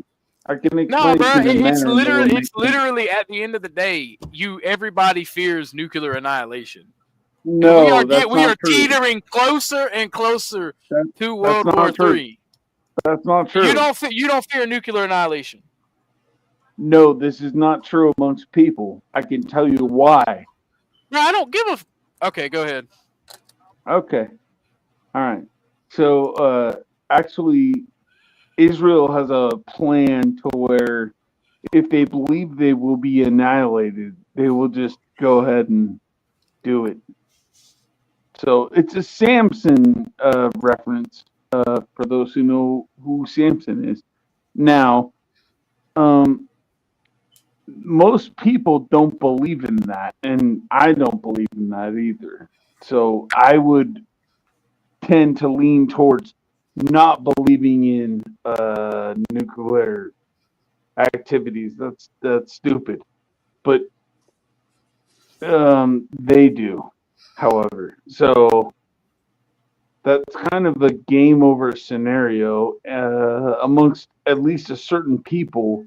And that's a people that is held deeply amongst multiple different belief systems. So I'm not trying to be mean, but you said a lot to say nothing. Look, I ain't trying to be mean. Nah, I didn't say a lot to say. What did I say? You can steel man it, brother. Go ahead. Well, the thing is, the Samson option is what it's called, and it is an absolute real thing. If Israel falls, they will deploy the Samson option. It's called a deterrent. All nuclear weapons are deterrents. If you are a nuclear arms, what'd you say, Jay? Hold it down. All right. If you are a nuclear armed state, your missiles are deterrents. That means if enemy, look at the French nuclear policy, right? Hold on, wait a minute. If you look at the French nuclear policy, it states that if one boot of a foreign army touches sovereign French soil, They have a nuclear warning shot. That means they will nuke you one but time. I'm not trying to deal with anything else. I just real quick. Israel We're not gonna talk Israel on this panel. We're not gonna talk Israel on this panel. Jay does not like it, and he is not here to moderate it. Okay. So you can wait till he gets back. Well, it is what it is. Like yeah, I mean, it can be what it is, but we just ain't gonna talk. We just ain't gonna talk Israel on the panel without the host here. The fact of the matter is, No, stop. We are not talking Israel unless the host is on here and gives his okay, because that is a It's a fact. It's a fact, though. All right, it's a fact. That's all I wanted to point out. Jesus. Have you guys ever had Russian candy? I've had a Russian named Candy. Good for Russian you. candy is so good. I highly recommend everybody try it if they get the chance. So I think, and this goes. I can't mock Calvin, so this would be his time to speak. Jay asked me to hold it down, but I will say this. Trolley, I can't say his name, but he was in my panel earlier today with you, Troll. Y'all were talking about the military. He brought up a point about a Times of India article. I don't know exactly what it, but it was addressed to Calvin, something about owing $10 because apparently Trump had told Vladimir Putin, if you go after Ukraine, I'm going to hit you so hard, you're not even going to believe it. I'm going to hit you right in the middle of frickin' Moscow. According to Trump, Putin responded with disbelief, which Trump reaffirmed to start saying, you're going to be hit so hard, I'm going to take those effing domes right off your head. Like, the fact that he would even counter signal the invasion of Ukraine, like, that disapproves your point. And I'm going to mute and let Calvin talk because I can't be a dick when Jay's gone.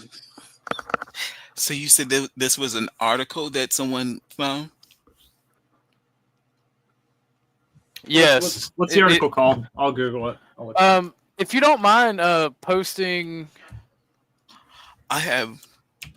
I can see he said it's from the Times of India, which I mean, totally refutable source. Okay. What's the Times of India, and then what's the? You mind typing the name of the headline in? Charlie, okay, what's the name of the headline? Just tell me the name of the headline. That's the thing. I don't know. Someone in the comments posted it, and they didn't post it. Oh, okay. Sorry, I don't have the stream open. Like, yeah. So it's like, when was this posted? So I'm looking for it. It would have been around. News source is refutable. Well, every source is refutable. It's just how good. It's just how good are you at arguing. Well, I think. I mean, every source is refutable to a degree, but you kind of have to have some faith in it in some way, or you can't like have a conversation, right? Like, so that's a lot of what happens, right? Is so anybody. Who wait. Let Calvin go. No, he can go ahead finish. I can finish after.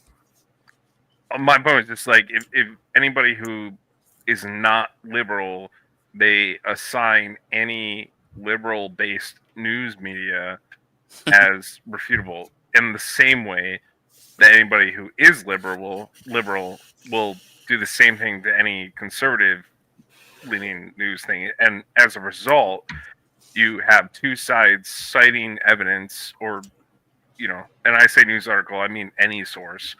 There's a problem. There's a problem with liberal thinking. Okay, and it is.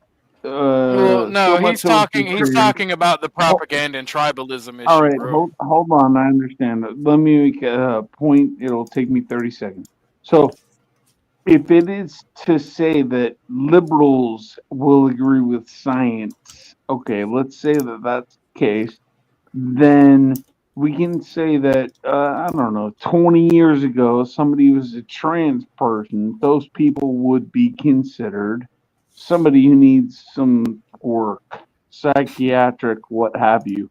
And then it became, that's just normal. I mean, so that's the left's vision of the world.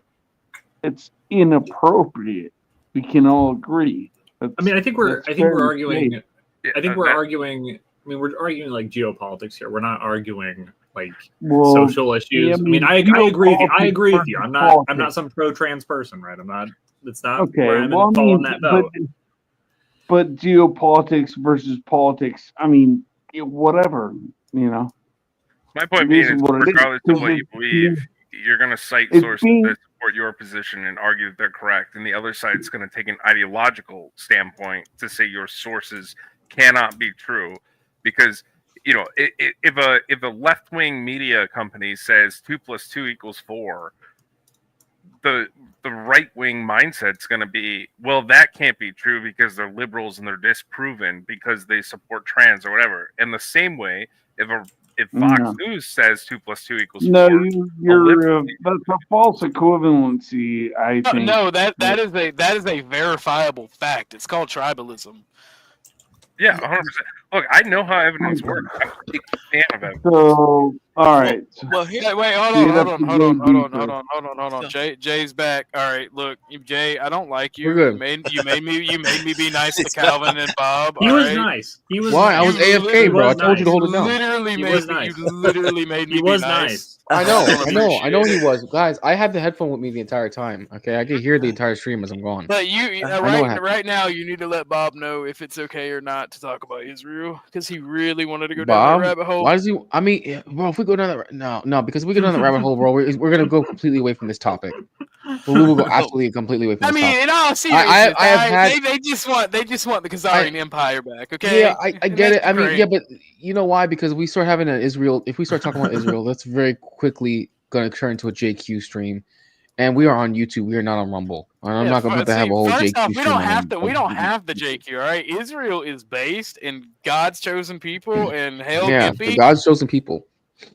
Yes, God save Israel. Yeah, I don't want to talk about Israel. Yeah, It's no, not- it's it- stupid. we've Okay, me all- neither. At least Oh. I've talked about it a million times. It's like Yeah, after a me while, neither. it's like whatever.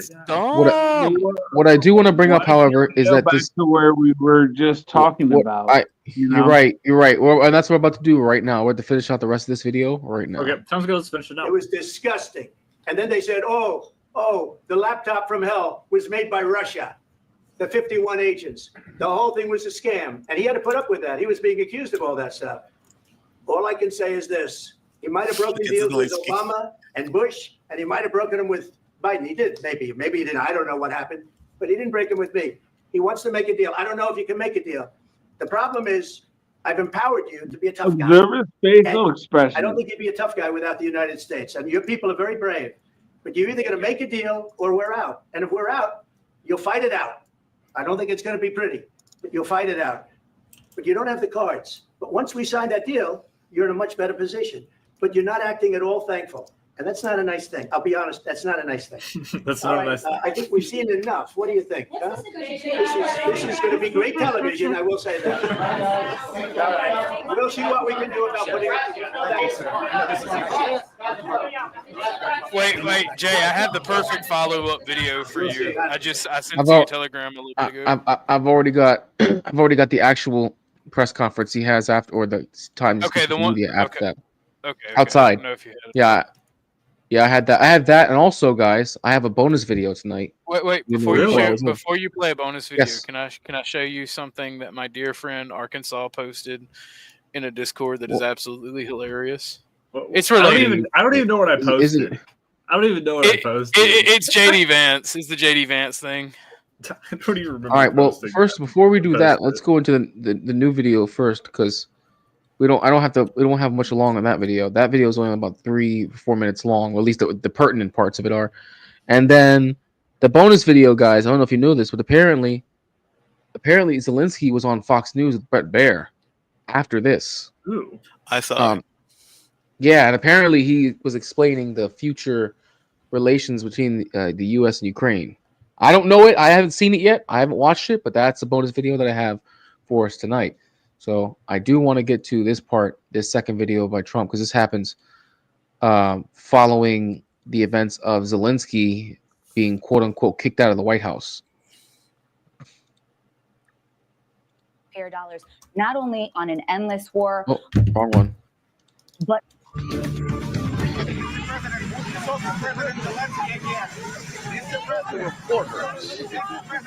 So thank you very much. So I just want to say we're going down to Florida. We have a big event tomorrow night. big MAGA event, Make America Great Again. And it's setting records, and otherwise I'd rather be right now at the White House, but we're doing the big event tomorrow night. We had some big news this week, as you know, because Apple is investing $500 billion. Think of that. And that's going to be a lot. It's going to be a tremendous investment. I guess the biggest investment anybody's ever made in the country at one time. But they're going to be investing a lot of money, $500 billion. We have many other companies that just announced they're coming in. A lot of it's because of how we're doing. We've done a great turnaround in a little more than 30 days, but the country's really doing well, really doing well. We're respected again all over the world. If you look, we had the Japanese Prime Minister. We had the Prime Minister yesterday of UK, as you know. We had the Prime Minister of India. We have another 20 Prime Ministers and Presidents wanting to come. And very good show. I think our country has really turned around. We had a meeting today, as you know, with President Zelensky, and I would say it didn't work out exactly great from his standpoint. I think he very much overplayed his hand. We're looking for peace. We're not looking for somebody that's going to sign up a strong power and then not make peace because they feel emboldened, and that's what I saw happening. I'm looking for peace. We're not looking to go into a 10-year war and play games. We want peace. And it was just my impression that if we do that, if we sign up, he's looking for something that I'm not looking for. He's looking to go on and fight. We're looking to end the death. 2,000 people died this week. Soldiers, more than that, but 2,000 approximately people died this week. Young Ukrainians and Russians. And somebody would say, why do you care about Ukraine and Russian soldiers? I care about them. I care about everybody. And we're not doing that. Now, if we don't do anything, he's going to have to make peace, but he's dealing with a very weak set of cards. If we sign, he's dealing with a very strong set of cards, and then he doesn't want to make peace. So that's where we are. It's very simple. I'm not looking to get into anything protracted. I want immediate peace. President Putin is going to want to make, and he wants to end it. And you saw what I saw today. This is a man that wants to get us signed up and keep fighting, and we're not doing that. Not for this country. So we're setting a lot of records. Economically, we're setting records, and I think every way we're setting records. One of the best is the right track, wrong track. You saw that. We're on the right track for the first time in over 27 years. People are impressed with that. The other thing is the feeling about our country. The feeling is great. It's up 48% on feeling on business. And that's the record we've never had. There's never been a record where we've ever gone up that much in such a short period of time. So we're doing really well. And I guess some of you are coming with us. And if you are, I hope you're going to have a good flight. What? He's got to say, I want to make peace. He doesn't have to stand there and say about Putin this, Putin that, all negative things. He's got to say, I want to make peace. I don't want to fight a war any longer. His people are dying. He doesn't have the cards, just so you understand it, okay?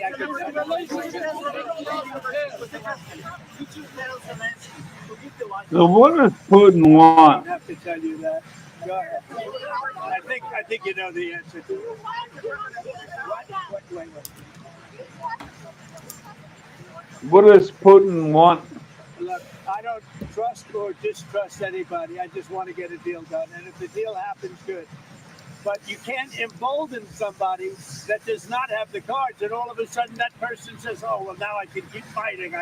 We're not going to keep fighting. You're going to get the war done or let them go and see what happens. Let them fight it out. There it is. I want anybody I want to know what Putin wants. If he's capable of making peace, which he may or may not be, but I want somebody that's going to make peace. Again, he doesn't have the cards. When we sign up, he's got all of the cards. That doesn't mean he can fight. He's got to stop the fighting, stop the death. He's losing hundreds of thousands of soldiers. It's time to stop the death. Say it?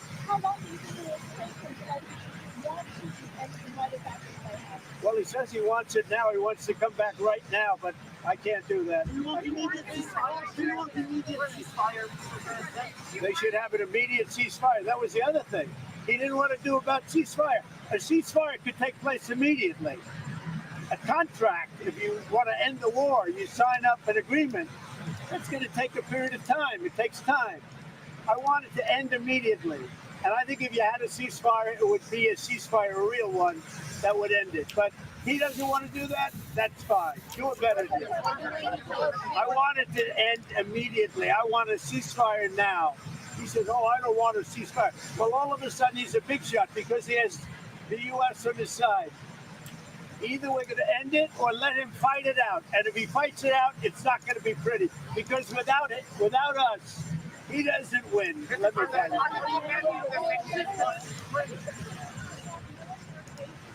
It doesn't matter what I'm considering. I'm just telling you. You saw what I saw today. That was not a man that wanted to make peace. And I'm only interested if he wants to end the bloodshed. Thank you very much. You know what? That's fair. You should show my screen. I misspoke, by the way. This was sent by Industrico. I got you. Sorry, Arkansas. And the caption reads, because you can't see it because we covered up. You have to say please and thank you, Mr. Wozinski. Oh my god. That's very funny. This Also, AI's out of hand. I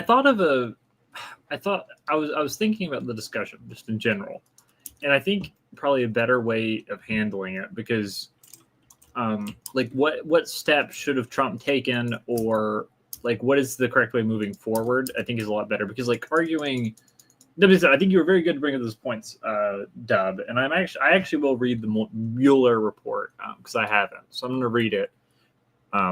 Obviously I can't right now, but I also think that with the discussion, I think it's probably more helpful to think, like what should Trump do, or like what should he not do, etc., is a lot better of a question than just like, yeah, Trump lies. There's not like any, like to get into a partisan discussion. Everyone lies.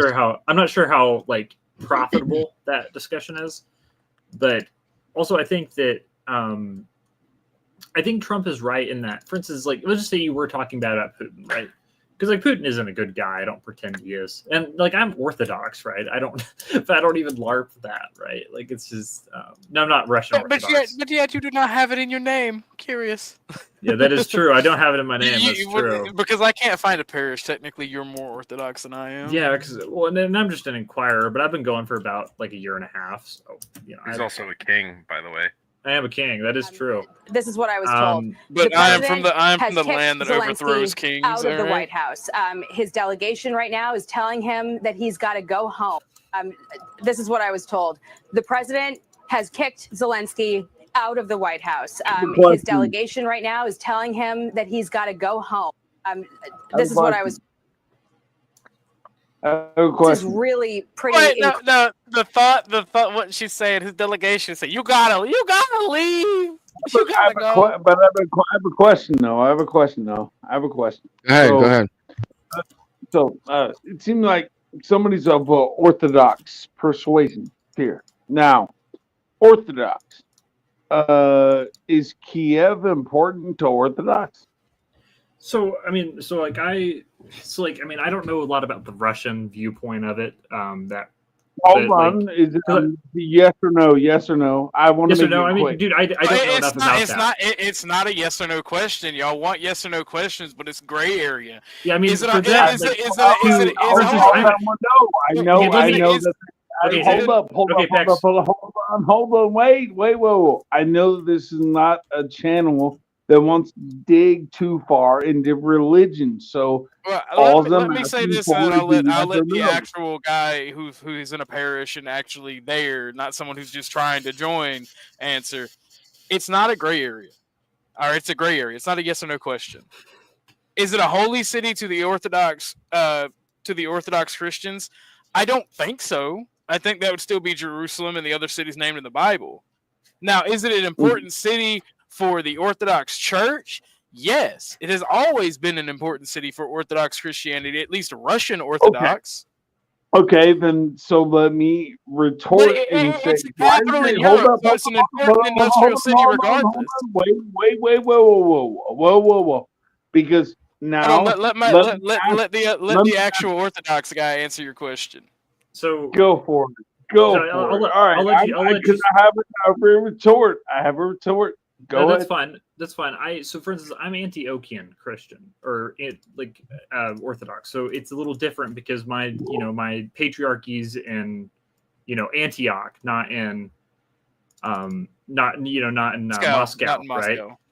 So, but even then, for instance, like I think I'd have to look it up. Even I don't know for instance. And that being said, there are disagreements within Orthodoxy too over, for instance, the war in Russia. Even the war in Russia. Like our church does not support the war in Russia. Wait. I just want to, in respect to the channel owner, I'm not trying to turn this into that kind of debate, but they gave up Kiev in the form of Moscow. So that's that. It is. Dude, what are you talking about? Who gave up what? Who gave up what? Let me break down history for you, right? I don't think you should have the right to explain himself. We don't believe in rights here. Okay, fine. But no, like Ukraine exists as a country because the communist government, the atheist government. Hold on, bro. Wanted to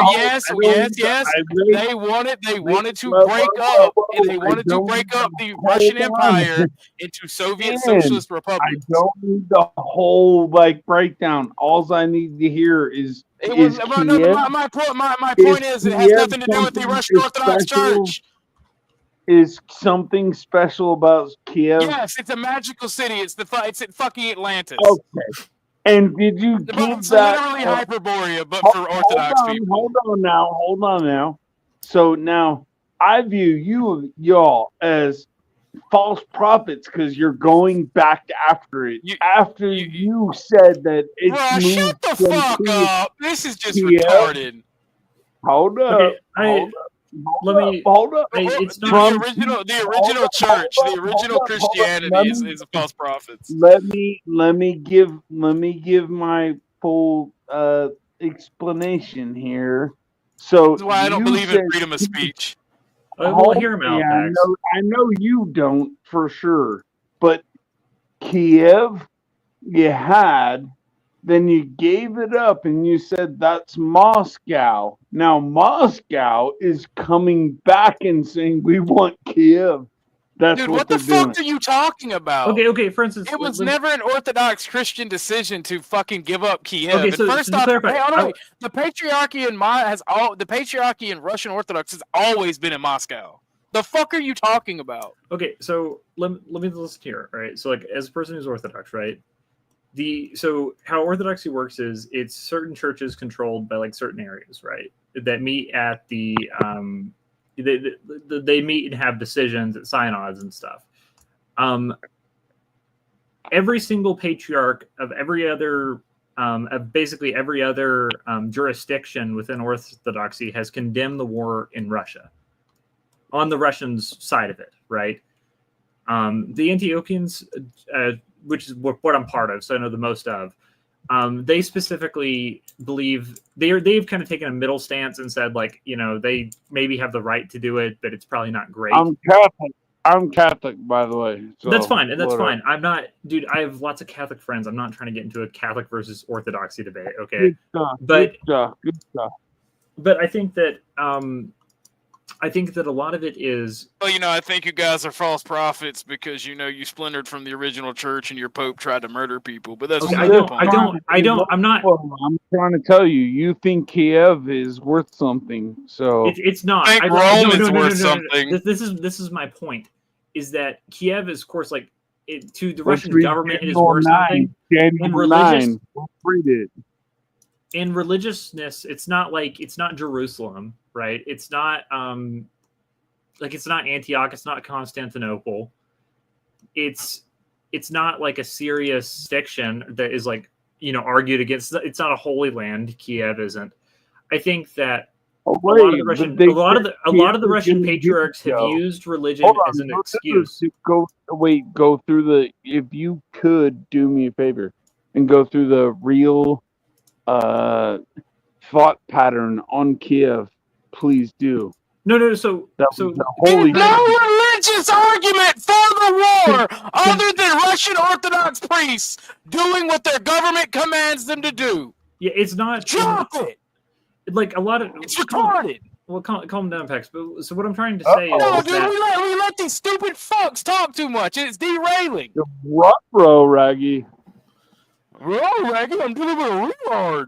I mean, I think that a lot of it is that, for instance, the Russian church has taken. Not to mention that there's actually two legitimate churches within Russia.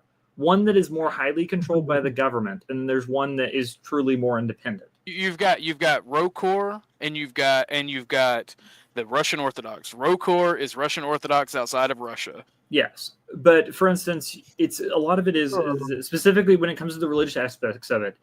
I think Kiev is mentioned. For instance, Patriarch Kirill. This is who you're really talking about here. Is Patriarch? If you know anything about this, you're talking about Patriarch Kirill. Patriarch Kirill has been highly criticized by the Orthodox world and by other patriarchs for basically just being a puppet of Putin, which is probably true. I'm not even debating that.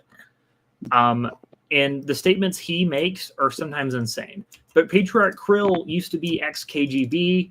He used to smuggle cigarettes. He's not like this great guy. He's more of a political institution, in all honesty. I don't think that Kiev has any real importance to the Orthodox theology. I think it's really only a matter. That being said, there are issues within Orthodoxy within Ukraine, right? On the onset of the war, there was I have to pull it up, but there was a specific group of Orthodox churches have been kicked out of. There's been a lot of discrimination in Ukraine. Hey, will you share my screen, please, so we can stop this bullshit? I'm sorry, Arkansas. I've got annoyed by this. So here is a list of the holy sites according to Russian Orthodoxy. You've got this fucking Slavic shithole in Russia. You've got Novgorod. You've got Jerusalem. You've got this shithole in Ukraine. You've got Valim Island. You've got Greece. You've got another place in Greece. You have a place in Egypt. You have a place in Montenegro, and you have a place in another place in Greece. You have hold the fuck on. You have all of these holy sites, right? Those are the sites. Those are the shut the fuck up. Those are the sites that are the sites that are important to Russian Orthodox. I'm not gonna drink with some. I'm not gonna do this with some drunk Catholic. Right. They should declare war on. Right. I wasn't gonna say anything, but so there are multiple points that we can look at. That's the point, and one of them's gonna be. Oh, go hold up. You can answer for it because we can go to Daniel 8:21. Go ahead. Are you gonna make me send you $50? Listen. I don't want to kick somebody for no reason, just other than they just want to talk. The reason is a dumbass religious derailment. You want to go back to the video? Because I have definitely. Okay, so I have a list of videos that do pertain to the topic that I'm about to show. Brother, put the drink down. I answered your question. Kiev is not a holy site according to Russian Orthodoxy. This video Are is you the reason sure? I'm most embarrassed about. Go look it up. Google. Well, hold on. So, for instance, even if that was the case, it would be a very specific site within Ukraine, and it would not be like, for instance, like the Holy Sepulchre Church is probably the greatest holy site in Orthodoxy, right? There you go. But for instance, it is a hyper-specific place within. I think it's in Israel. I could be 100% mistaken there. I think it's somewhere. It's somewhere in Israel, the country, right? It could be in Jerusalem. I'm not sure. Concentrate on Kiev, though. Let's just concentrate on Kiev, and let's concentrate on how. Check your Cash App. Oh no. Yeah. Literally no fucking reason. There's literally no fucking reason to keep hashing that. I just showed you the holy sites in Orthodoxy. Bro, you're literally derailing the conversation because you're a fucking drunk Cathar. Hold up, bro. I just told you that. Hold on, Cathar? Can we, Jim, are you still watching? Will you please come on? Will you please come on so I don't have to shit on Catholicism, so I don't have to start another fucking holy war? All anyone has to do Catholics is should regulate their own. Kiev is No, the holy Jim, site. I'm not. Yeah, Jim, you come on. You come on and talk to this guy, please. All right. Jim All right, is the go-to man besides the Pope himself for me. Yeah, most definitely. Jim is definitely Catholic. But let's dig into some of this Only video real Catholics quick. I won't Bro. shit on either because he actually knows his faith. But this is a video of Zelensky actually leaving the White House when right after he was kicked out. They actually caught it on film when he was leaving, the initial moment. Incredible. We see the Jackie, SUV, hang on with us one Zelensky's moment. If you SUV. look to your left, you're going to see him. Let's watch. Mr. President, is the deal off? President Zelensky, can you tell us what happened?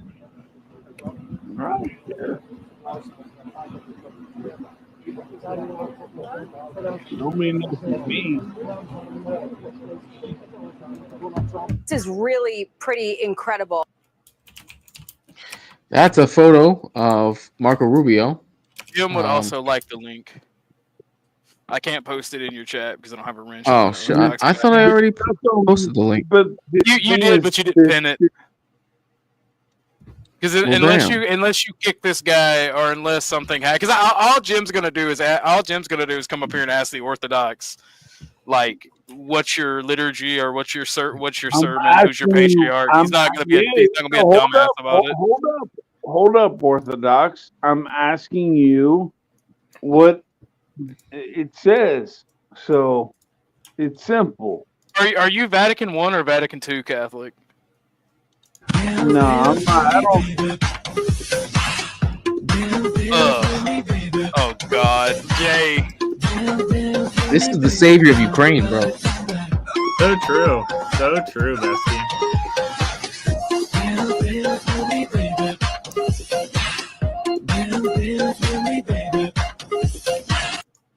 Man, I declare peace for a piece of I'm that. simply asking you. I'm asking That is why I love you, Troll.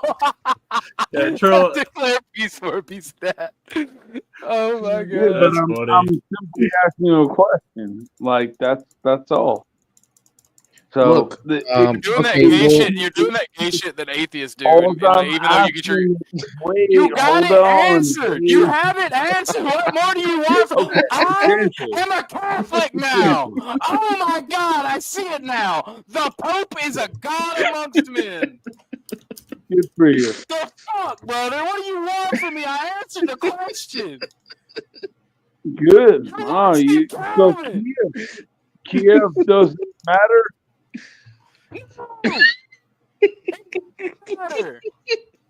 Great, then you're he's getting in real life, all of your false prophets. That's the point. Your false prophets. Because Kiev. Do you want to have the schism So, debate? Jay, You know what? Do you want to have the schism debate? Do you really? Jay, did you catch Did I catch what? Go ahead. when Trump said that Zelensky, I think, was trying to still meet with him afterwards?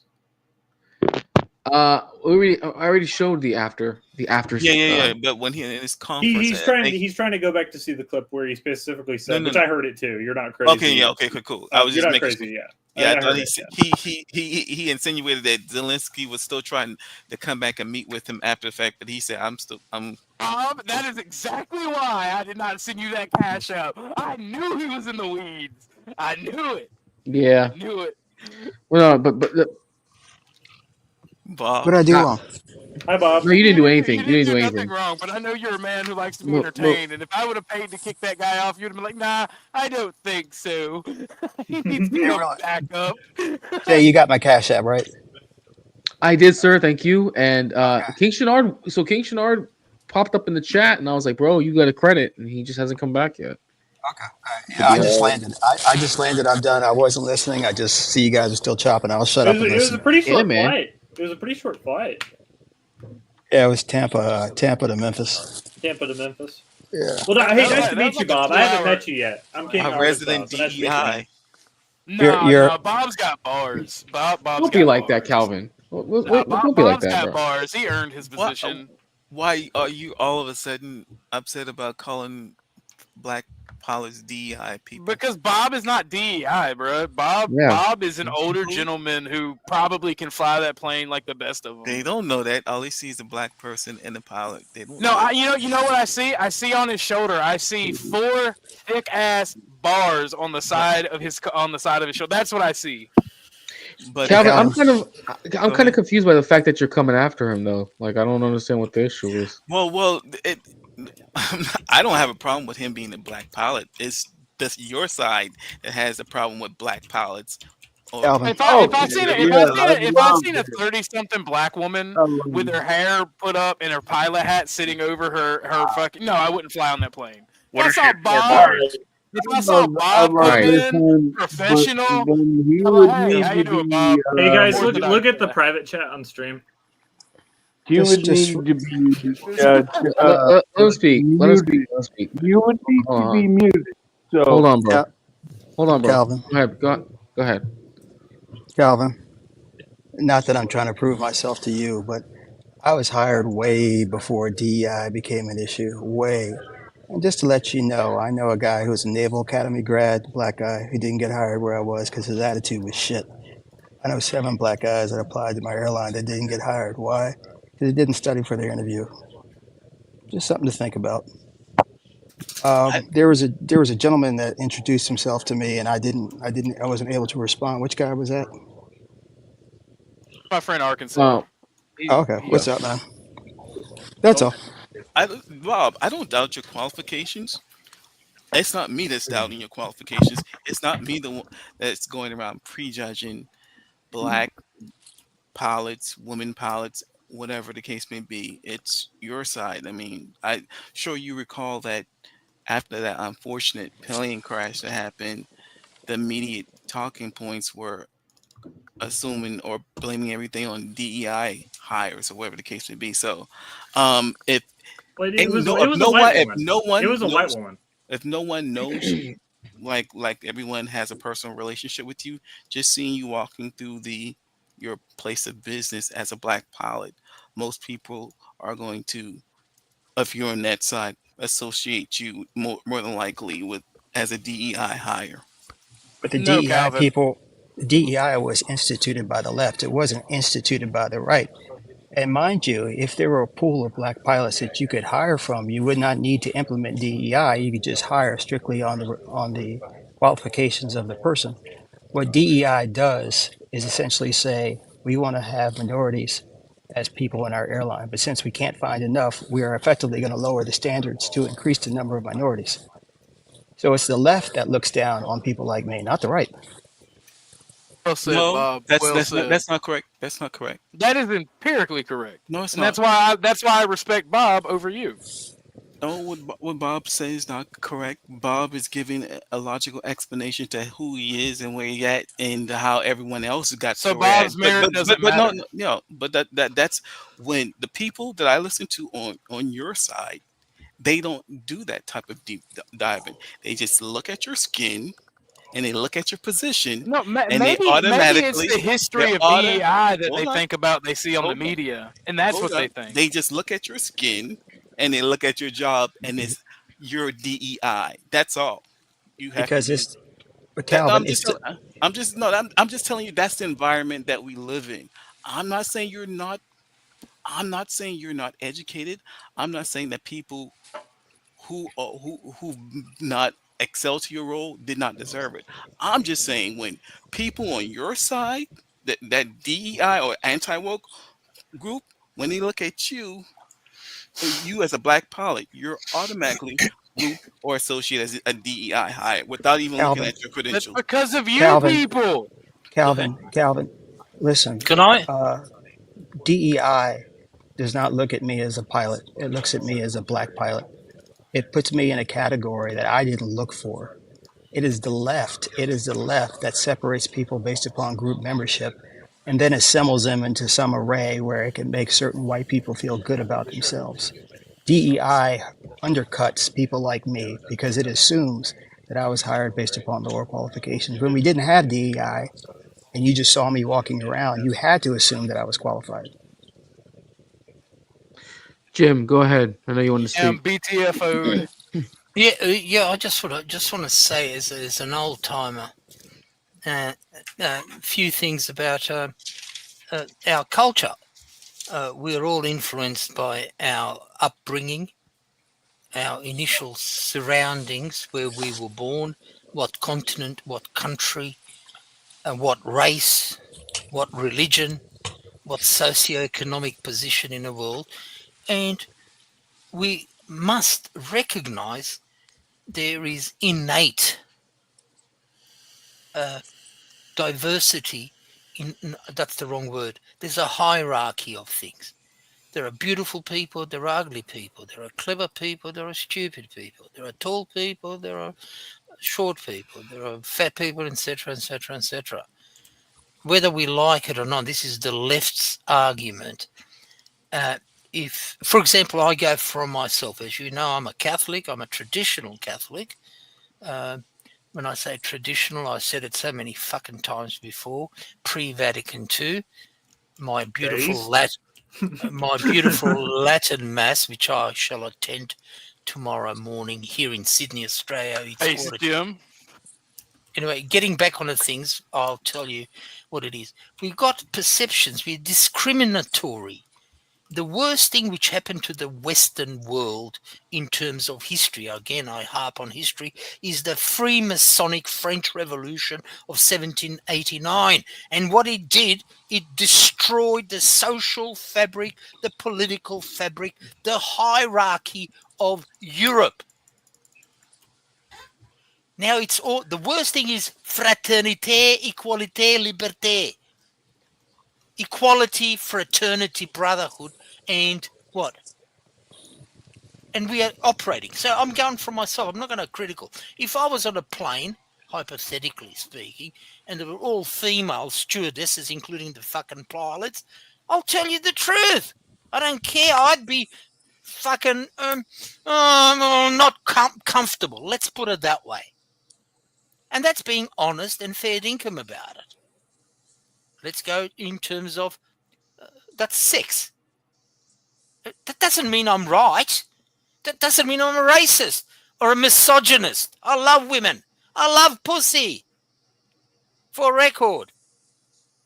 But you know, you can misrepresent me and misquote me or whatever. Let's go on to race, which is very touchy. And what the left is saying is blacks. For example, I'm from Australia. If I had Aboriginal pilots, I'll be shaking in my effing pants. I'll be shitting. I am sorry. Now you can say I'm a fucking racist. No, I'm not. Let's pick another group. I don't know. Macedonian mountain fuckers, goat fuckers. I'm sorry, they're white. I'll be shitting in my pants. Okay, so you know, Macedonian mountain goat fuckers. True. There are white people I wouldn't trust. Yeah, so because I'm white, because I'm European, proud of my race, proud of my religion, proud of my European heritage, doesn't mean instantaneously. And this is the capture of the language, etymology, the root of modern language, and George Orwell expresses it. Left has captured our institutions, high schools, universities, the way we talk, the way we speak, and what are the buzzwords? If I don't want to talk to you, I want to neutralize you or dox you or whatever, what's the key words? Sexist, racist, misogynist, Nazi, fascist. What's the other word? Anti-Semite, bigot, homophobic, xenophobic. All these buzz-fucking words. I'm trying to establish that Kiev is something that the Orthodox Church. I don't understand. I'm feeling such rage right now that I want to say something that'll get me locked up. Okay. Oh shit! Oh, no. What the fuck did I walk? There is a not based gay Vatican II liberal Catholic, and he keeps trying to conflate Kiev as a holy city for Orthodox Christianity. Look, just on that point, I'm not an Orthodox, but look, No, you're a based Vatican I Catholic. Can I just say on that, on Kiev and Moscow, Muscovites in Kiev? Look, it is a sad indictment on the Western world. Give him a moment. A brother fighting a brother. You know what I call First and Second World War? First and Second European Civil War. White Christians, heritage decimated themselves. Look, over 100 million for no effing reason. No reason. On the other side that's going to be able to have any kind of pushback. Jim, can you get your brother in faith, please? Please, Jim. Bless me, Father, for I have sinned. Come on, let's start the confession.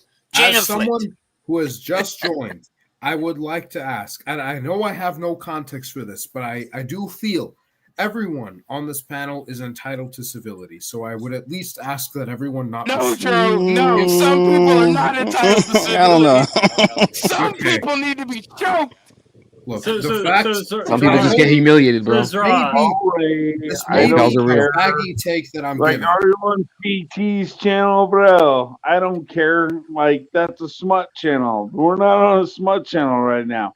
What we're trying to establish is, does Eastern Orthodox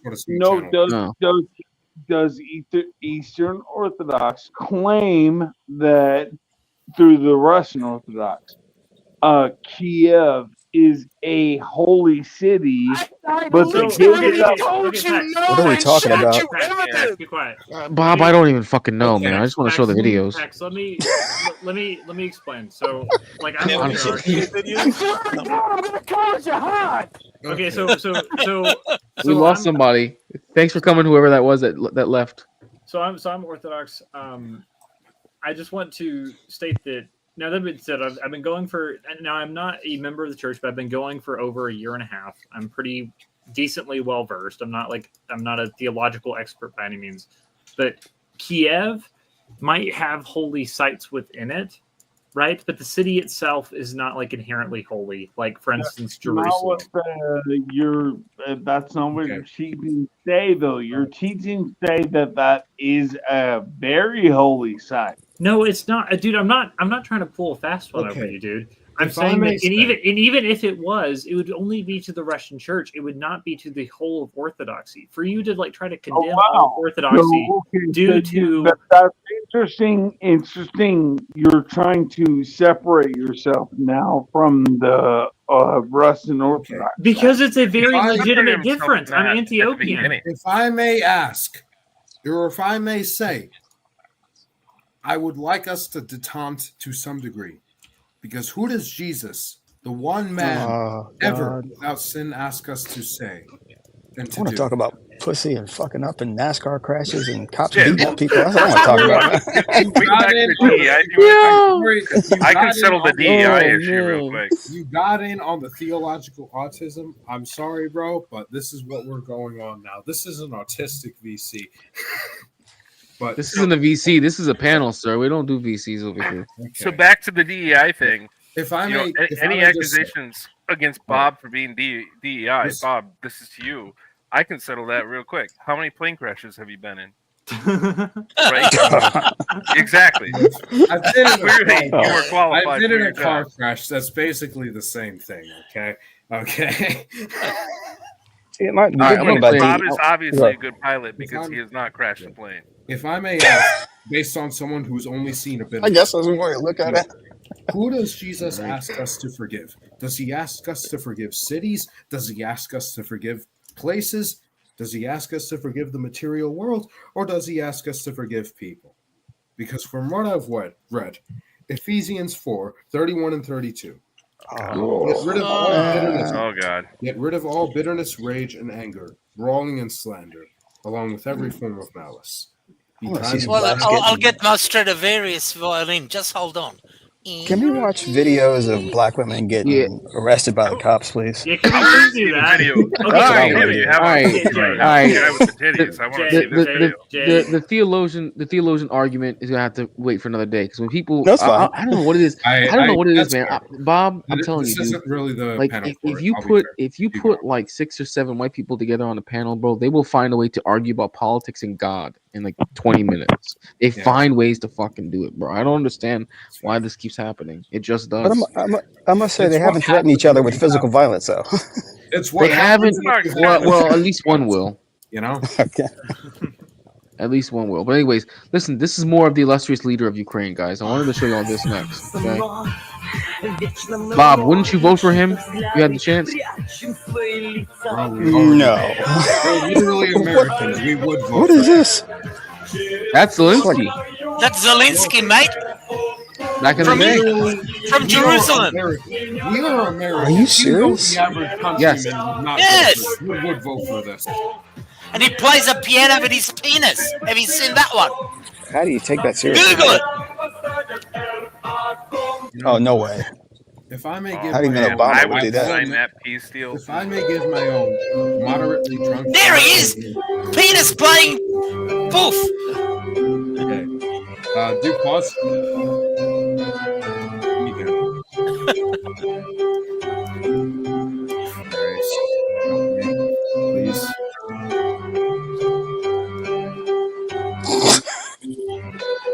Is this real? Yes, it's yes, real. yes. It's real. Yes. Lord, help me. Damn shame. I mean, Okay. it's That's real. If I may, It's not. They're not actually playing with their penis. Just it that's is in not real. part staged. It is in part audio played over it. I'll be Well, honest. yes, of course, This but was the stunt.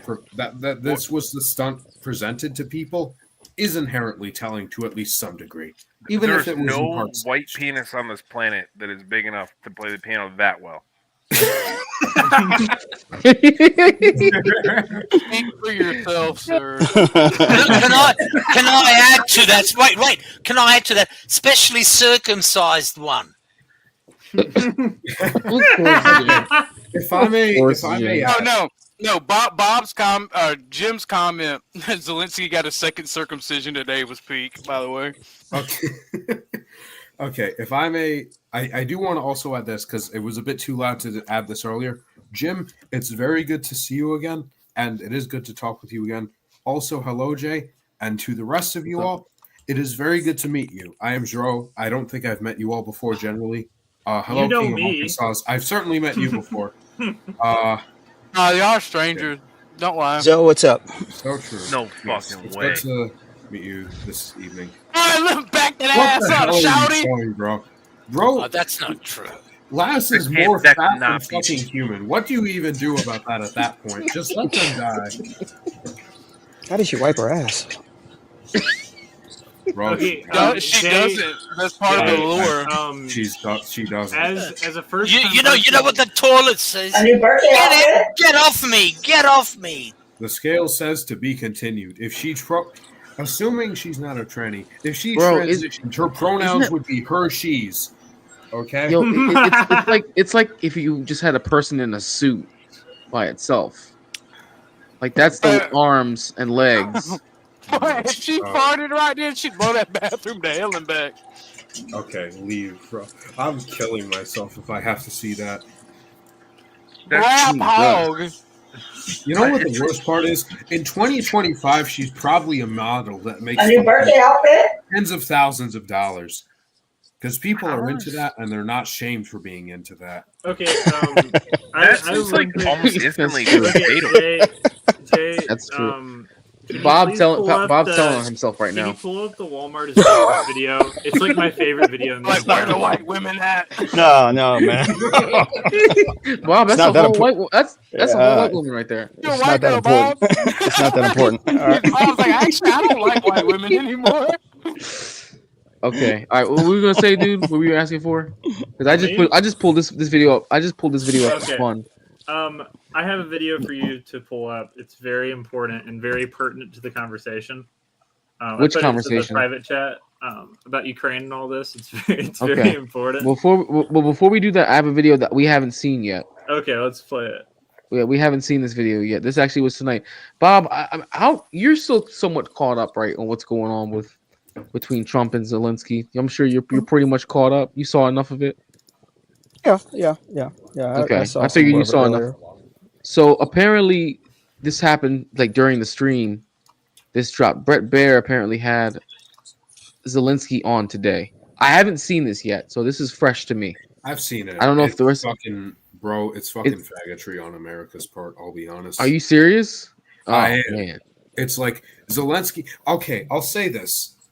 In part, I can't hate Zelensky because I know we just watched all the fucking faggotry of him, but imagine being a normal guy, or at least a somewhat degenerate guy, thrust into the leader of his country in a war for its survival. You have seen mass graves be uncovered.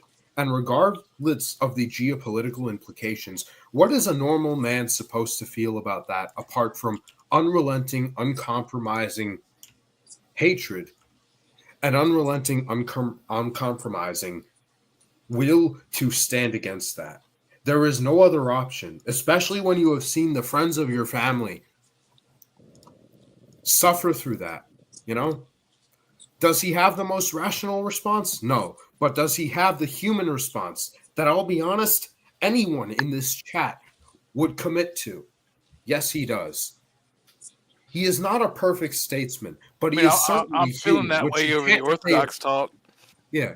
He is not a perfect statesman, but he is certainly a human, which you cannot Agree. say of most statesmen nowadays. And I don't I blame agree. him for committing so hard, even if it isn't the best for him.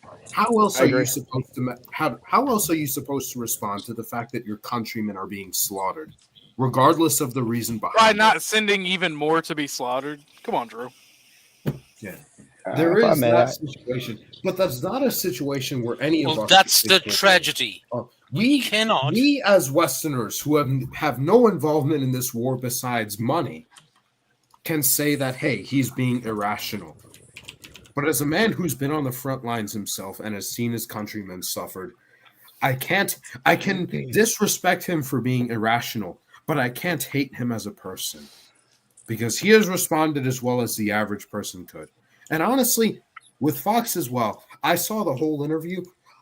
He's being a fucking faggot about it by only asking this non-question effectively, like, oh, ignore everything else he's saying. Let's just ask this one fucking question and see if he committed to providing Trump a fucking safe space. You know? Does he owe Trump an apology? Huh? Does he deserve to be civil with Putin? Huh? I think he does. I would argue. I would disagree. He with does you. deserve to be civil with Putin to some degree because he is taking the position of the head statesman of his country. Okay, do you But want me owe to call Trump you? an apology is just a non-question because I'll be Do honest. you want me to call you? Was it Jags? Zro. Zro. Okay, I won't call you by the name I know you as. Okay, that's Yeah, fine. don't worry at Right. all. And Okay. honestly, bro, I trust you to feel free, and this goes for all of you as well. Throw anything at me, even if you're quote unquote uncivil.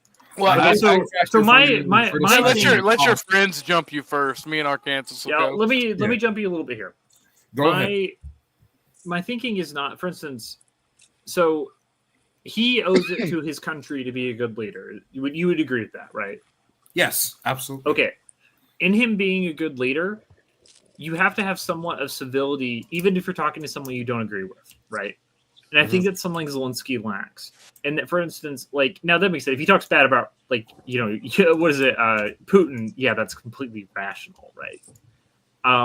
But for instance, trying to start a fight when your country is inside negotiations, right? I think that, for instance, I think Trump is inside a position in which he can get not everything Ukraine wants. I'm not like pretending that, but getting more of what Ukraine wants, right?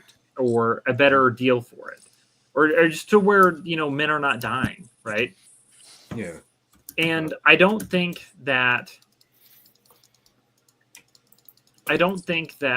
doing that is just super. and him just kind of being like, oh yeah, like trying to start a fight right in front of the media, that's not going to help your negotiation. I don't think that helps your country. So even strictly from their point of view, and not like a, America on top point of view, right? I think that's fair. that it makes sense that he should try to be civil, even if he believes Trump's being completely irrational, et cetera, in order to try to get a better deal for his people. And I think that's a rational viewpoint. I don't think that's irrational to think. Like, for instance, if I was like a diplomat and some guy and Kim Jong-un walks into the room and I'm like, I disagree with you. It's like, no shit, dude. Yeah. Right? But I think that you have to have a level of civility in order to reach something like a peace deal or something like that that's productive. Hey, listen, hold on real quick. MC Nemesis. Hold on, stop. MC Nemesis. I'm gonna tell you right now, bro.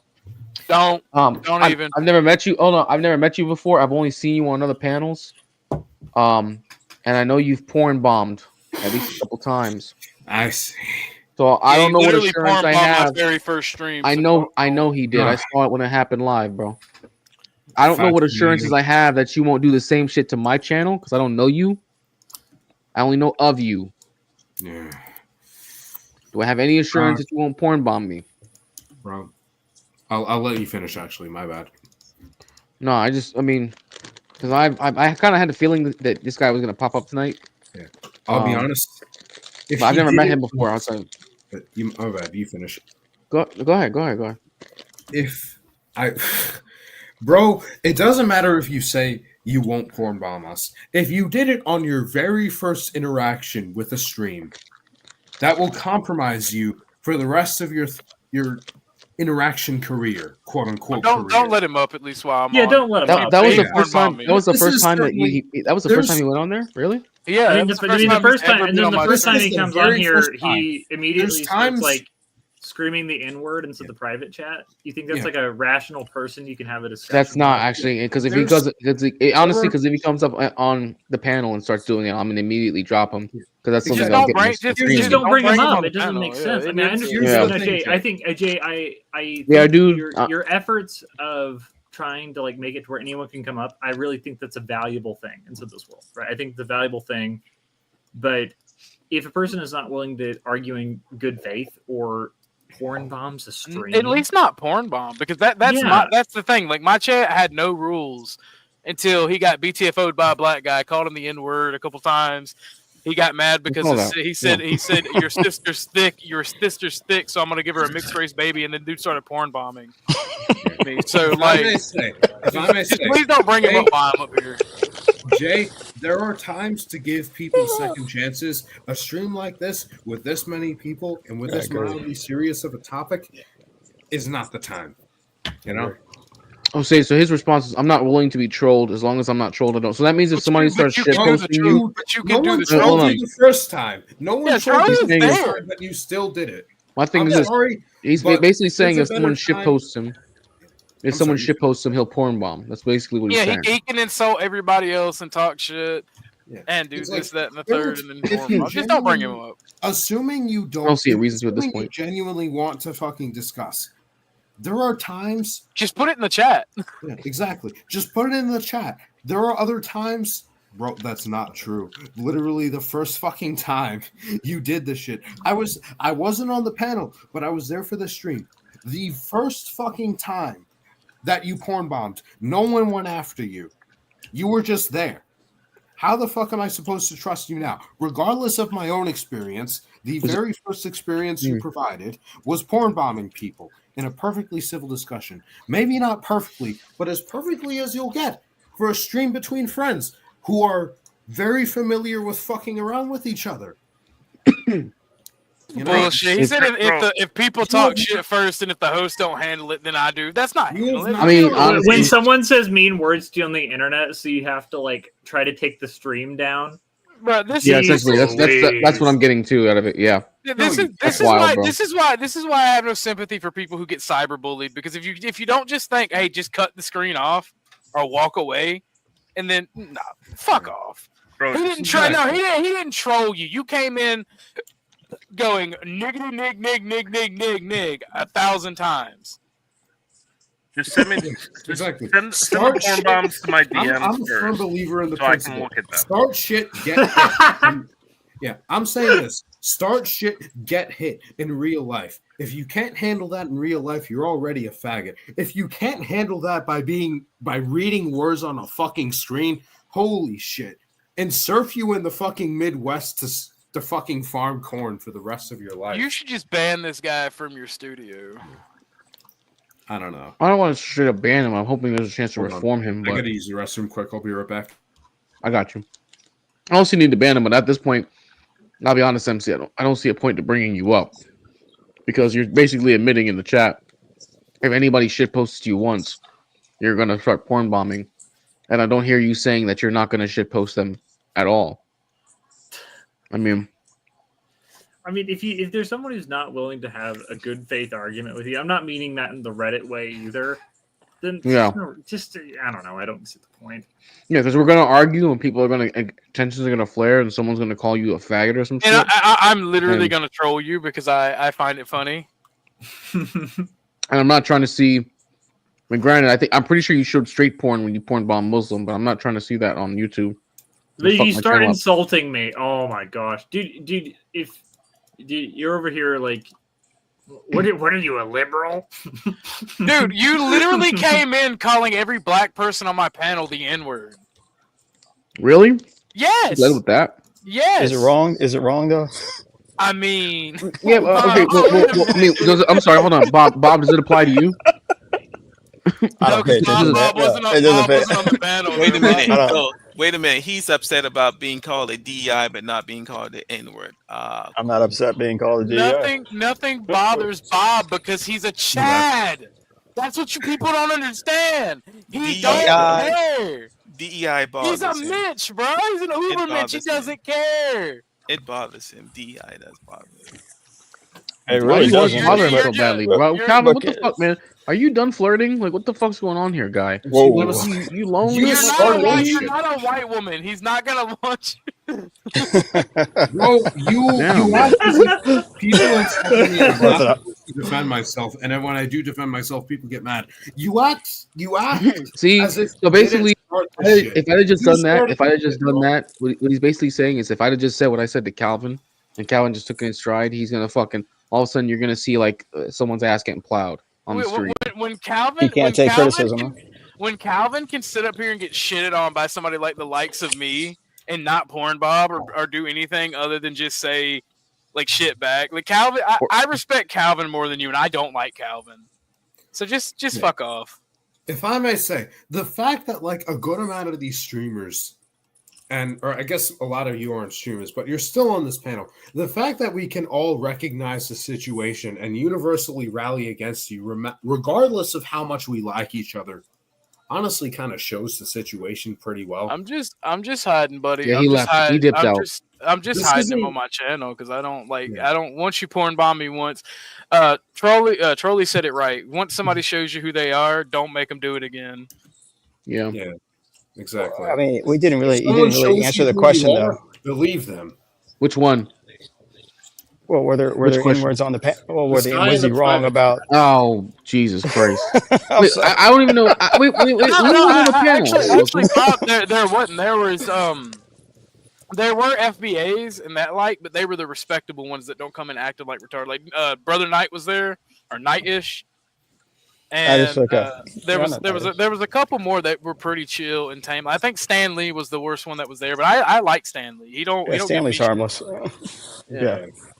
Fuck. I'll play it around. Okay. But no, this beer I have is complete shit. I'm not gonna say it because I don't know if it's a local brew and it'll mildly dox me. But god damn. All right, It's kinda Drew. bad.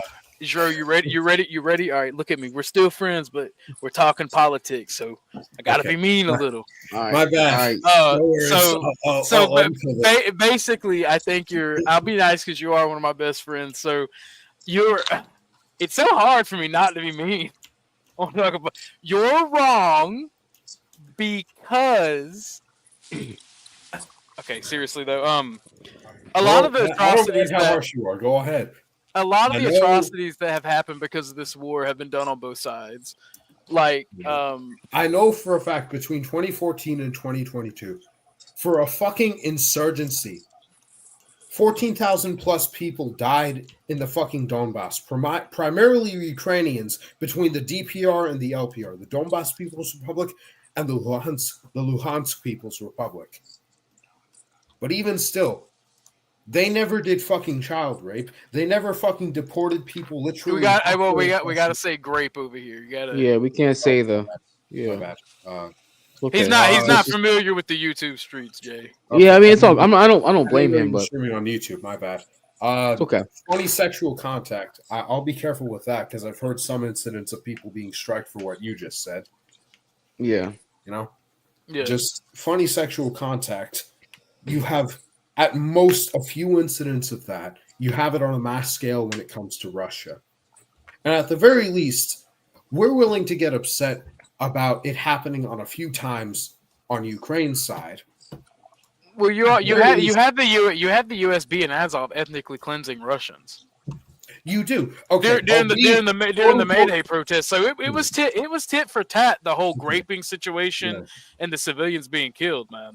Yeah. Okay. I'll say this: Azov, they've been wiped out like 5 times already, and you see this because and like the rats they are, they keep coming back. They don't come back at this point because you see this. A very funny trend I've noticed on Telegram is the fact that like they go from reporting frontline footage or frontline incidents to just reporting general war news about the country, like some war minister being replaced, because all the guys who were on the front line are gone. And after 5 fucking rounds, they're dead, bro. You only get it from like normal. Well, you got to remember, I had friends because of my connections. I had friends that were over there on both sides because like white nationalism is a huge thing in Russia, whether Russia wants to admit it or not. And it's obviously Azov is obviously or was a white nationalist regiment or paramilitary group. So I had friends on both sides, and like when I tell you that the civilian casualties and the civilian shit that was done, it was done on both sides. Ukraine is the human trafficking capital of the world, of Europe. Yeah, absolutely. It is the child sex crime capital of Europe. Yeah. So I mean, and I did misspeak. I said the world. I meant of Europe. It is That's a very true, shitty. It is a very shitty place. It's a rotten. They do this to each other. You also have Gonzo. You also have what happened to Coach Red Pill, where they wouldn't deport him, but they wanted to keep him there, and they wanted to say, "Oh, it's because you're a spy. It's because you're a spy." So instead of deporting him and handing him over to U.S. authorities, they kept him there, let him get sick, and let him die of pneumonia. That was a U.S. citizen. Wait, they accused him of being an American spy? No, they accused him of being a Russian spy. Well, I mean, in any case, why would they export somebody that they think is a spy? No country would do that. Well, the evidence that they had on him was nothing. He literally disagreed with the Ukrainian position. And him being American, he thought that was okay. He thought he would be protected by his government. He wasn't spying. He wasn't spying for Russia. They had no evidence because the USB, the Ukrainian Special Service or whatever it's called, have literally engaged in forced conscription, have engaged in some of the worst torture, some of the worst sex crimes. Like, no, it's not a good country. And like, there's a lot of the stuff going on in the Donbass. Like I said, this war happened. It was the whole special military operations. The straw that broke the camel's back was that mortaring of the preschool. There had been all this horrible stuff going on both sides, and it just needed to end. And that's what Russia did. And the thing is, like, I mean, I'm going to be real with you. Like, it is what it is. Those people in those breakaway regions, they want to be Russian. Yeah. Let Russia have it. The Donbass, the only reason you see the reports of them reporting to want to be Ukrainian nowadays is because the pro-Russians have either been like they've either migrated to Russia with the help of the Russian army, or they've been deported and fucking serfs practically in Ukraine. Especially the first instance we saw this was Bakhmut, but it's happened in all the other cities that have wound up like Bakhmut in the coming months, ever since around 2024. Go ahead, Jim. Did I interrupt you? I'm sorry. No, you haven't. No. Look. It always bothers me. when anybody, I'm not going to now sort of go on a fucking tangent and browbeat and say I'm the greatest, I'm the source of all knowledge. No, I'm not. The more I read, the more I realize how dumb fuck I am. But getting back, you got to go back to history. History is an objective empirical fact. Mm-hmm. So blaming Russians or blaming Ukrainians or Eastern Europeans since 1989, when Gorbachev, Reagan, and Pope Paul II signed the fall of the Russian Empire. And one of the preconditions which you Americans, and I'm now, when I say you, don't take it personally, I'm talking about the elite. No worries at all. I understand. Go on. Have signed that there will not be a fucking NATO expansion. 1989, there were 12 countries of Europe, Western Europe to be more precise, part of NATO. Yeah. How many are there today, boys and girls, and in-betweens and those transitioning? There's about 30. What happened to Russia? NATO. So NATO has increased. And what's NATO? Let's ask ourselves. It's against aimed defense, Russia one only. for all and all for one against Russia. Yeah. Russia, mother. Since the 1950s. And that is a fact. I'm talking history. I'm not fact. predicting. Let me finish, please. Oh, my now, bad. so the situation is that, and what did Russia or Gorbachev do? 15 republics which made Soviet Union were dissolved. Moldova, Azerbaijan, Belarus, what's the other one? Ukraine, and all that. All the Baltics, all the Central Asians. And all that, yes, and all that. And one of the preconditions of Russia was we need a buffer zone. Mm-hmm. Like a Mr. Kennedy, who got assassinated, and we know where from, in 1963, is Cuba. When Khrushchev trying to get the fucking missiles in Cuba. What did Kennedy say? The Cuban crisis. Get the fuck out of here. It's too close to Washington. From Havana to Cuba takes 30 seconds for an international ballistic nuclear rocket to come. And what's Russia doing? They want a buffer Jay Rillo, zone. your face, Jay Rillo, is perfect, man. You look like you're watching a WNBA game. Of course I am, because I'm pissed. I'm really pissed off. I'm legitimately tired, bro.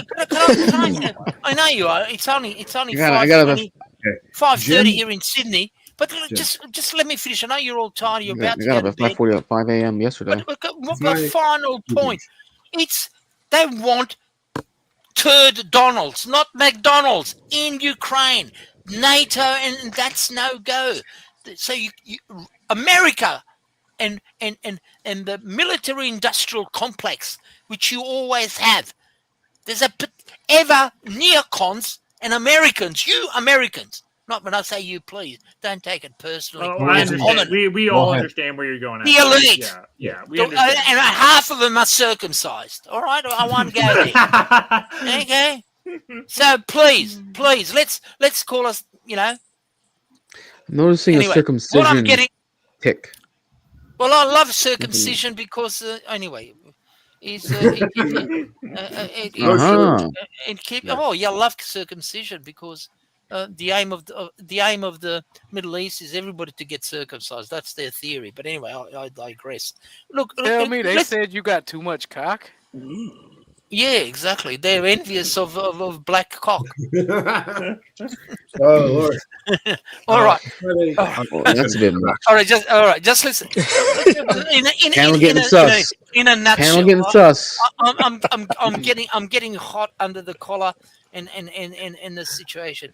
Look, you got to know your history before you come on, and let's talk. I'm not here to be a soothsayer and predict the future. That's fucking bullshit. What's going to happen tomorrow? Blah blah blah blah.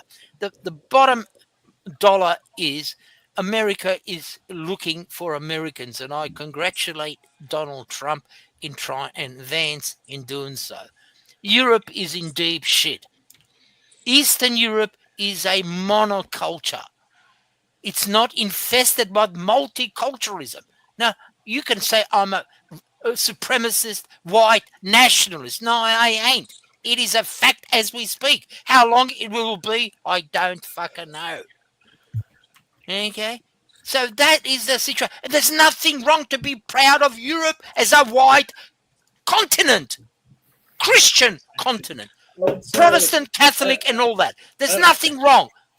All right? But I respect, just let me finish. Okay. Having said that, that can be interpreted, misconstrued, or use a racist, sexist. Why there's no multiculturalism in Japan, or South Korea, or China? Hello? When did America, Australia, or Europe ever vote, have a referendum on multiculturalism since the Second World War? Zero. Nada. Nicht. Niente. Let's get it fucking right and straight. Let's talk facts, historical facts. Not pass judgment. I'm not passing judgment. I'm not saying it's right. I'm not saying it's wrong. But that is the past. I'm talking in past tense. Yeah. And you got to read a lot of books. The more books you read, and it's funny because I initially started doing medicine. I dropped it in first year here in Sydney, and I went to do from natural science to social science. I'm talking about political science. I'm talking about sociology and European modern history and languages. Okay, so and I lectured again. I'm sounding like I'm sort of. I'm a smart guy. No, I'm the dumb fuck. You're fine, bro. Honestly, I'm a dumb fuck. we're not. And I'm not trying to educate. You are us, a so being gentleman, a smarter. scholar, and a sage, Jim. No, I'm not a scholar. Don't put me in there. We've seen your office. We know you practice law. We've seen all those books. Well, You are a doesn't gentleman mean and a anything. scholar. It doesn't Jim, mean anything. in a positive representation of you, don't feel like you have to justify or placate us. Well, Bob, what I said in chat, Bob, is Jim, Yeah. like y'all are both that guy. Y'all are cool people. Yeah, Great people. you have not only brought up points in earnest that I feel No problem, you are Bob. entitled to respect for, but you have brought up points that I haven't considered before. Don't feel like you have to spend any time placating us. You got to look at outside Overton window, which is so important, and our current culture. Antonio Gramsci, I don't know whether you're aware, cultural Marxist. What he basically said, forget about traditional Marxism, which is about class. You got to win the culture, and the West has lost the culture. The Catholic Church, the Protestant Church in England, it's gone. They're poofters. They're fucking lesos. LGBTQXYZ. Lesos. I never heard lesos. That's a fun It's term. literally always I'm going to what start happens. using that. Can we just? I just want to say. the Sorry, most important- What would you like to say? What would you like to say, Bob? Go ahead, Bob. I think everyone's everyone's missing the point. Everyone's just missing the point here. I mean, the most important commodity that Ukraine has is white women, and I don't know why we are not exporting all those white women. Bob, they you are. know what, Bob, I agree, Bob. So I mean, the mineral deal. Zoe, just let me be funny for a second. Or attempt to, Zoe. Let Bob go. I heard Jim pontificate about the realities of history, and I'm just thinking to myself, there are millions of white women that need a home, and you guys got to reproduce. I need you guys to start fucking them. My nephew's 18. He's going to be a billionaire. He's going to need a white woman. Get the white women out, and then we can talk about all this stuff. They can have all the land. Bob, you're the strongest white nationalist I know. You're like, all new breeding programs. I say this also with just thank you for being such an excellent token. We'll give you an extra few crumbs in result of it. Bob is not a token. Bob is that guy. Bob transcends race. Bob is that guy. He transitioned race. Okay. Bob is his own entity, I would argue. Thank you, King. Thank you. I would say this one thing about Ukraine. Jay, really not to hijack. I'm just a little bit curious what you guys think. Go ahead.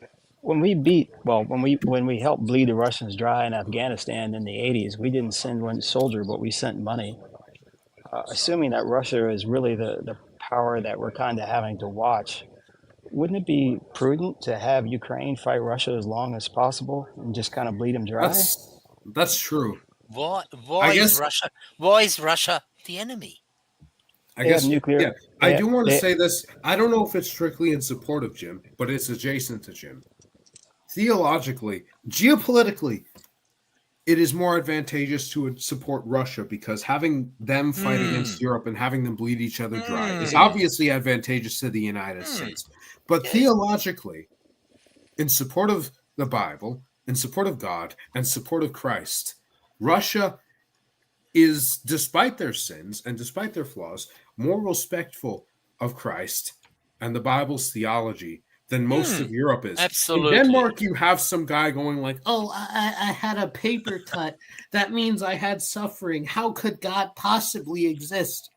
While in fucking Brazil or Serbia, you have, "My family has literally been human trafficked, but I know that the Lord will fundamentally have faith in me and my ability to redeem myself." And I do prioritize the laws of God over the laws of man. Based. And that's why I can't unilaterally support what is geopolitically advantageous to the United States. Because, especially in recent times, it comes in conflict with are the laws of God. Can you please remember this? I'll shut up. One last thing, if I can make a future premonition. We started off with Ukraine and Russia. We ended up in Gaza now, still not resolved. You know what the third, and this is the most dangerous thing, it's Taiwan. And it's very close for comfort as far as Australia is concerned. And that is going to be, and that is going, that boys and girls, just let me finish. Today it's 5:30 here. You in lost Sydney. your talking privileges, Dub. Here at 5:30 in Sydney, and there is a big Mardi Gras Pufta Homo Globo in Sydney. Second after San Francisco, my float is waiting outside my house. I'm putting my makeup and my high heels and a skirt on and my G-strings, and I'm joining tonight's second biggest gay celebration. Okay, so we're gonna see. I don't know whether I'm joshing or being serious. I love you. I love you. Zoe, you bring up an interesting point. I'm Catholic myself. I don't know if you are. I'm Yes, not I quite am. sure though. So what I'm asking everyone on here is, Kiev.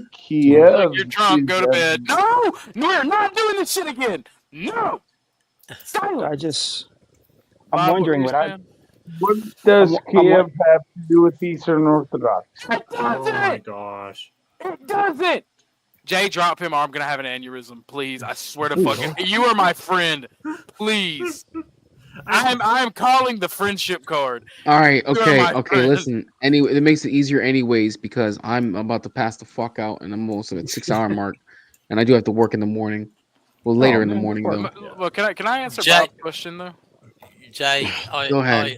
I can't believe you're still awake, mate. Congratulations. I can't. All right, I'm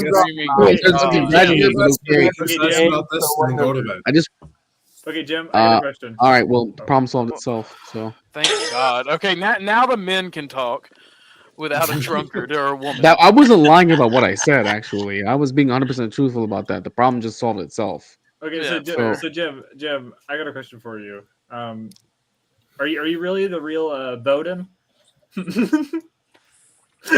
Yeah. Are those your final thoughts, King of Arkansas? Is he really the real Bowden? No, we'll call it that. Bowden, are you the real one? You might be. Which Bowden are you talking about? There's many Bowdens. The one guy who's in he's in the UK. He gave speeches of the very similar to yours. No, I'm not. But Okay. I am related to him. You're related to him. That's really fascinating. Yes, Okay. yes, I am. He's deceased, and his name is Jonathan. Yeah, Jonathan Bowden, because I've heard a few of his speeches way back when. Well, so. he's distantly, but I shouldn't say related. God. Okay. But yes, I am, and he's one of the most conservative intellectuals. He died in about 10 years ago, I reckon, or something like that. So how do you know? How do you know him? I just all right, I'll see you, Bob. Yeah, Thank They you, Bob. real. I know you're tired. Orthodox. I'll get that question Have another a good time. night, man. I'm gonna let this guy sleep. And you're All very, right, you're yeah. far, Yeah. you're so very we'll fun. call it a night. But I'll talk to you in the future, Jim. Seem fascinating. So. See you, Bob. Thanks for coming through. I've got his books. Actually, before he died, some of his. He's a very private person, by the way. I mean, I can tell you about. There is a book by just came out. He's by what's his name, Dutton, I think, Dr. Dutton. His autobiography. Have a look. All right, thanks for coming through, Calvin. You want to give me All right, final thoughts? I'll let you go. Jay, thank you, boys and girls and in-betweens and all the transitioners. Have a nice evening, sir. Thank you so much for coming through, Jim. Thank you, And Jim. see you, Calvin. All right, Zero, any final thoughts? Yeah, have a good night, man. Yeah, good night, y'all. Thank you for coming through, discussion. I know it got, especially fun. by the time I joined, it was a bit hectic okay. to say the least, but we picked it up. You know? King, Drew, I don't mind. Y'all want to meet in the Discord after this? Yeah, let's talk about Discord after this. That sounds good. Can you mind if I shield my channel, Jay? Go ahead, man. Show your shit. I don't care. You mind posting ahead. the link in the chat for everybody? Where's I the can't link? do it. Did you drop the It's link in the back? back? It's in the back chat, yeah. Yeah, I'll put it. I mean, you have a wrench, so you could do it yourself. No, you know I don't that. have a wrench in my Orthodox guy. Oh, that's right. And to the chat, have a good night, Rashu, and have a good night, Distant Night Lights as well. Shalom, everyone, and good night. Yes, shalom, shalom, shalom. All right, I'm gonna drop you Please guys. go in the back. like and subscribe to me. Me and Jay do a lot of streaming, and we do a lot There of you go. gaming over there, or we will be. YouTube. That's right. .com/Orthodox guy. All right, I'm gonna drop. Go ahead. I see. Good night to everybody. Thank you for having me. I'm sorry that I got emotional, but that guy really angered me. Yeah, I know. He probably Bro, stretched this stream out happens by to like 2 everyone. hours. If anything, commends to you for the patience to not ban him immediately when he deserved it. I was 'Cause, I watching mean, the stream beforehand I joined. You know, Honestly, he wasn't being halted. I'm not doing an after stream. I'm going to fucking bed. If you want to join Muslims Discord, by all means, but I'm going to sleep. Is there a link that you want to drop for him? I'll drop You my. got him? I'll drop the channel's Discord in there. I don't care. Yeah, if you want to drop can your join this Discord, I'll drop the Discord in the chat, so that way if anybody wants to hop in there, what are you doing? Like are you doing? I don't know what they call it. I don't think they call it VC in Discord. They call it some other shit. No, it's called VC. VC in Discord. Yeah, It's VC in Discord. Okay. Yeah. All right. Just give me some time if you want to. Yeah, some places might be trying to do something new, but VC's always been VC. What got you. reason do you have to not call it a voice chat? Orthodox, be careful about sending that because there might be some people still lurking. Oh, I don't care. I got you know for my channel you got to be vetted. For my Discord you have to be vetted in, and I have to give you permission. That's true. Okay, yeah. If So- it's your place, then it's no problem at all. Yeah. All right, y'all. If you want to hit the Discord, that's the Discord. Hopefully, dude's not in the chat. But honestly, if I wouldn't let him come up on panel, I don't know why. And honestly, I would have let him come up on panel if he wasn't a fucking porn bomber. I just don't like that shit. I'm making people I just angry don't. because I'm making. By the way, I've started my villain arc. I've become a content thief because I remix and post clips. They're like, "You're a content thief," and I'm like, "Do you own the content that I posted?" They said no. I said, "Well, I didn't steal from you, so cry about it." I'll never call in, Jays. Troll says he'll never call in. That's a shame, Troll, but it's okay. I still appreciate you being in the chat. So thank you for all your support. Okay, so before you go, people have a question about the Discord. All you have to do is I just have to speak to you on VC. You don't have to show me any. You don't have to show me yourself or anything. I just you join in the vetting thing, or you send me a ping, and I talk to you, and I decide if I want you in there or not. Yeah. If I may, hold on one moment. Okay. Well, listen, Dro, you might as well not even worry about it because I'm about to shut her down. Man, Thank you so much for coming through, guys. Jay is getting eepy. Yes, I'm ready to go to fuck to sleep. That's why I'm. He about and to I guess fall. I He gotta- about to smoke and fall asleep in the chair again. No, I don't. I smoked when I took that break off camera. I'm already ready to go. Yeah, you made me be nice to Calvin. I'll never forgive you for that. I had to be a good. I had well, to it be was for a good cause. It was for a good cause. All right, Joel, I'm gonna drop you down. I'm sure you'll understand. Muslim, thank you for coming through, bro. As always, I'm gonna drop you down. I'm about to get out of Thank here you and for go to having me. sleep. I'm just gonna leave and go ahead and vet people because I got some people coming in. I'll talk to you then, bro. All right, good night. Guys, thank you to everyone who decided to come through tonight. Big ups to the entire panel. Big ups to Bumpkin for hitting me with the 50 ball. Big ups to Bob for also hitting me with the 50 ball. King Shenard, once again, I don't know if you're in the bushes, if you're in the chat. People love to hate you.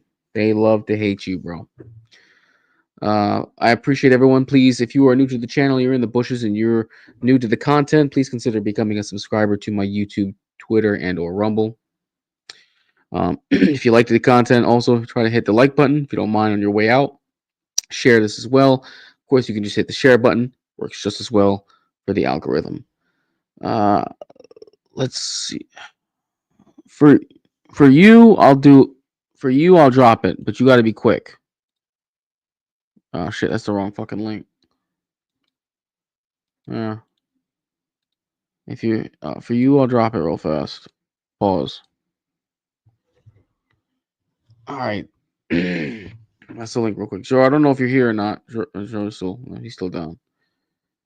But I'm literally getting ready to head on out because my ass is beat. What's good, Rushu? Hello? It's like so it just feels like part of the grip. And then What's good, bro? I'm about to roll out. You good? So it's tough to those reloads up. No, I'm good. I'm good. I thought you was going in the back. No, I'm about to go to bed after this, bro. Do your thing. Do your thing. Getting ready for work. All right, bro. I'll talk to you. All right, to all my peoples who are in the chat, if you're watching on any of the other channels, this is Jay's Hot Topics. Please consider subscribing to my channel. Like I said, my YouTube, my Twitter, or my Rumble. Any one of them. I cover many political topics, trending topics, geopolitics, economics as well. It's just something that I do. Dub, we're shutting it down, bro. I'm shutting it down. I'm about to go to bed. Thank you to everybody once again. I think I'm gonna play. I'll play this outro so I can wrap her up quick tonight. Good night, everybody. I will see y'all. I'll try to shoot for a watch party before the end of the weekend. That way I can get back in the flow of things. Big ups to everybody. Good night. I have a great playlist. I have a playlist that's